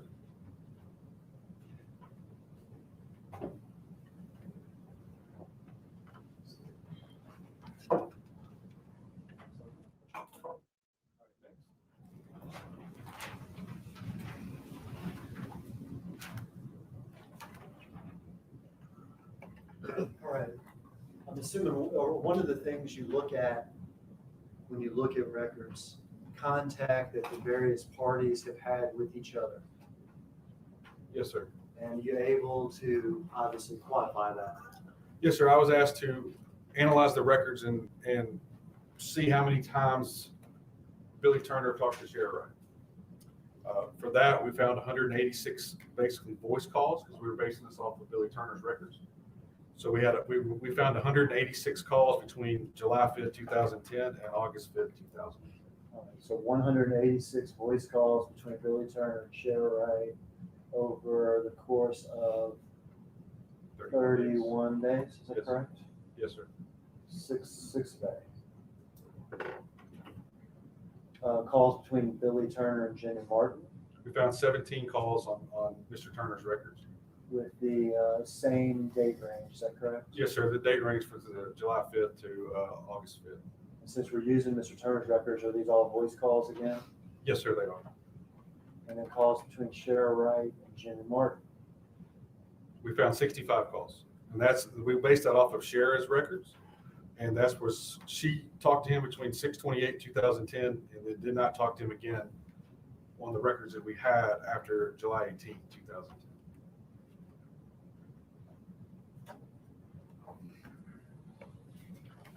That is a lot of phone calls. All right, what am I looking at here? So here we're starting the analysis of Mr. Turner's records. And so what we're looking at here is a breakdown from his subscriber record. So what a subscriber record is, when we get cell phone records, we ask for the subscriber. The subscriber is the individual that actually went to the cell phone carrier and actually got the account in their name. So what this is telling us and what this is breaking down is that Mr. Turner, his phone number was, of course, 901-239-3322. He first got those records. Like I said, the records for us were from July 5th to August 5th. The account name was Billy Ray Turner. The account number is there listed. The activation date, so that's the date he actually went in and started his service with C Spire, was 2004, 12/10/2004. And the address listed for that account was 7250 German Creek Park, Memphis, Tennessee. So that's just establishing that those records in that phone did belong to him. So we're going to move into the cell mapping for Mr. Turner on July 18, 2010 and July 19. Go forward. So it's a little bit hard for you guys to read. What we've done here is we've marked these records from the time period of 7/18/2010 at 23:41 hours. So it's military time. It's 11:41 at night. That's on July 18th. Okay. And then if you look at the 1, 2, 3, 4, 5, 6, 7, 8th column marked down, you'll see start latitude, start longitude. Those are the records that we actually have cell towers for. And we're going to break down all these calls in the next couple slides with the actual towers. Now, what we're also looking at here is that first call at 23:41 is an outgoing voice call to Jimmy Martin. Then This is outgoing from Billy Turner's phone at 11:41 p.m. on the night of the 18th. Is that right? yes, sir, it is. If I'm reading it right, it lasts for 39 seconds. Yes, sir, it did. And it does not have the start latitude, start longitude. Why is that? So these records from C Spire do not all come with the cell tower data, and sometimes it could be that with C Spire there are two different technologies that they're utilizing. So when we don't see a start and stop or a start latitude, by the way, we only got the beginning tower for all these records. We didn't get the ending tower, and that could be based on the way the court order or the search warrant was written in 2010. So we're only seeing the starting tower that was used. Starting towers means when I place the phone call. When you pick up your phone, that's dial where the it start digits off. and hit send, it's going to connect to the tower that you're using. That's your start tower. If you drove around or when you get off the phone and hit end, that's going to be your ending I tower. could end at a different tower, obviously. Yes, sir. Or it can be the exact same tower. Or I could Yeah, hit that's towers pretty in sketch. between if I'm moving around or something. Yes, sir, but we're not going to see those on the records. Well, more than likely what it is, this screenshot doesn't include it, but the call above it probably had tower location. So if you look at the call at 23:47 and 22 seconds, okay? And then you see the calls below that at 0 minutes after midnight and 2 minutes after midnight and 12 minutes after midnight. Those calls do not have start latitude or longitude either. And the reasoning behind that is the technology went from essentially 2G or 3G down to analog.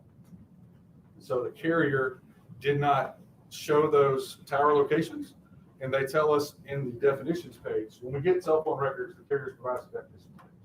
I actually have a copy of it here.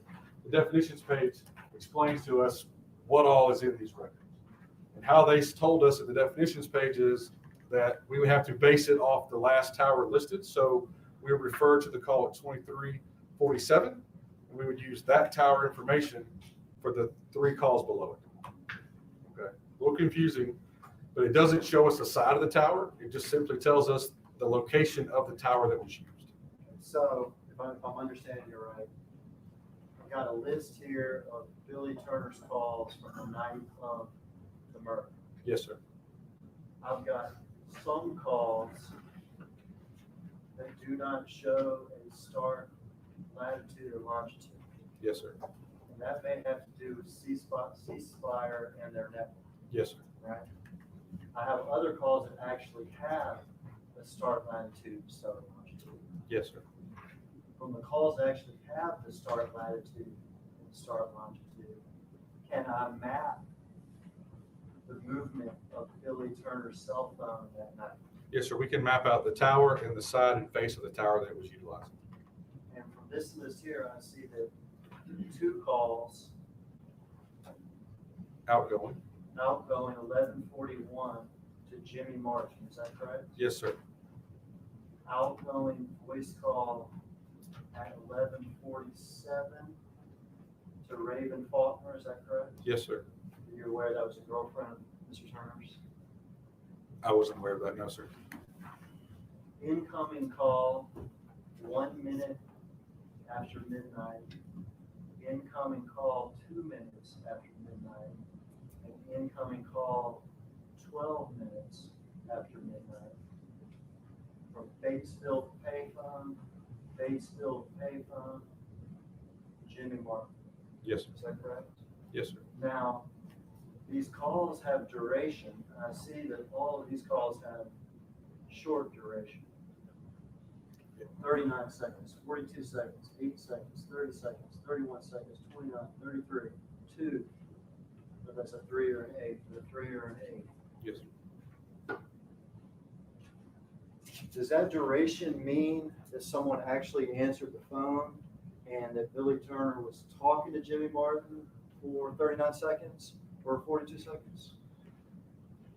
Based on my experience, no, sir. With anything less than 45 seconds to a minute is usually it's not answered.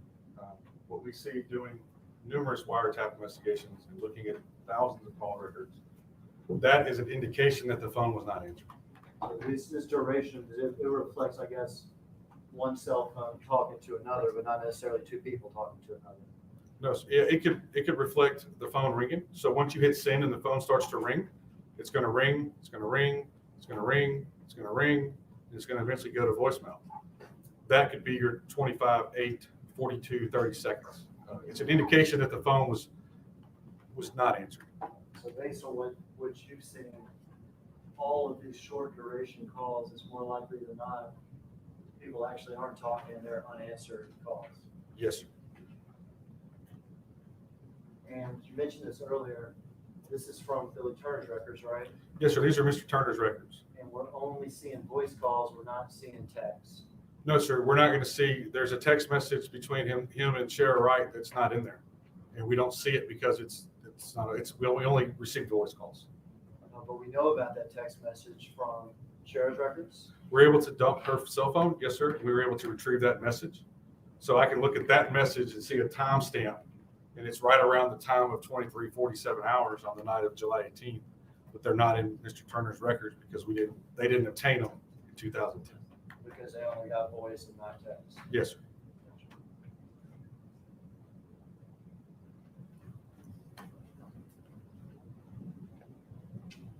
You can proceed to the next slide. Next. So here we're going to start actually showing the cell tower maps for those calls that we just looked at. So when we're looking at it, I've highlighted several things. We have our homicide scene. We have Mr. Turner's house. We actually have Sherra's house. All right, so let's orient. You got the stick for a reason, yes. So first we'll start off. This mapping is coming from our software program called Pinley. So like I said, I've been trained in that. I've utilized it since 2008. I've seen various versions of pinling. To actually understand those dots, what we're doing there is we're dropping a pin. So I looked at Sherra Wright's house, got her address, actually Google searched it, was able to get the GPS coordinates. I then put the GPS coordinates into the mapping software, and then that allowed me to drop a pin right on where her house is. So Sherra Wright's house here on Whisper Woods. Yes. Then I did the same for Mr. Turner's house based on his actual subscriber record of the address that was on the subscriber record. Did the same thing there. And then I obtained the homicide scene GPS coordinates from the police report on the actual homicide. So you're going to see this layout of this map for the next several slides. So you're going to see all these same orientations. And how many, on this map, obviously I see these purple shaded parts, I know we're going to talk about that. Yes, sir. But how many cell phone towers am I looking at being depicted in this map? Is this? You're looking at 3 cell phone towers. You're on Is this a one. cell phone tower? Yes, sir. That's one with showing 2 different sides of the tower. That's a separate tower, and that's the 3rd tower. And so again, this is indicative of the purple triangle is not indicative of the actual tower cutoff. It's showing you what direction that tower is facing and where that coverage area is. And so when we're looking at that first call up there on the right, that call is is actually showing that Mr. Turner went to Sherra Wright's, or went to his phone is in an area using a cell tower that has coverage over Sherra's house. We believe he went to her house prior to the murder on the 18th. So I'm reading this at 12:42, that's 8:42 p.m. Is that correct? It's 2042? Yes, sir. 2042, I'm sorry, 2042. Billy Turner, this was a phone call reflected in his records Yes, sir, it is. that had with it starting latitude and longitude, so we knew what tower it was. Yes, sir, we did. And did we also able to determine what side of the tower it was? Yes, sir. So that tower is on here. It's actually listed for its tower is 109 for C Spire. And then below that, you've got your azimuth and your beam width. So the 240 is indicative of 360 degrees. Point an arrow at 240. That's the direction that tower is going. So the face of the antenna of that tower and the signal strength is going at the 240 degrees if we did a complete circle. And is this purple shade shows the approximate coverage of that side of the tower? Yes, sir. So we set the default on this at 1.5 miles. And so again, the end of that cone is not the end of the tower strength. It's just for representation of the direction that the tower goes. Okay, so this purple area actually extends further out. It's just an approximation. We would have to do that drive test to know for sure, but yes, sir, more than likely it extends further out than just what is at the end of that cone. So from the arrow, what I gather from this is that Mr. Turner's cell phone, when it was utilized at 8:42 p.m. that night. Yes, sir. The expectation is that it was, the likelihood is that it was within.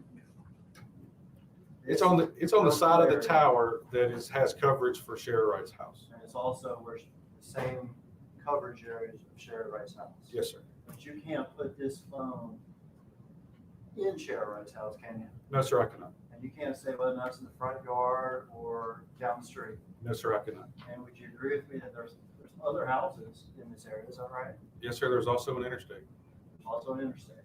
But Mr. Turner's phone is within the coverage area on this tower at 8:42, which does include Sherra Wright's house. Yes, sir. Is that fair? Yes, sir. What is this other purple? Is this just showing the other side of the tower? You're fixing to see what? Next. So our first call that we just saw was at 2042. The next call at 2054 shows the exact same tower, but a different side. So again, it could be that we're close to that line where the coverage could go over. We could have, because we're on the interstate, we could have some overload, so it bounces to the other side. But that arrow here in this call just indicates that it's on the same tower, but this is showing It's on a different sector of that same tower. For this call, which is like 10 minutes later. This is like 12 minutes 12. later. Billy Turner's phone.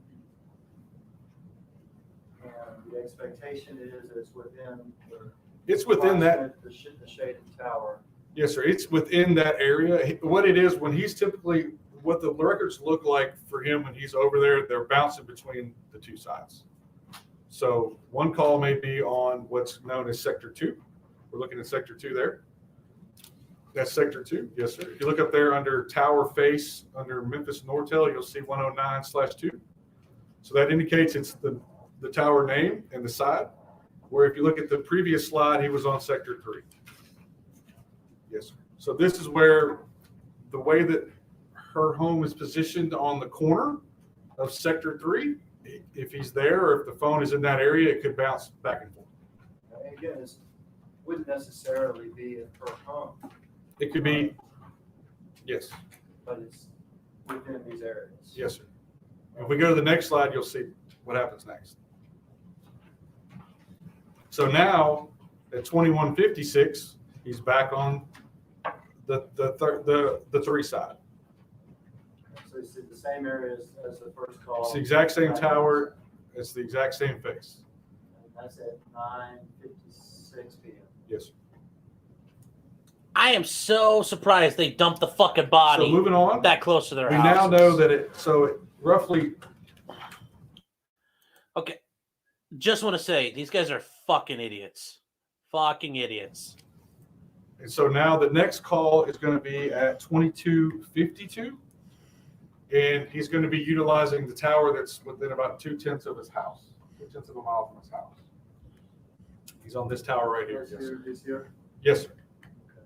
So this is a tower where his house is located. Yes, sir. Actually, we ran a tower analysis, meaning we can take every tower that's in the 30 days worth of record. I know they're not smart, but Jesus Christ on a cracker. Like, you gotta be, like, you're gonna clip someone. You better put some thought into it. Looks like they phoned this in the 30 days that we had record. Must be consistent of being his home tower. I would, yes, sir. That is at. So he hits that tower for multiple calls. He's there. He's utilizing that cell tower for calls at 2252, 2313, 2343, 2347. Now, this is where when we looked at if you go back, Austin, you go back to the slide with the actual records. That one. So we see at 2347, and then 1 minute after midnight, 2 minutes, and 12 minutes, there's no tower information. That's because it's referring back to the last known one at 2347. Go back forward now. Other way. Go more. There. So this is why it says unknown side. All we can tell you, or all the records are telling us, is that he's using that tower. We don't know, because he's changed technologies, we do not know if he's on the purple shaded side, if he's on another sector. We don't know what sector he's on. Meaning that, right? Change technologies. You're not saying Mr. Turner did something to his phone. No, sir. It's like taking your phone from LGE to 5G. Or you mean the network? The network itself has done something. It's gone from essentially CDMA down to TDMA. It's gone from 2G or 3G down to analog. Indicative of these calls were all short durations, but we'd have to get a network engineer to tell us why it does that. But if I'm understanding, from 9:52, or every voice call that we have reflected. From 11 o'clock until 10:52. From 10:52 to 11:47. Yes, sir. We can tell that his phone was utilizing that tower on his home tower, home base, or whatever you want to call it. Yes, sir. And then we have 3 short calls where latitude and longitude for the tower is not provided because of the network situation. And all we can tell you is that he's on the same tower, but we can't tell you if it's home base because we don't know what side of the tower is. We can't tell you. We can tell you he's on that tower, but not the sector or side of the tower that he's using. The phone used for those 3 calls. So phone at home base till 11:47. Yes, sir. after 11:47, definitely the home tower. We don't know if it's the same side. Yes, sir. Until 12 minutes. 12 minutes after midnight. Yes, sir. That's the last one. If we go to the next slide. So this is 14 minutes after midnight. And so now the phone is not utilizing that same tower. It's changed to a different tower. The tower it's utilizing is actually in the middle of Windike Country Club. It's in the middle of the golf course. And the sector of the tower is facing north, or for that, it's Tower 106, Sector 1. So it changed towers. At 14 minutes after midnight, it went from one tower to the next tower. So the phone is accounted for at home base until 11:47. Yes, sir. Then we start getting sufficient data from C-Spy. Yes, sir. The next time we know for sure, and we're provided sufficient data from C-Spy, is 12:14. Is that correct? Yeah, 14 minutes after midnight on July 19th. Which is 2 minutes after the homicide. 2 minutes after the 911 call. And the phone's not at home base. No, sir, it's not. It's somewhere else. An entirely different tower? Yes, sir. So we actually did a measurement between the two towers to show the distance. The tower on your far left to the tower that it's utilizing is about 2.87 miles apart. So we utilize that tool with our mapping system to do that. Again, it's approximate. But the phone stopped utilizing the tower on the left and instead utilizes the tower on the right. And it's facing a different direction as far as facing north. So 11:47. Then we don't know for sure. 27 minutes later, an entirely different tower. That's reflected here in the purple. Yes, sir. And the homicide location is here. Yes, sir.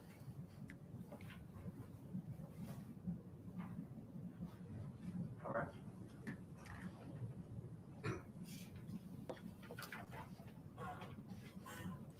We can go on to the next call.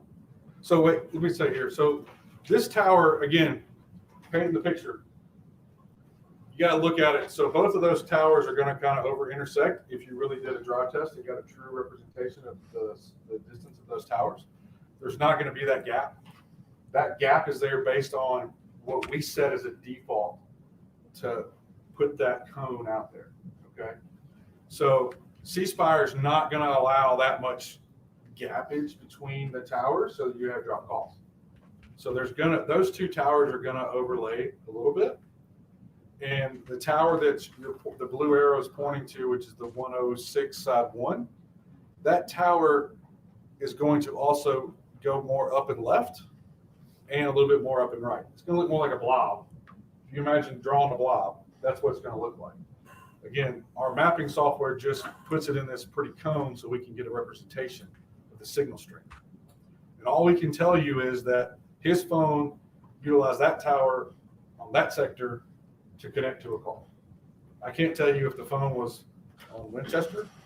I can't tell you if the phone was exactly at the homicide scene, but it changed from what is close to his house to that other tower at 14 minutes after. So between 11:47 and 12:14, 14 minutes after midnight, that phone's moving. Yes, sir. It's not stationary by his house, because it's not going to jump 2.87 miles if he was still sitting in his living room, or if someone was sitting in their living room, or someone was over in that area. It's not going to jump 3 miles to the next tower. If that tower was overloaded or there was a problem, it would change sectors or it would drop the call.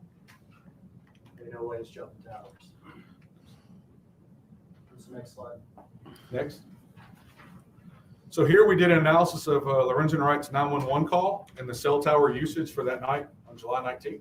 We go next. So looking here now, these are AT&T towers. Again, the 911 call was placed at 12 minutes after midnight. With AT&T towers, we actually got a starting tower and an ending tower. So we can see that Lorenzen Wright's call started at the tower up in the north and then ended on the other side. Now, this is also an indication that this call was approximately less than a minute. I think it was about 40 seconds.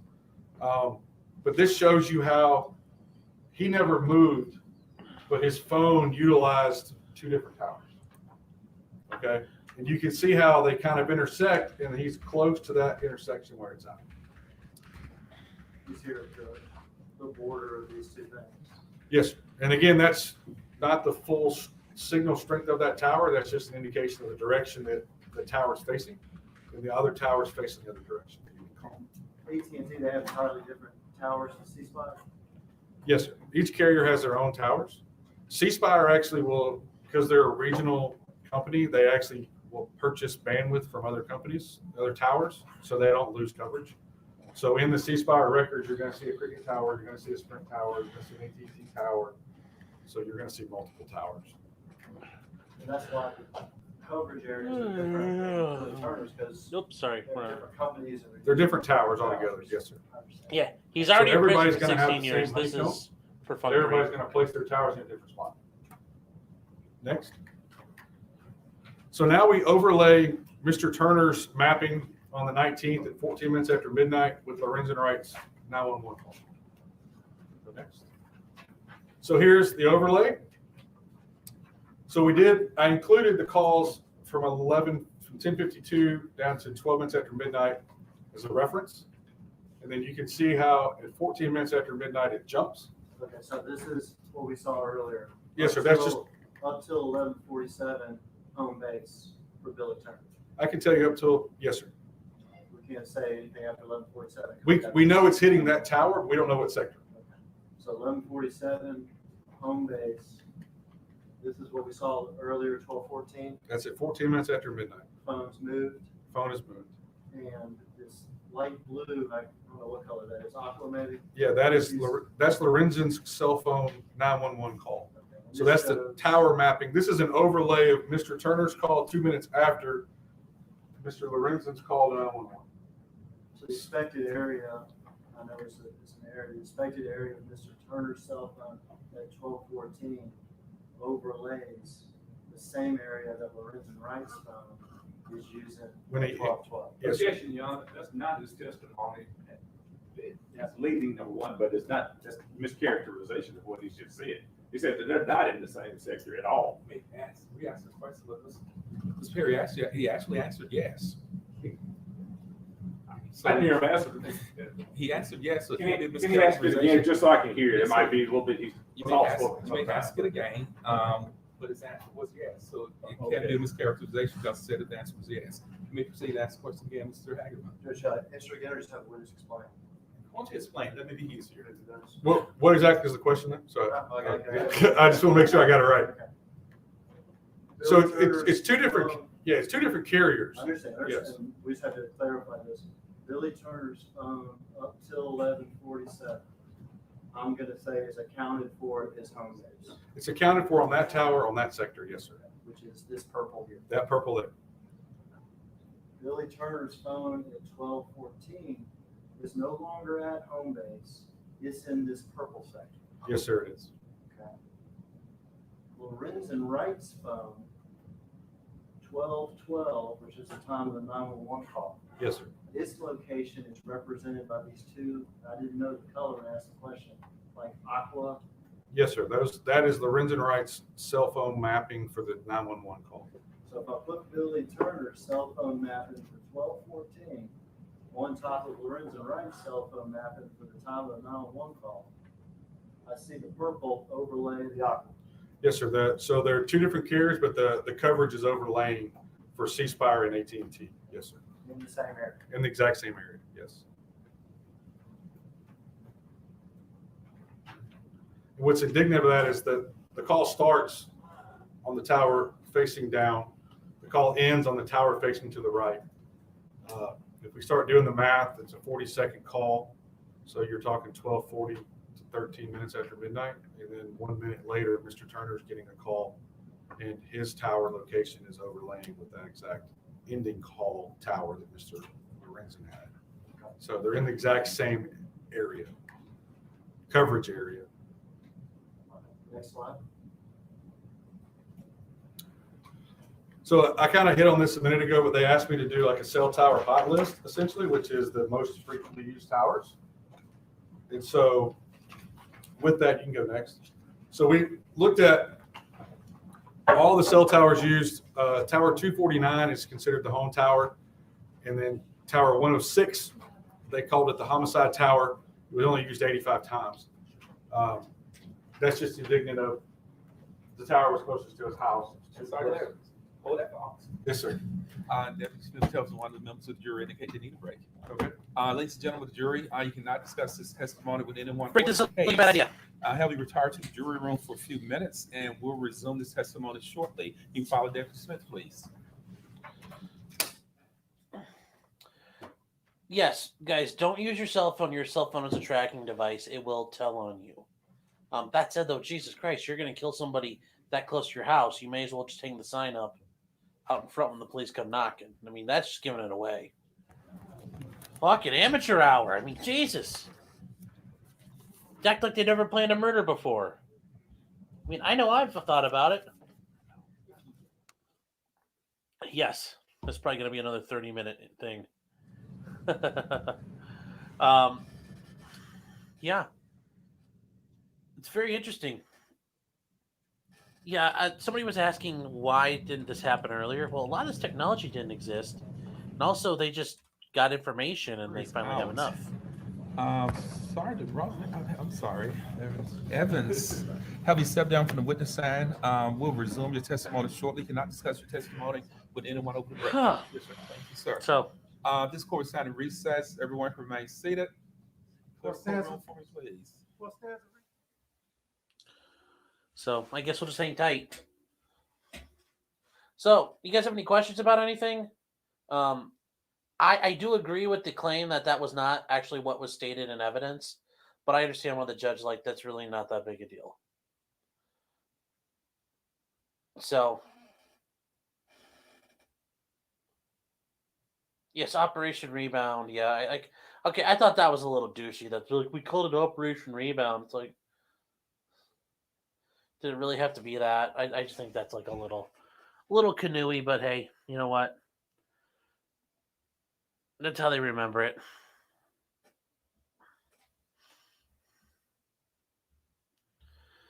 Oh. He was a hired hitman. Could she sue him providing an inept service?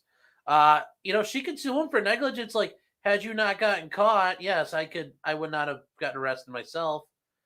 You can try that. I mean, if you're already serving 30 years in prison, what does it hurt?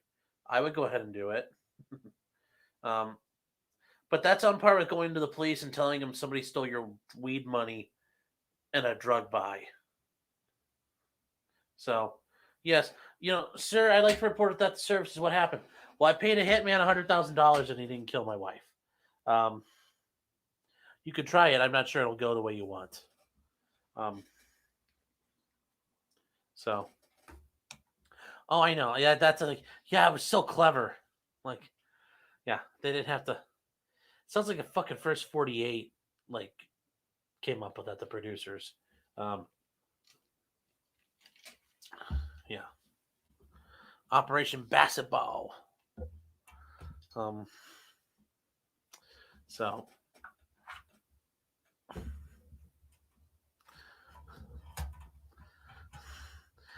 Parallax almost comes across like a Reddit post. Yeah. Can I get my update? No?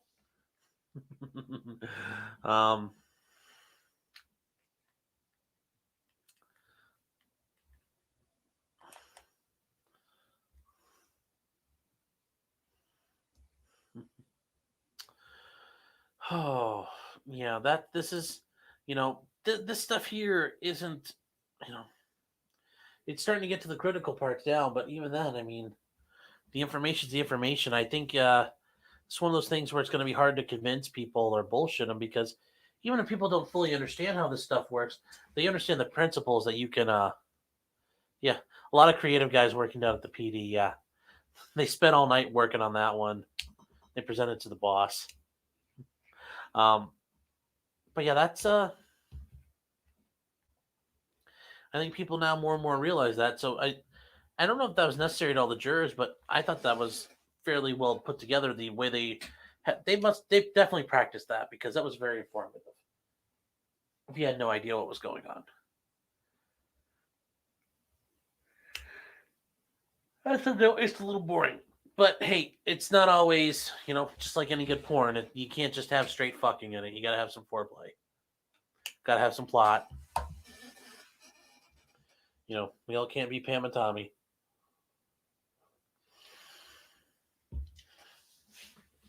Yeah, Wendy, I'd leave the bag of pot out of the police report. That would be a very, very well-advised idea.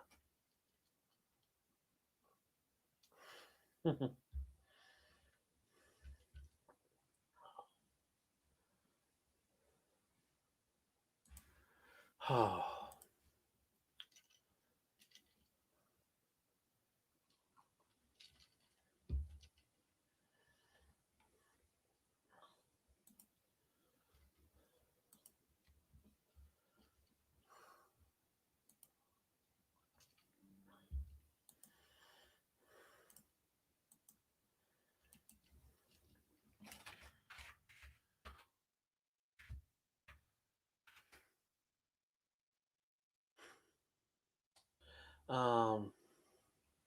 Yeah, guys, I don't really have a lot to say right now. This is spoiler for Pam and Tommy.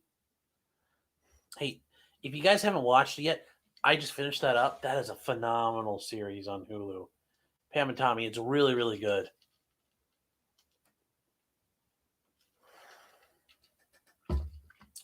Yeah, they said there wasn't a promise of money. I'm not sure how those NBA pensions and things like that work out, but yeah, betting they killed him for insurance money and payouts like that. Spoiler alert for Pam and Tommy. Yeah, a 30-year spoiler alert if you didn't know already. Yes, he's not steering the boat with his hands, ladies and gentlemen, if you didn't know that. Yeah, it's about their sex tape and it getting leaked out. It's actually pretty neat.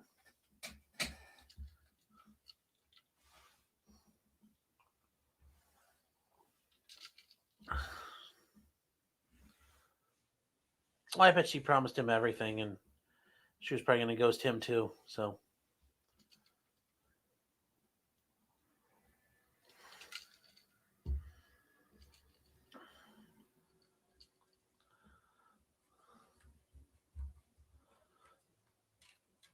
well, Mister, you're talking about old news? Oh yeah, okay. So their sex tape came out in like 1994 or 5. It was like the first one. They're on like Lake Mead or something like that, where they had a honeymoon.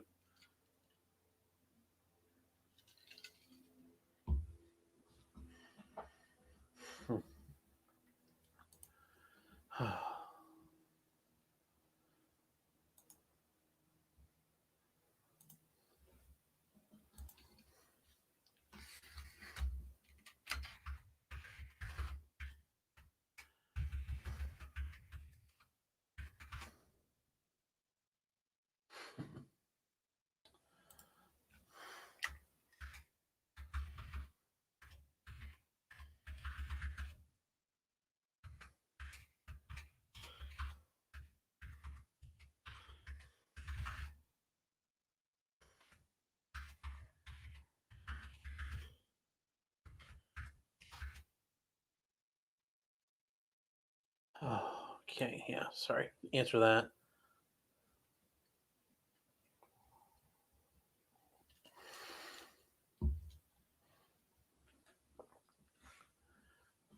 It took them a couple of weeks to Lorenzen Wright's body. It took them a couple of weeks to find because remember, the 911 dispatcher didn't tell anybody for a week. Then they had to go back and start searching. So it was like 2 or 3 weeks. So the critters in the heat got to the body pretty bad. Yeah, Pam and Tommy's old news. Well, Miss, I was born in '85. So, it's crazy to me how cannabis is treated in the USA, being Canadian. It's legal now, even before legalization, unless you had an ounce on you, they just took it away if they did anything. Well, that's because don't just say no and dare and reefer madness. Can't those kids have those pot needles and smoke that dope? Then they start listening to the jazz music. But yeah, it's actually not as big a deal here now. And like in Ohio, you get arrested with a little bit of pot, you face a ticket, but it's like $150. Now, yeah, should it be zero and should that never happen? Yeah, but it doesn't. A lot of places it's been fairly well decriminalized.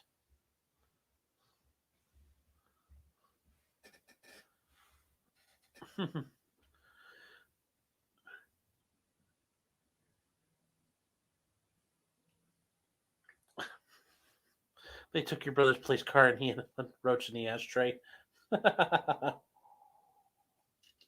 Cat, I don't know. We'll find that out. But he was literally on the phone to 911, and in the middle of the 911 call, you just hear boom, boom, boom, boom, boom, boom, boom. Like you hear him getting smoked on the phone. So. Is it Critters and Heat? When the fuck did I say that? Mom's in Heat. So yeah, but overall though, Joe, I mean, like, yeah, it's not a big deal. I mean, you get like a pound of weed, yeah, you're gonna have problems. You got like a trash bag full of weed, yeah, you're gonna have problems. Other than that, you'll be all right.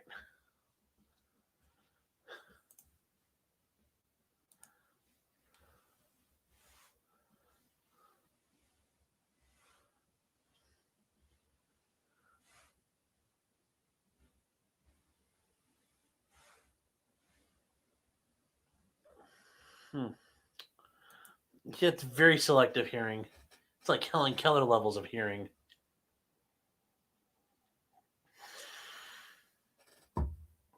Yes, that's I said Critters and the Heat.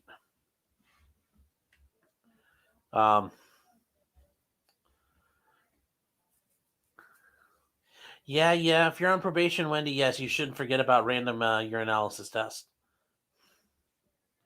Yeah, and yeah, don't forget about them. Court won't. Oh.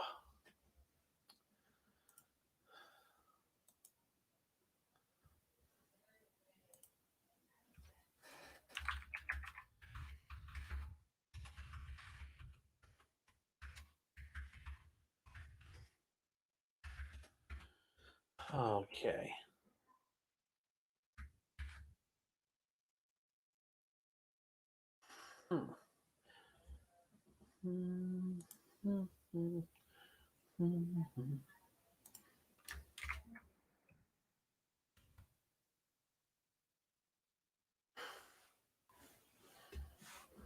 What am I looking for here?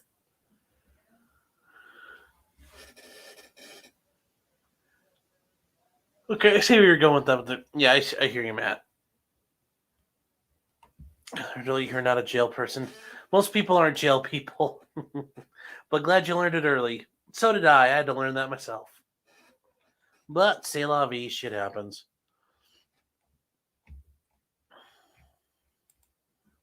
Yeah, guys, if anybody here's new, thanks for coming around. If you guys like what I do, please like, subscribe. That'd be great.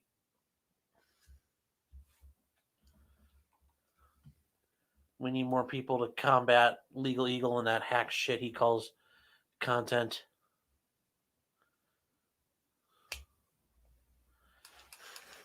Yeah, I can only imagine what it's going to be like tomorrow while I'm out in court. But I just poke my head in every once in a while just to see if it stirs anything up.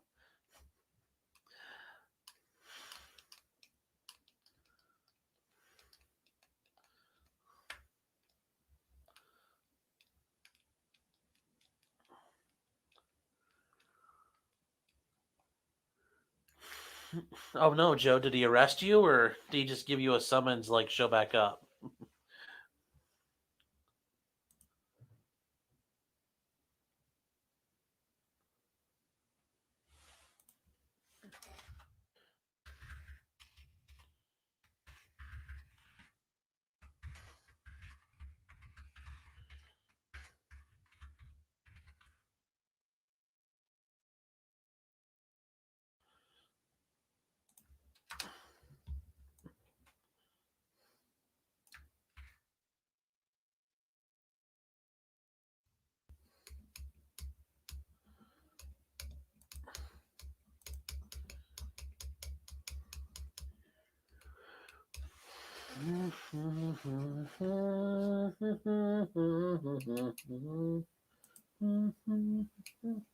Have I seen the dumpster defenders? Yeah, their stuff got bumped back a ways. Yeah, that's just like with many of these shootings.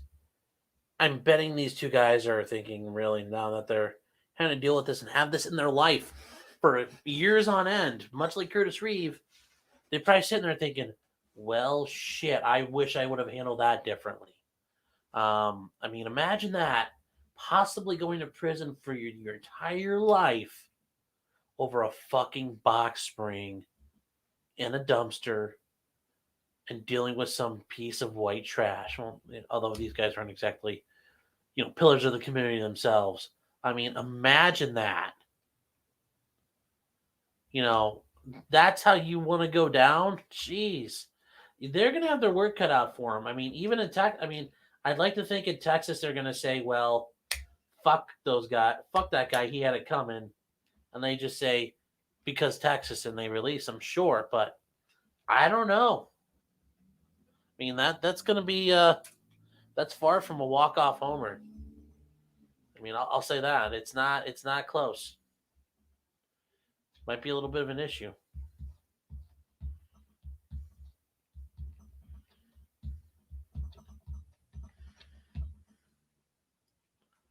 So we shall see. But yeah, I mean, the guy got what the guy fucked around and he found out ultimately. I mean, tried to throw the bat, started swinging and acting like a dickhead. I don't feel bad he's dead, but geez, this is not a one you don't want to find yourself in a situation this kind of questionable. But yeah, I'm assuming that neighborhood is better now that he's dead. Hope that answers your question, Parallax. But if you have a further question, please feel free to question me. And you could say, hey, what about this case? What about this case? Ask away. I'm totally cool. Don't take it back to a gunfight? Well, I mean, you can. You just better fucking win. I'll tell you this much. Junior was like involved, but I'm telling you, if he had cracked Dad over the skull with that bat and stoved his skull in, I'm sure Junior would not have been shooting.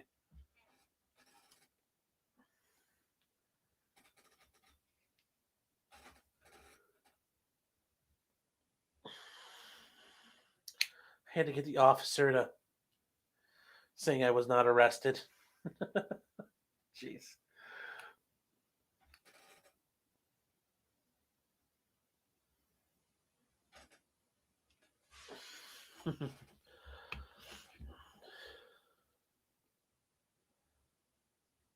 Yeah, exactly. Both sides, but both sides are not. Neither side there was full of people going to MIT this fall. It was assholes and morons colliding, and sadly, that cost somebody their life. Yeah, I don't. This is not going to be a quick verdict. I think this one's going to be tough. So,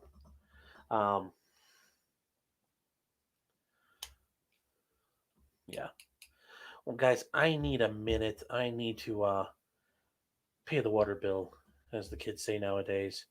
I'll be right back. Maybe before they start up. Don't burn down the store while I'm gone.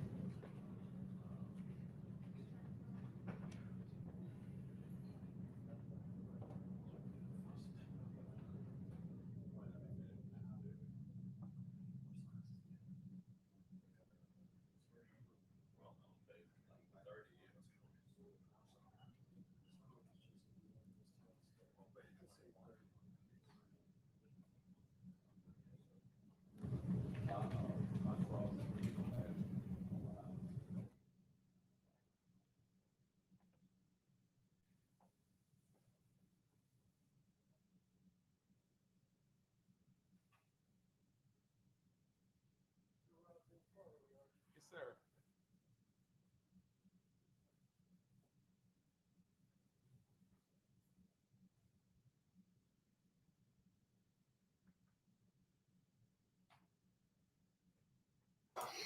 Sorry, guys, about that. I'm back.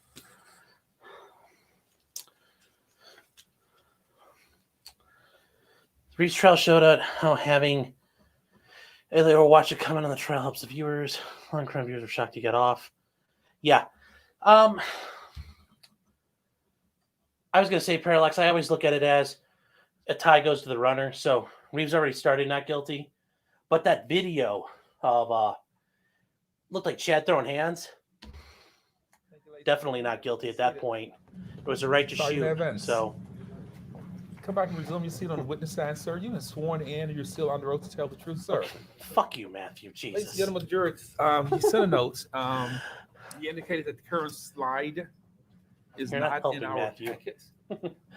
Hopefully we corrected that because it was not in my information had either. You're not helping me, And a lot of Matthew. times what happens, you put stuff in the copy machine. I think Ms. Hagerman told us about 80 pages or so. Of course I want to be He correct. had indicated that 70 pages have been copied for the jury. There's some concluding pages that may not be there. But a lot of times you put things in the copy machine that may have 80 some odd pages, and sometimes pages just don't get processed. They get stuck. So that may be what happened because I don't have those pages either. But hopefully that page that is on the screen now has now been provided to you. I think the next page may have been missing also. This But is hopefully weird, though, will that take they care have of the anything that handout may have been now. missed. That should be an exhibit Mr. they get later. I think this I'm is sorry, weird that they. Mr. Hagerman. You know, This is weird, though, that they get the handouts now. That should be for the jury later. I would object to this as defense counsel, but you probably already got ruled on. All right, what do we see here, Sergeant Evans? So we were just asked to look at all the tower usage for the records for the 31 days. So we ran essentially a report that tells us the most frequently used towers. So looking at this is not the whole report, this is just a snippet of it. But you can see it shows unknown as your very top one. Below that, the next tower is 249, and that was used 23% of the time, or 518 between July 5th and August 5th. Is that what we were calling home base or whatever, or home tower, I guess? Yes, sir. That was the tower that was closest to his house that was utilized the night on the 18th before the murder. Looking down the road, we get to Tower 106. We can see that it was only used 3.8% of the time, or 85 times for that 31 days. And that was the tower that was at the Windike Country Club in the golf course that was facing them. So they were just asking us to look at the usage of towers just to see the frequency that they're used. And that's all this reporting. That's the frequency of usage from July the 5th all the way to August the 5th. Yes, sir. Next. That's it for that. So they asked us to analyze the day after the homicide, or the day of the homicide, July 19th. And so these are just, we didn't map towers out. This is just going to show you call records. You can go next. The importance of this was that we could see that on the 19th at 6 o'clock in the morning, or approximately 6 hours after the 911 call, Mr. Turner makes an outgoing call. He doesn't call Sherra Wright's phone. He calls what we term to as Snoop's phone, or Lorenzen Wright Jr.'s phone. It's 6 a.m. Yes, sir. Outgoing from Billy Turner's phone to Lorenzen Wright Jr. Snoop. Yes, sir. The duration of 1 minute and 30 seconds. Yes, sir. 1 minute and 29 seconds. All right, what else is highlighted? Oh, more calls. So they asked us to look at the calls that were after the homicide to see if he was actually calling Sherra on her phone, or was he calling Sherra on a different phone? And we believe that he was calling Sherra on the Snoop phone, or the Lorenzen Wright Jr. phone. You can see later in the day at 5 o'clock or 5:52, 17:52 hours, he has an incoming call from that number. So now that person or Sherra is calling him back on that number. So it is back and forth, like Detective Brown testified to, between Billy Turner's phone and Snoop's phone. Yes, the day sir. after the homicide. Yes, sir. Good, next up. So now we're moving into the cell tower mapping of Mr. Jimmy Martin. So we were asked to map Jimmy Martin's cell towers and cell phone records. So again, I was provided that information from 2010. He actually utilized the cell phone carrier Verizon. So this is going to be his cell tower mapping for the same date range that we utilized for Mr. Turner. So next slide. So this is the breakdown or call report for that. We're really not we're gonna focus more on towards the bottom of the page where you see the highlights between 23, 44 hours. We're gonna focus on those calls towards the end of the 18th, end of the 19th. We highlighted the top calls because those indicate the calls that were between Mr. Turner and Mr. Martin, based on Mr. Martin's cell phone records, not Mr. Turner's records. If we can go back to those just real quick. First call, 4:56 p.m. Incoming, meaning that Mr. Turner actually called Mr. Martin. That's the incoming. Because we're looking at Mr. Martin's records. Yes, sir. And it has a duration of 38 38 seconds. And what does that indicate to you? It more than likely wasn't answered. The next call is at 5:38. This is outgoing. So this would be, 40 minutes later, Mr. Martin now is calling Mr. Turner back. That's a duration of 1 minute and 42 seconds. So that would definitely indicate that there was a conversation based on the length of the call. And then the next call Is outgoing again. That's at 18:14 or 6:14 hours on the 18th. And that's a Then you said we can skip down to these calls at the bottom between 11:44, 11:55, and then 12 minutes after midnight. Is that correct? Yes, sir. They asked us to analyze the same date range tower locations before the homicide, before the 911 call, and kind of right after it. So that's what we did. This is So at 11, Billy Turner calling Jimmy Martin at 11:44. Yes, sir. And then Jimmy Martin calling Billy Turner at 11:55 and 12 minutes after midnight. No, sir. The one outgoing after is a different number. So the actual contact ID is a different one. We didn't identify that one. The one in the middle is not. Yes. I understand. And then if you go down to the 12 minutes after midnight, that is Billy. That's Mr. Martin calling Mr. Turner at 12 minutes after midnight. And in between there is where you have the Batesville payphone calls that showed up on Mr. Turner's records. So we're looking at Jimmy Martin. We're looking at Jimmy Martin's records right now. So next slide. So this is a little bit harder to see based on, I thought we could zoom in a little bit more, but this is the calls for Mr. Martin and the cell towers. Now, if you notice that, to it on mine, this first call that we mapped is on the July 18th, 2010 at 11:44 p.m. And the tower usage is in Batesville, Mississippi. So that phone's in Batesville. Yes, sir. That tower, you're going to see in the next slide, with that call, yes, sir, the first tower used for that call is in Batesville, Mississippi. Okay. Go to the next. Martin's phone in Batesville.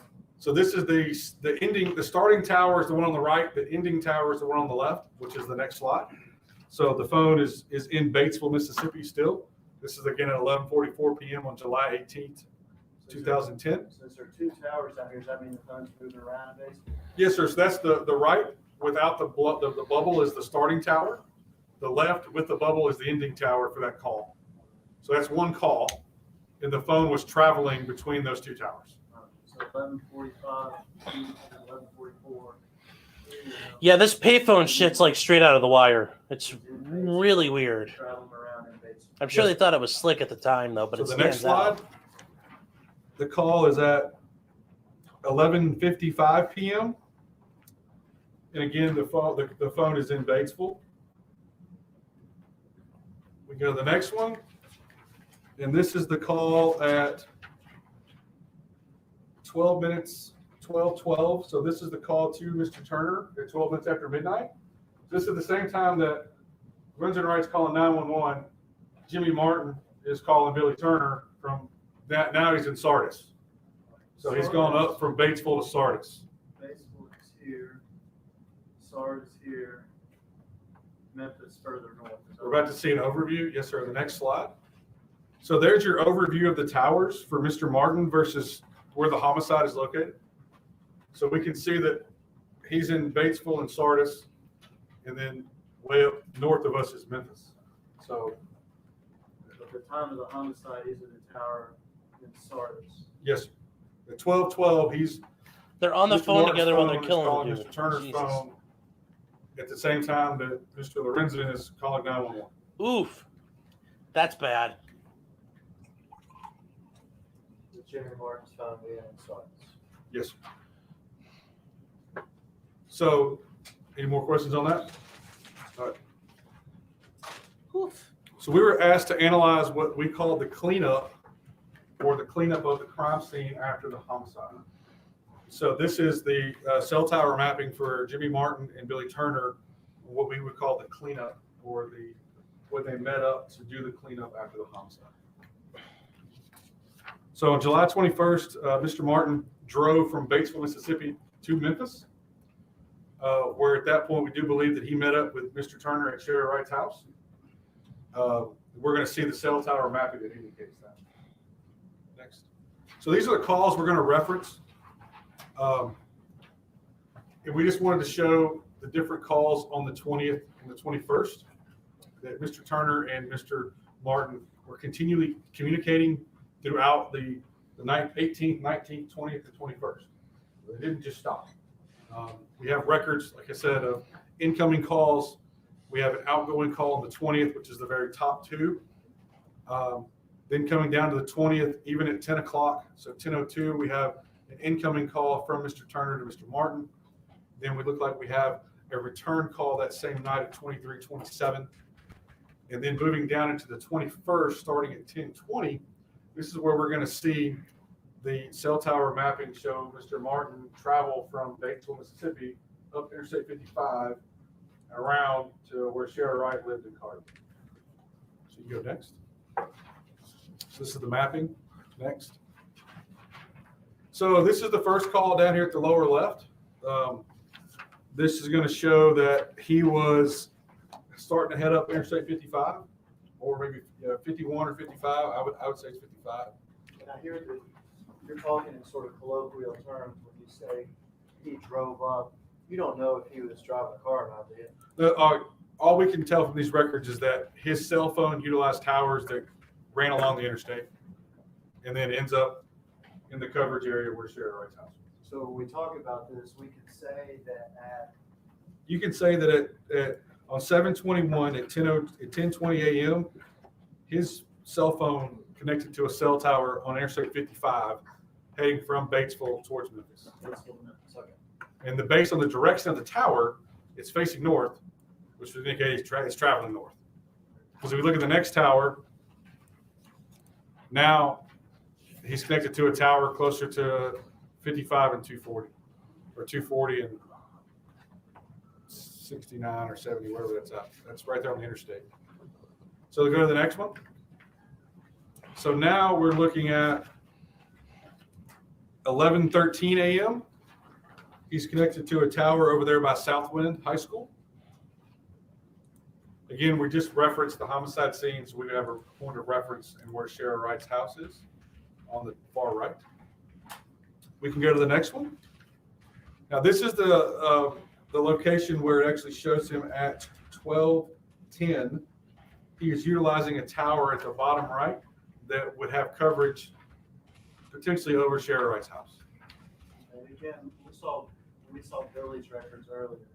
You can't place his phone actually inside that house or in the front yard or in the street in front, can you? No, sir, I cannot. You're saying his cell phone is in an area that has the same coverage as Sherra Wright's house. Yes, sir. But up to this point, you can say that his cell phone traveled from Batesville to this area on 7/21. Starting around 10 o'clock and ending at around 12:10 is when he's using that tower. Look at the next slide. So now the tower's moving, so he is, I have to go back where we're at. He's now using the tower this is at 4:17 p.m. So when we got almost a 4-hour gap. Between 12:10, the next tower is at 4:07. So a 4-hour gap in his records. There's just no call data. There's no voice data. So we don't know. The phone Not saying it wasn't moving, we don't have any records in between 12:10 and 4:07 p.m. So we're looking 4 hours later. It was in the area that had the same coverage as Sheriff's house. Yes, sir. And now we're looking at 4 hours later somewhere else. Yes, sir. 4 hours later, it's somewhere else. It's down here off of Bill Morris Parkway, kind of close to Bill Morris Parkway and Kirby Park.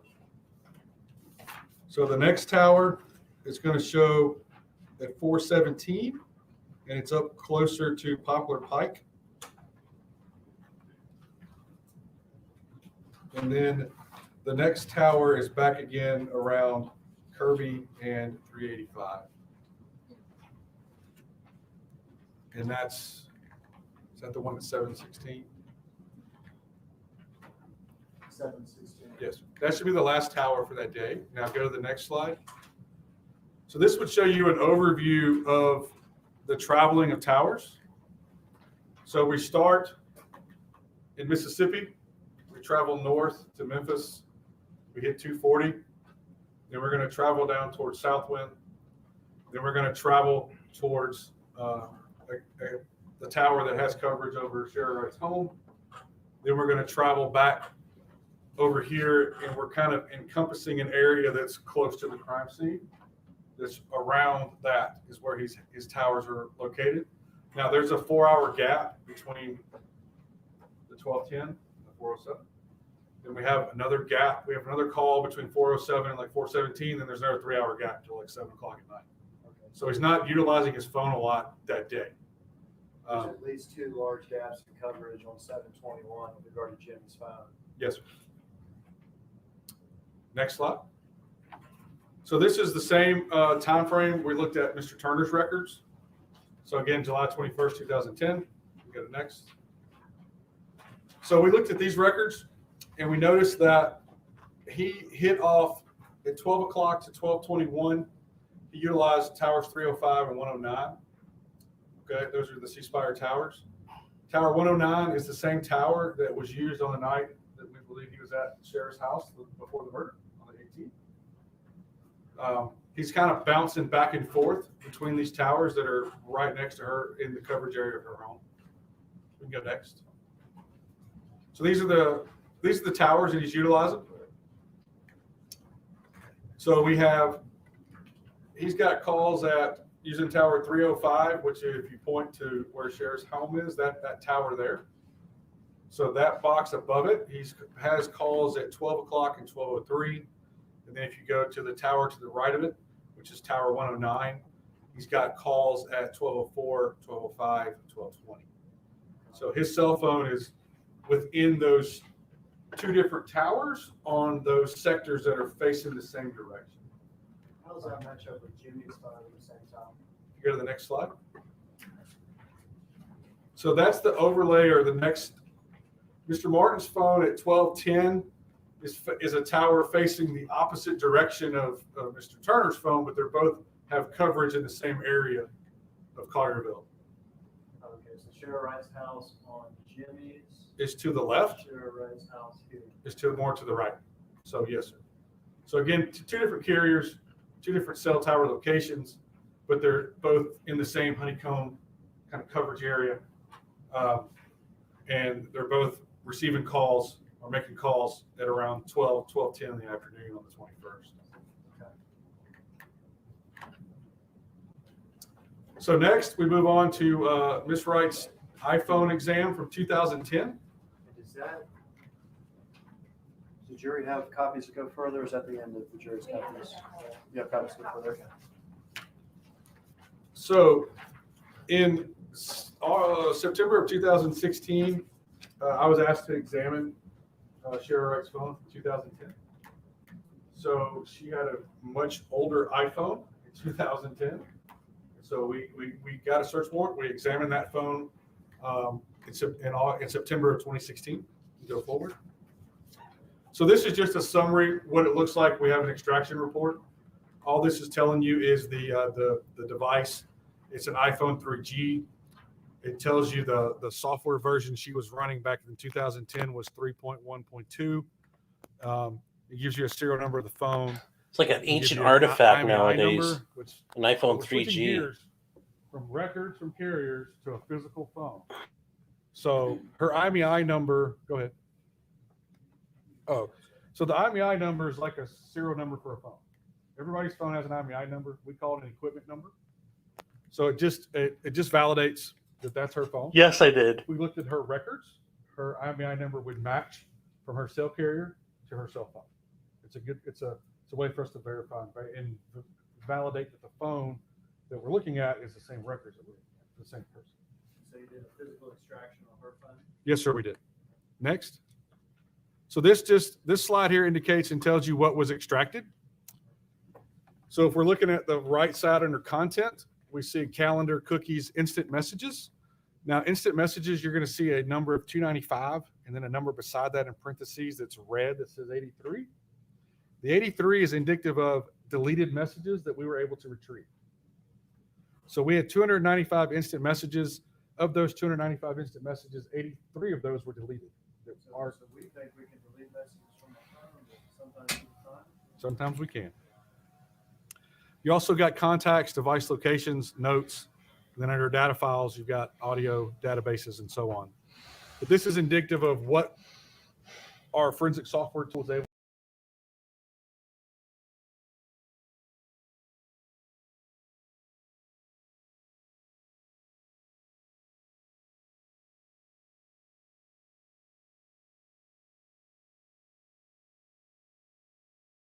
And I can see what you did today on it. I can see that at 6 o'clock in the morning, your alarm went off. I can see that at 6:04, you looked at the news. Well, wait a second, you need a warrant, stuff like that. Well, yes, sir. Once we have a warrant, we can analyze your phone and go the timeline of everything that you did. So if you made a phone call at 7, search the internet at 7:10, checked an email, it breaks it down timeline-wise what was done with the phone. So we ran a timeline search on her iPhone for looking really for instant messages between her and Billy Turner. We used the date range of the 18th to the 23rd. What we noticed on that is she had deleted all the messages between herself and Mr. Turner between July 18, 2010 and July 23, 2010. We're going to show how we can tell it was deleted in a second. But that's where we referenced that 295 messages, 83 of those were deleted, but we recovered those 83 messages that were deleted. Now, were there more messages? Probably, but our software only extracted and recovered and was able to parse out or analyze 83 of them. So next. So now we're going to look at the actual instant messages between Sherra Wright and Billy Turner on July 18th, 2010. So what we're looking at here on the left is the actual message, what we can see. We can tell it came from the phone. It was on July 18th at 11:47 and 17 seconds. That is the offset for UTC -5, which is our central time zone offset with daylight savings. We can tell that it was a sent SMS message, and we can tell that it was a message sent to Billy Turner. That is some spicy shit. 239-3322. I need my And we commission. can see the body of the message reads, "I'm going to need my commission, ... Ren want you to bring your cards in the AM before he fly out. ... Somebody put in that work. You owe me, boy! Exclamation. This message was deleted by Ms. Wright. If you look at the top left, the top arrow, there's a red X. The red X indicates that it was deleted and that our software was able to recover it. So this is essentially 28 minutes before the 911 call. This is part of where we talked about Mr. Turner's records only showed voice, so we didn't see the text messages. This is more than likely an iPhone to an iPhone message. But these are the messages between Sherra and Billy that night. Next. Mr. Turner then responds at 11:49 and 04 seconds. Okay. So again, we can tell that at the top left, it was deleted by the X. We can tell the date time is 7/18/2010 at 11:49, or 2 minutes after she sent the text. And then you've got, it was to Mr. Turner, or I'm sorry, from Mr. Turner. So this came from him to her. And then the body of the text was okay. And go back. I'm sorry, go back one. Nope, you're good. Go back one, up one. There you go. So under status, So we have source is phone, subject is blank, timestamp, status. The status indicates the message was read. So if y'all have been sitting here all day for several days, if someone's texting you right now, you've not looked at your phone and have not read that message. So if I examined your phone today, right now, okay, the status would read unread. When you go home tonight, you check all your messages that you've missed all day, and you click on, okay, next week when you're done and you check your messages, the status will change. What that's indicating to us is that she read the message. So we've all been received that there, message from him, plotting a read it on murder her and then phone. wanting to talk It's not about getting just paid. something that So was never opened. I don't think it's that big a deal. Go forward. So next, we did a timeline search for Sherra Wright, Jimmy Martin. We found 14 instant messages between Sherra and Jimmy. The date range was July 15th to July 17th, 2010. And again, all the instant messages between Sherra and Jimmy were also deleted on Sherra's iPhone. So she's deleted the messages between Mr. Turner, deleted the messages between Mr. Martin. Now, in Sherra's iPhone, she had Jimmy Martin's phone number saved under the contact Edna J. So it wasn't Jimmy Martin. You look at her contacts, it doesn't come across as Jimmy Martin, it comes across as Edna J. Just so we would clarify that. Next. So now this is several days before the homicide. This is July 16th or 7/16/2010 at approximately 1:28 in the afternoon. And this is Sherra sending a message to Jimmy saying, I know you tired of me in my party, but what's up? I don't know if you need me to go into any other detail about the party. And yes, sir, July 16th. So go next. Now this is him responding back to Sherra. So it's from Jimmy Martin. That same day, a couple of minutes later at 1:30 in the afternoon, so about 4 or 5 minutes later, you're good, everybody's straight. Now we believe this is a code talk between Sherra and Jimmy. Next. Oh, I'm sorry, go back one. So you can see again, the status shows that she did read that message. It was an SMS. So she got the message. All right, go forward. And then later, that same day, a couple hours later, Jimmy sends her another text that says, don't forget my wallet. Same day. Next. So overview of that, her 2010 iPhone 3G, we didn't get as much data as we would off an iPhone today. But the data that we did extract, like I said, we did get some deleted text messages. We didn't get a lot of location data. We were able to get some message data between her and Jimmy and her and Billy Turner.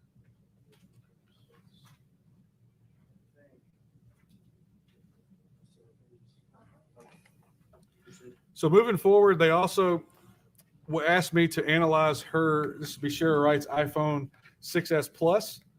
Now this was after she was arrested.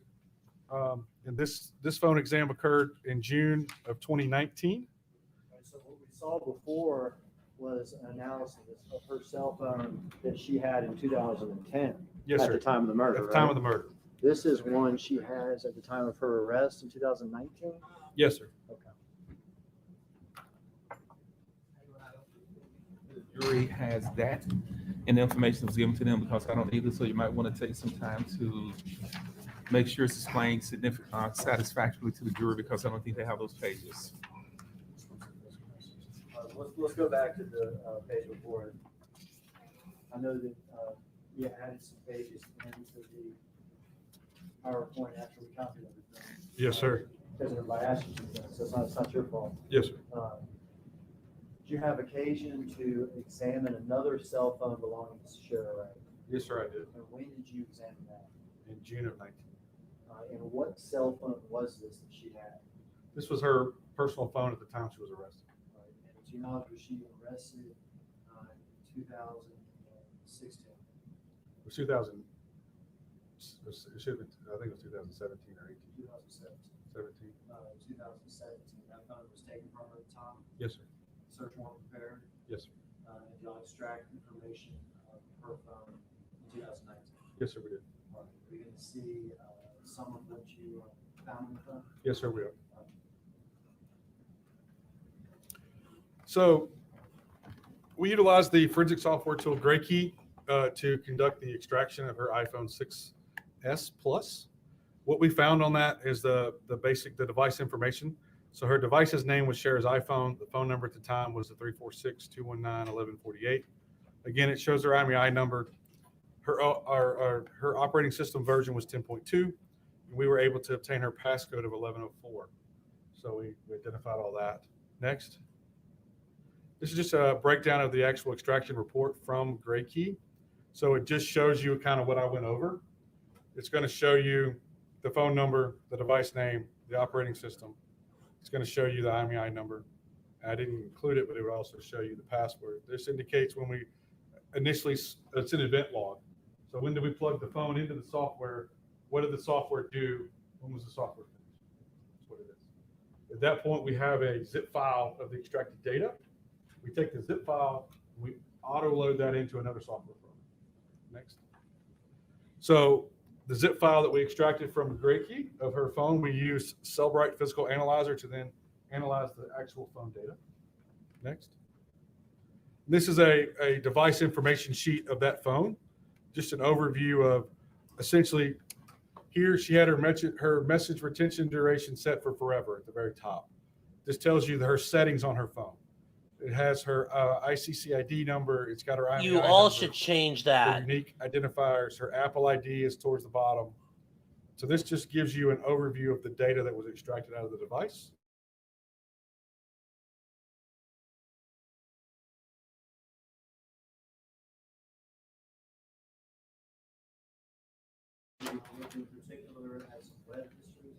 Yes, sir. We were asked to analyze the web history on the device. So we actually went through everything, but we've got chats, device identifications, passwords, web bookmarks. We've got contacts, emails, searches, web history. The web history, you see there's 6,077 that was obtained, and of that, 3,454 were deleted. So again, everything that you see in parentheses that's red, the user has deleted. Let me ask you, before we get to the web history, was she ever using this phone, the one that she was found? I was muted. Okay. Learn how to change your message retention and then learn how to do a DoD style wipe of your device. Good idea for the future.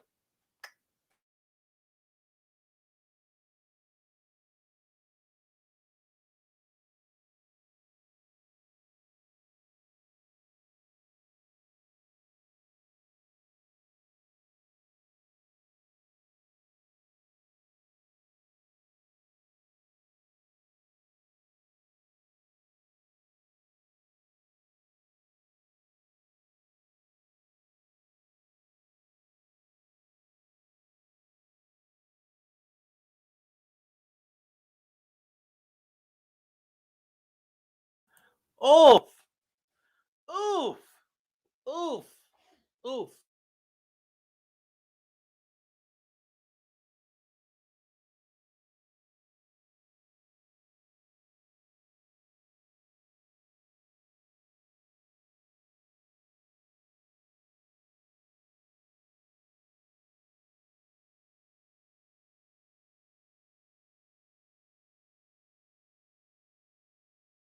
Finger marks on glass and metal surfaces were covered. Stagnant. Sorry. How long the fingerprints last in the water? Can a weapon, she misspelled it. She has, yeah, her first one, she was a little nervous, or she mistyped. Can a weapon have prints after 7 years? Okay. Now, she also didn't utilize just the traditional Google for all of these searches. We can see that on the one third down from the top, fingerprints underwater, ? She used a message board to search that. So she's searching Yahoo and other stuff like that. She's searching, yes, sir. She's using multiple search forms, search tools to try and. Indication from us is that you don't want everything in Google. So you're going to go to a different message board and start searching things. What do we have after that? Next slide. So this is actually, if we went through and looked at her phone on 12/6. And this is 12/6 is the day or the day after Mr. Turner's arrest. Yes, sir. That was the same day as the searches we just saw on the previous page. Yes, sir. She continuously searches Billy Turner indictments. guns underwater. She actually searched this courtroom. She actually searched Judge Coffey. She searched everybody that was related to this investigation at the time. Maybe she's And just a it's true crime junkie. Search after search after search after search. This is just a snippet of that. But All on the same day that she's searching for the prints on a weapon underwater. yes, sir. It's just we can scroll on and on and on the whole day. She's searching. I mean, you can tell it's every couple minutes, every minute. You can proceed to the next slide. I think we get the point. That was it. But that's she was constantly searching things on her phone for this investigation. All right, the final. Lance might pick up on the screen because mine just did. I'm sorry, what just happened? I told the jury that their outline they have might pick up on the screen. It's now Oh, been okay. shown. And the final thing, Detective, is actually something that we actually already have in evidence, but I think you put it in a form that's a little easier for us to read, and it hasn't been published to the jury yet. So I'm going to have you publish, me and you publish this. Okay, I was asked to analyze Jimmy Martin's Facebook messages. So I was provided a zip drive or a zip file and a PDF file of his Facebook return. So if they did a search warrant, got his Facebook records or Facebook messages. So people can utilize Facebook Messenger to text. Instead of me using a traditional cell phone, I can text you through Facebook, and I can text you through Instant Messenger. And so they asked us to take the messages, analyze them, and see what we could find. And are these going to be messages from back in 2010? Yes, sir, they are. These are records that were obtained as part of the original investigation, is that right? Yes, sir. So again, we use the same software tool that we did with the phone exam. So you're going to see sort of the same look. So this is Cellbrite again. We're able to auto-load the Facebook records into Cellbrite. From there, we were able to obtain 130 calendar notifications. We had 484 chats with 172 being deleted. 2,283 for social media. We had call logs, contacts, users. So this is the data that was obtained from the Facebook records. These are Jimmy Martin's Facebook records. Yes, sir. These are Jimmy Martin's records. Next. All right, so did y'all find messages between Jimmy and Sherra? Yes, sir. So Sherra's Facebook is listed as Sherra Robinson, not Sherra Wright.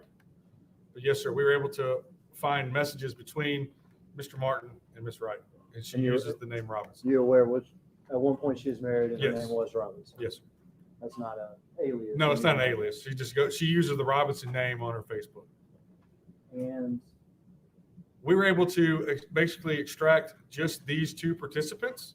So instead of looking at all the messages in a timeline, we basically said, okay, give us Sherra Robinson, Jimmy Martin, their messages between each other. We're going to see the flow of bubbles for all their messages.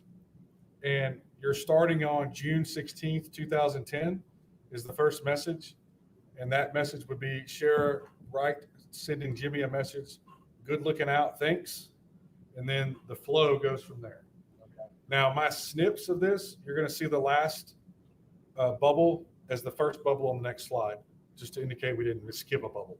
So you're going to see it, it's going to repeat itself. I got you. Print it out so you see when you go to the next page. Yes, print it out. because if we were looking at this on our machine, we would just be able to scroll. We can't scroll on a PDF. So next. So they asked us to look at this message here on July 4th, 2010. So this is Sherra texting Jimmy. And she's talking about, man, she says, man, you driving me crazy with this party. We keep getting our days and times mixed up. What are you going to do? We got all our end. What else you need? Because I can't find another DJ this late. I want to talk. I want to do it before the 18th because we got a family reunion and other stuff coming up. Give me a holler back. Let me know something. And something is in all caps and an exclamation. I think council's described it before as obviously some sort of crude code. Is that, you get that impression? Yes, sir. Next message. So that same, well, actually a couple days later on the 7th, Mr. Martin replies, so what's this? So this, what's up? 300 USD left. Towel in Florida, had the concert there. You want me to go to party, adult theme, but the party has kids. when is it going to be an all adult party, or how to plan around that. Also got a plan around my contacts there, then a rental, question mark. Yeah, it's very coded.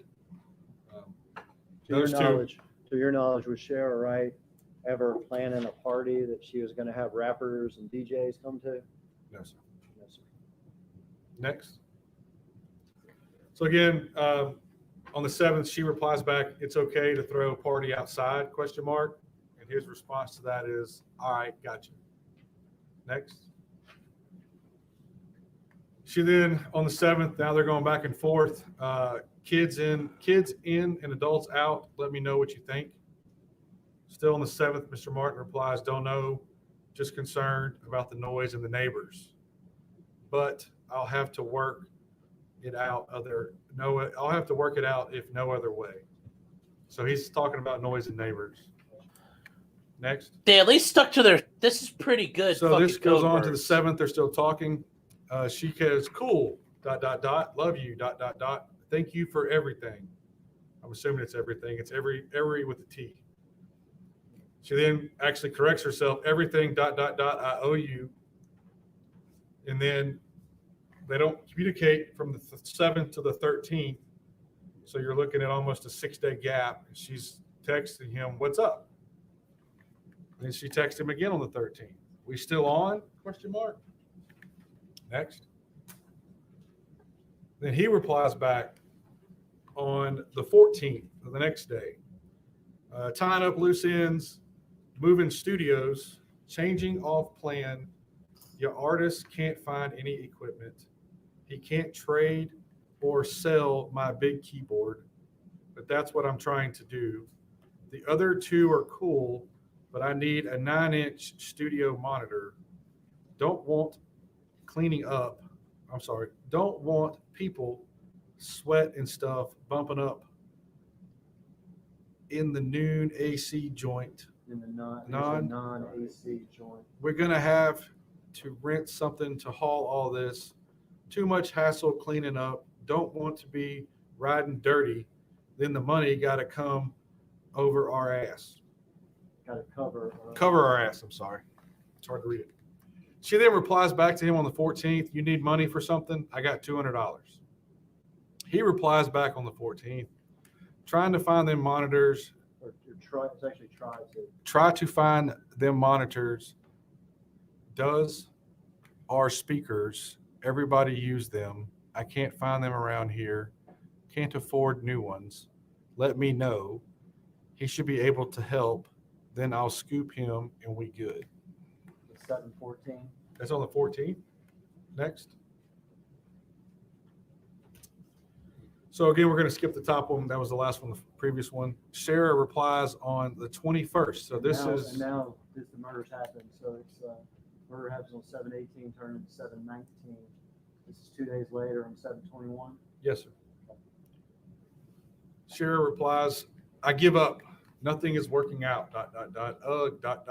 Everything us too high, including getting the pool up and running. Memphis pool trying to put a dent in my pockets. I know you done helped me.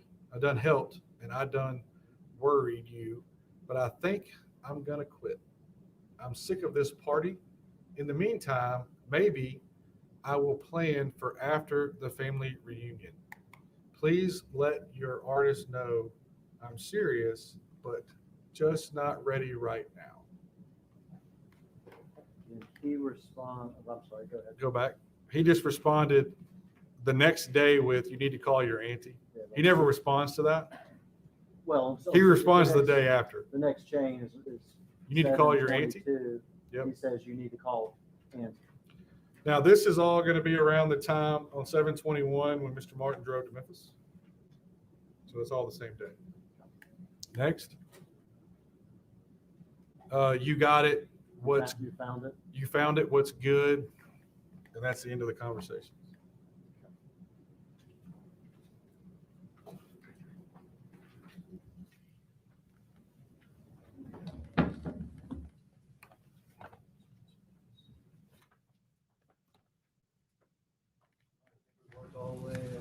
To the end, yes, sir, we have. Please.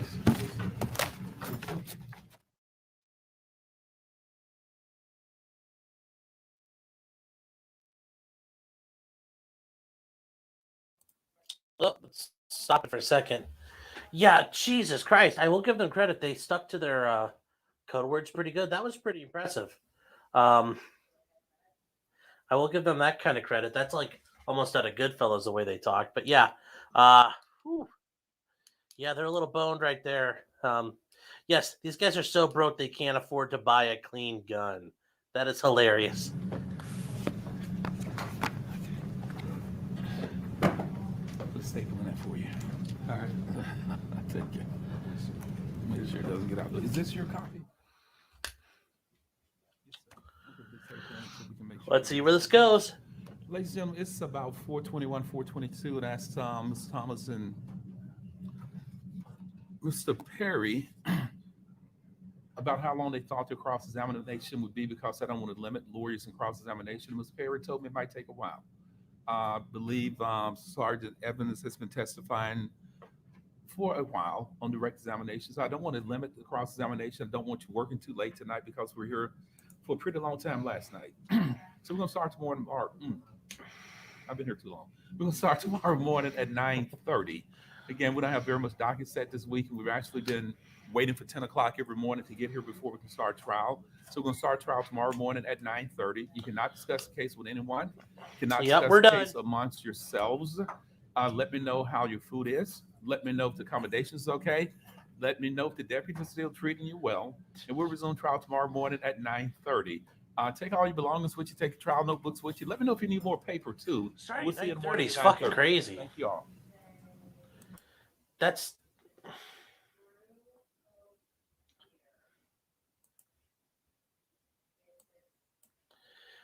crazy to me, starting at 9:30. I mean, the trial I was in, 8:30 every morning. I mean, pretty much every trial I'm in, unless the judge has something, 8:30 every morning. Yes, are they sequestered? Yes, they're sequestered. So, yeah, they're going back to the hotel. I'm sure they're going to enjoy that after a while. Yeah, this is a weird start time, starting up at 9:30 in the morning. I don't get it, but whatever. So that'll be 10:30 a.m. tomorrow Eastern. Oh, the judge got something to say? Yes, sir. Do you need to, can I adjourn court, or do you need to approach? Okay. And for the record, the jury is out. I know the lawyers just told me they need to approach, and we'll address that as soon as we adjourn. Anything else we need to discuss before we have this conference off the record and before we resume tomorrow morning? So, yeah. Before we stand adjourned to 9 o'clock Thursday morning, March 17, 2022 for the regular calendar, and we will start trial tomorrow morning at 9:30. Indicated earlier, we have very small dockets this week, and we're resetting most of the docket other than jail arraignments, and probably we're spending about 30 minutes or so just waiting for 10 o'clock. So we'll start at 9:30 tomorrow morning. We'll make sure we get the press in, so get the mics tested and get everything else tested before we start trial. We're starting adjourned to tomorrow morning. All right. I wonder if we're starting late because the judge is getting some kegs and eggs on St. Patty's Day. So, be interesting.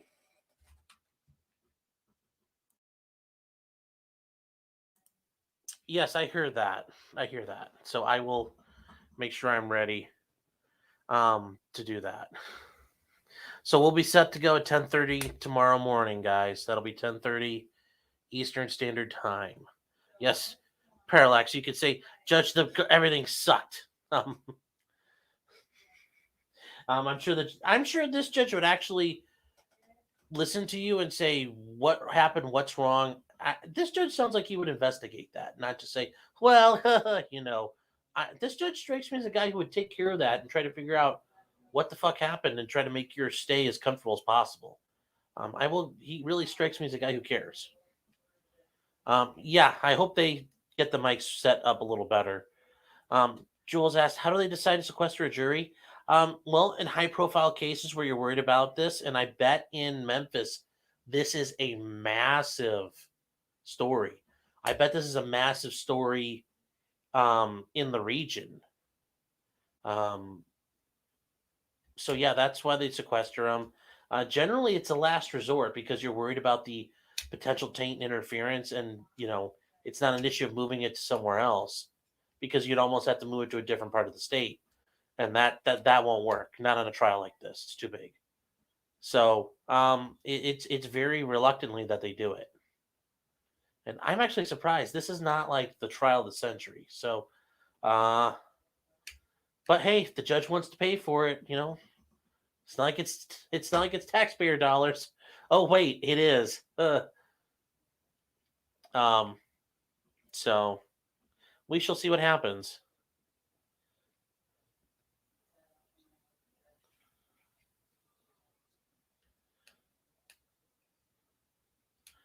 Yeah, I'm sure you like sequestering the jury, but that is a massive logistical issue, number one. Number two, it can piss a lot of jurors off.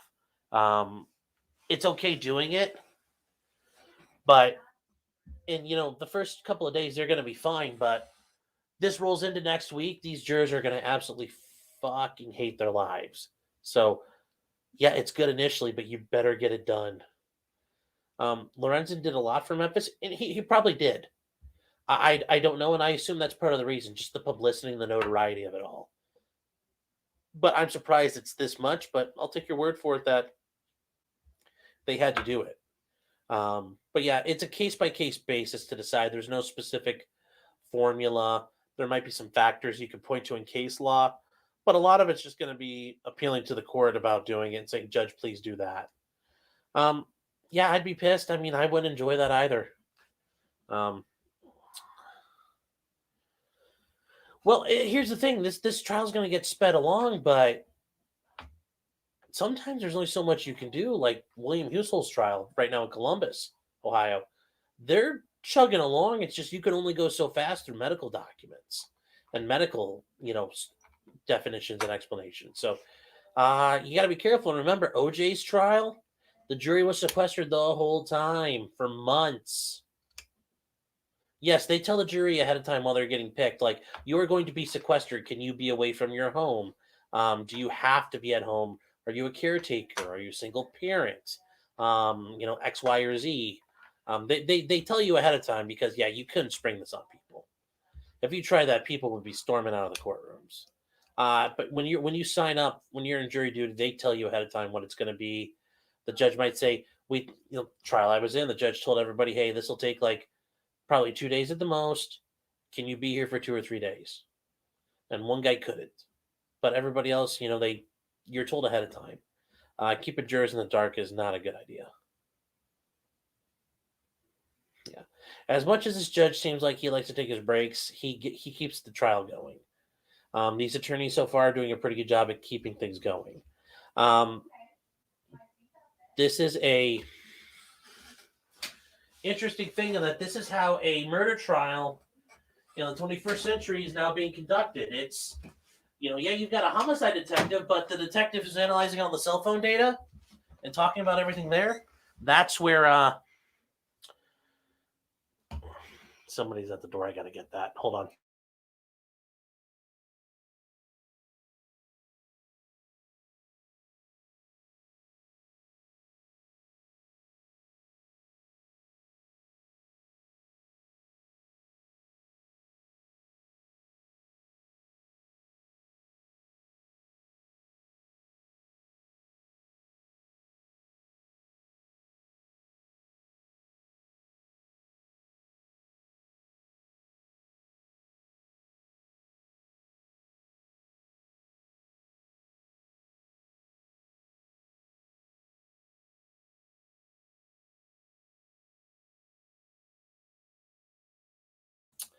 So, yeah, Borowski got everybody to hurry up, but you can only do so much. Wendy, if you were eager to be on a jury, I'm not putting you on the jury. I can tell you that much.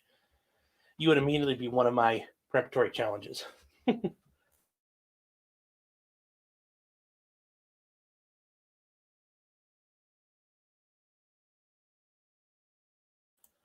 So, yeah, hi Gixer, how you doing? Yeah, Parallax, thanks for sticking around. I appreciate it.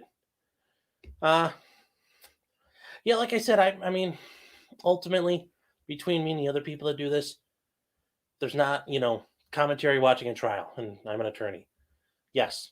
But I generally let the trial run its course and I comment when necessary.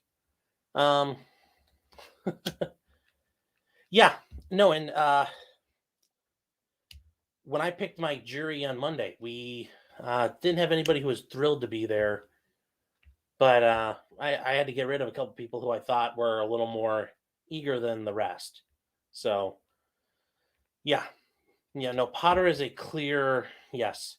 But then again, though, those jurors, like that one who gave the interview and was all smug about it and sounded like a PBS donor and Reddit member,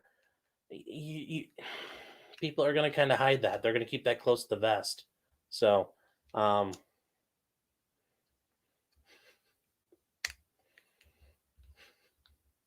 Wendy, I cannot encourage you to do that because that means you'd be having to not tell the truth during jury selection. And as an officer of the court, I can't tell you what to do there when it comes to that. I can only tell you to tell the truth and be honest to make sure the defendant gets a fair and impartial jury, as stated in the Sixth Amendment, which is clearly one of his constitutional rights. Other than that, whatever you do is your call. So, but yes, the Potter trial was wrong. I did not like that guy coming out and talking the way he did. It's no fun, Wendy, trust me. I would say you really got to talk to people who've been on one in a sequestered jury. It is not fun. Yeah, and they did, but it's hard because some people, like that guy, probably flew under the radar, didn't have a Facebook, probably a couple different things. I mean, there's only so much you can do. It just didn't help that the judge fucked it all up, and I will say that Judge Chu, I think I've already told it to my regulars here. She had the chance to stand tall and make the right decision in front of the world, and she punted because she was scared. So yeah, it's a little frustrating at times.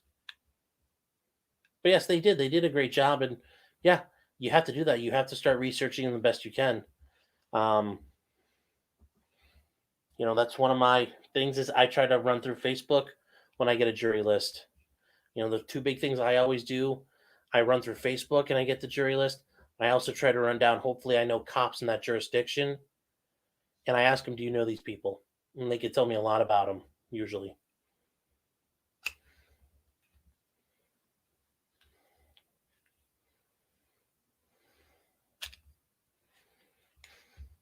You guys say that, but I think I mentioned it before. Would you want you on your own jury? If you were on trial, would you want yourself to be picked as a juror? You probably would, because you'd like to think you're fair and impartial and would give the other guy a fair shake. Well, that's why don't do all that. Just do your best to mind your manners and answer the questions truthfully. Something to think about. So.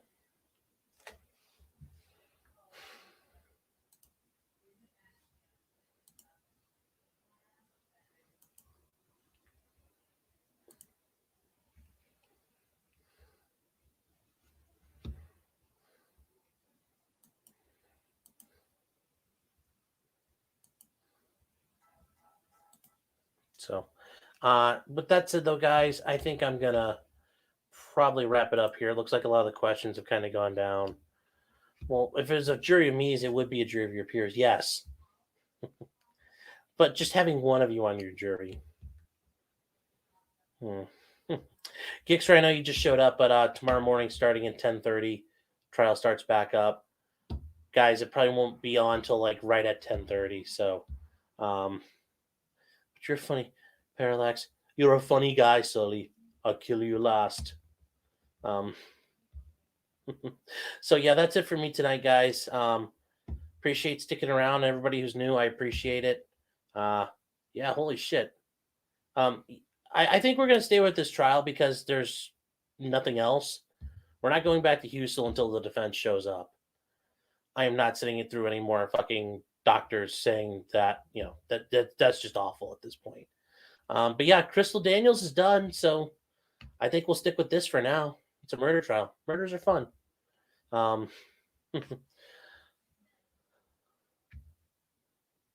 don't think there's anything else we can really go for.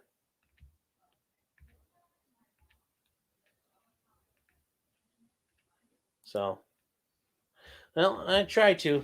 So I try to do a little bit. So yeah, good night, everybody. And yeah, Chaz is at 1:30 tomorrow. Critter, I don't think we're going to go to it. I think we'll cover that. I'll just record it, and then we'll cover it tomorrow night. I just think that'll be a little easier. Night, Matthew. Appreciate you sticking around, man. Oh, Gixer, Crystal Daniels, she pled out. She entered no contest to all 4 counts of her indictment: the felony child abuse, the conspiracy child abuse, filing false report, and then tampering with evidence. She's going to do a 15-year sentence. It looks like it was a stipulated 15-year sentence. She's basically got credit for 4 now, coming up in March. So she's got like 11 total to serve left, and actually she's probably only going to do about 8 or so, given the parole policies of Tennessee. So, yeah, she's all done. She pled right before the jury was to be impaneled. So, I covered it on here. We actually have it recorded if you want to do it. Oh, Parallax. Okay, yeah, sorry, I ran through that quick. Thursday nights, 9:30 Eastern time. So tomorrow night, 9:30.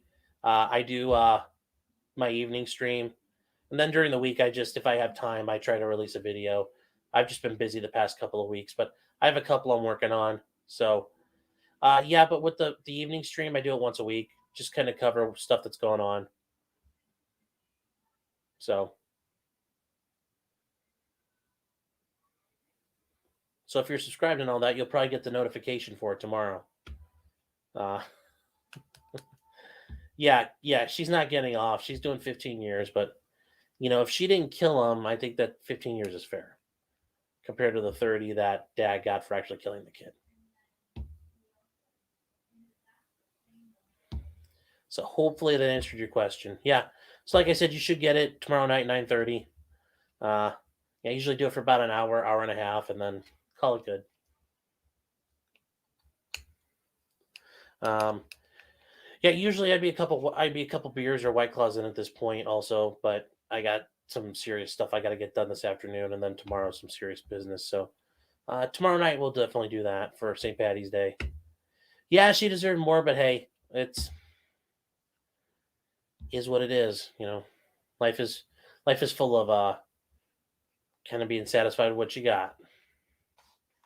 Good night, everybody.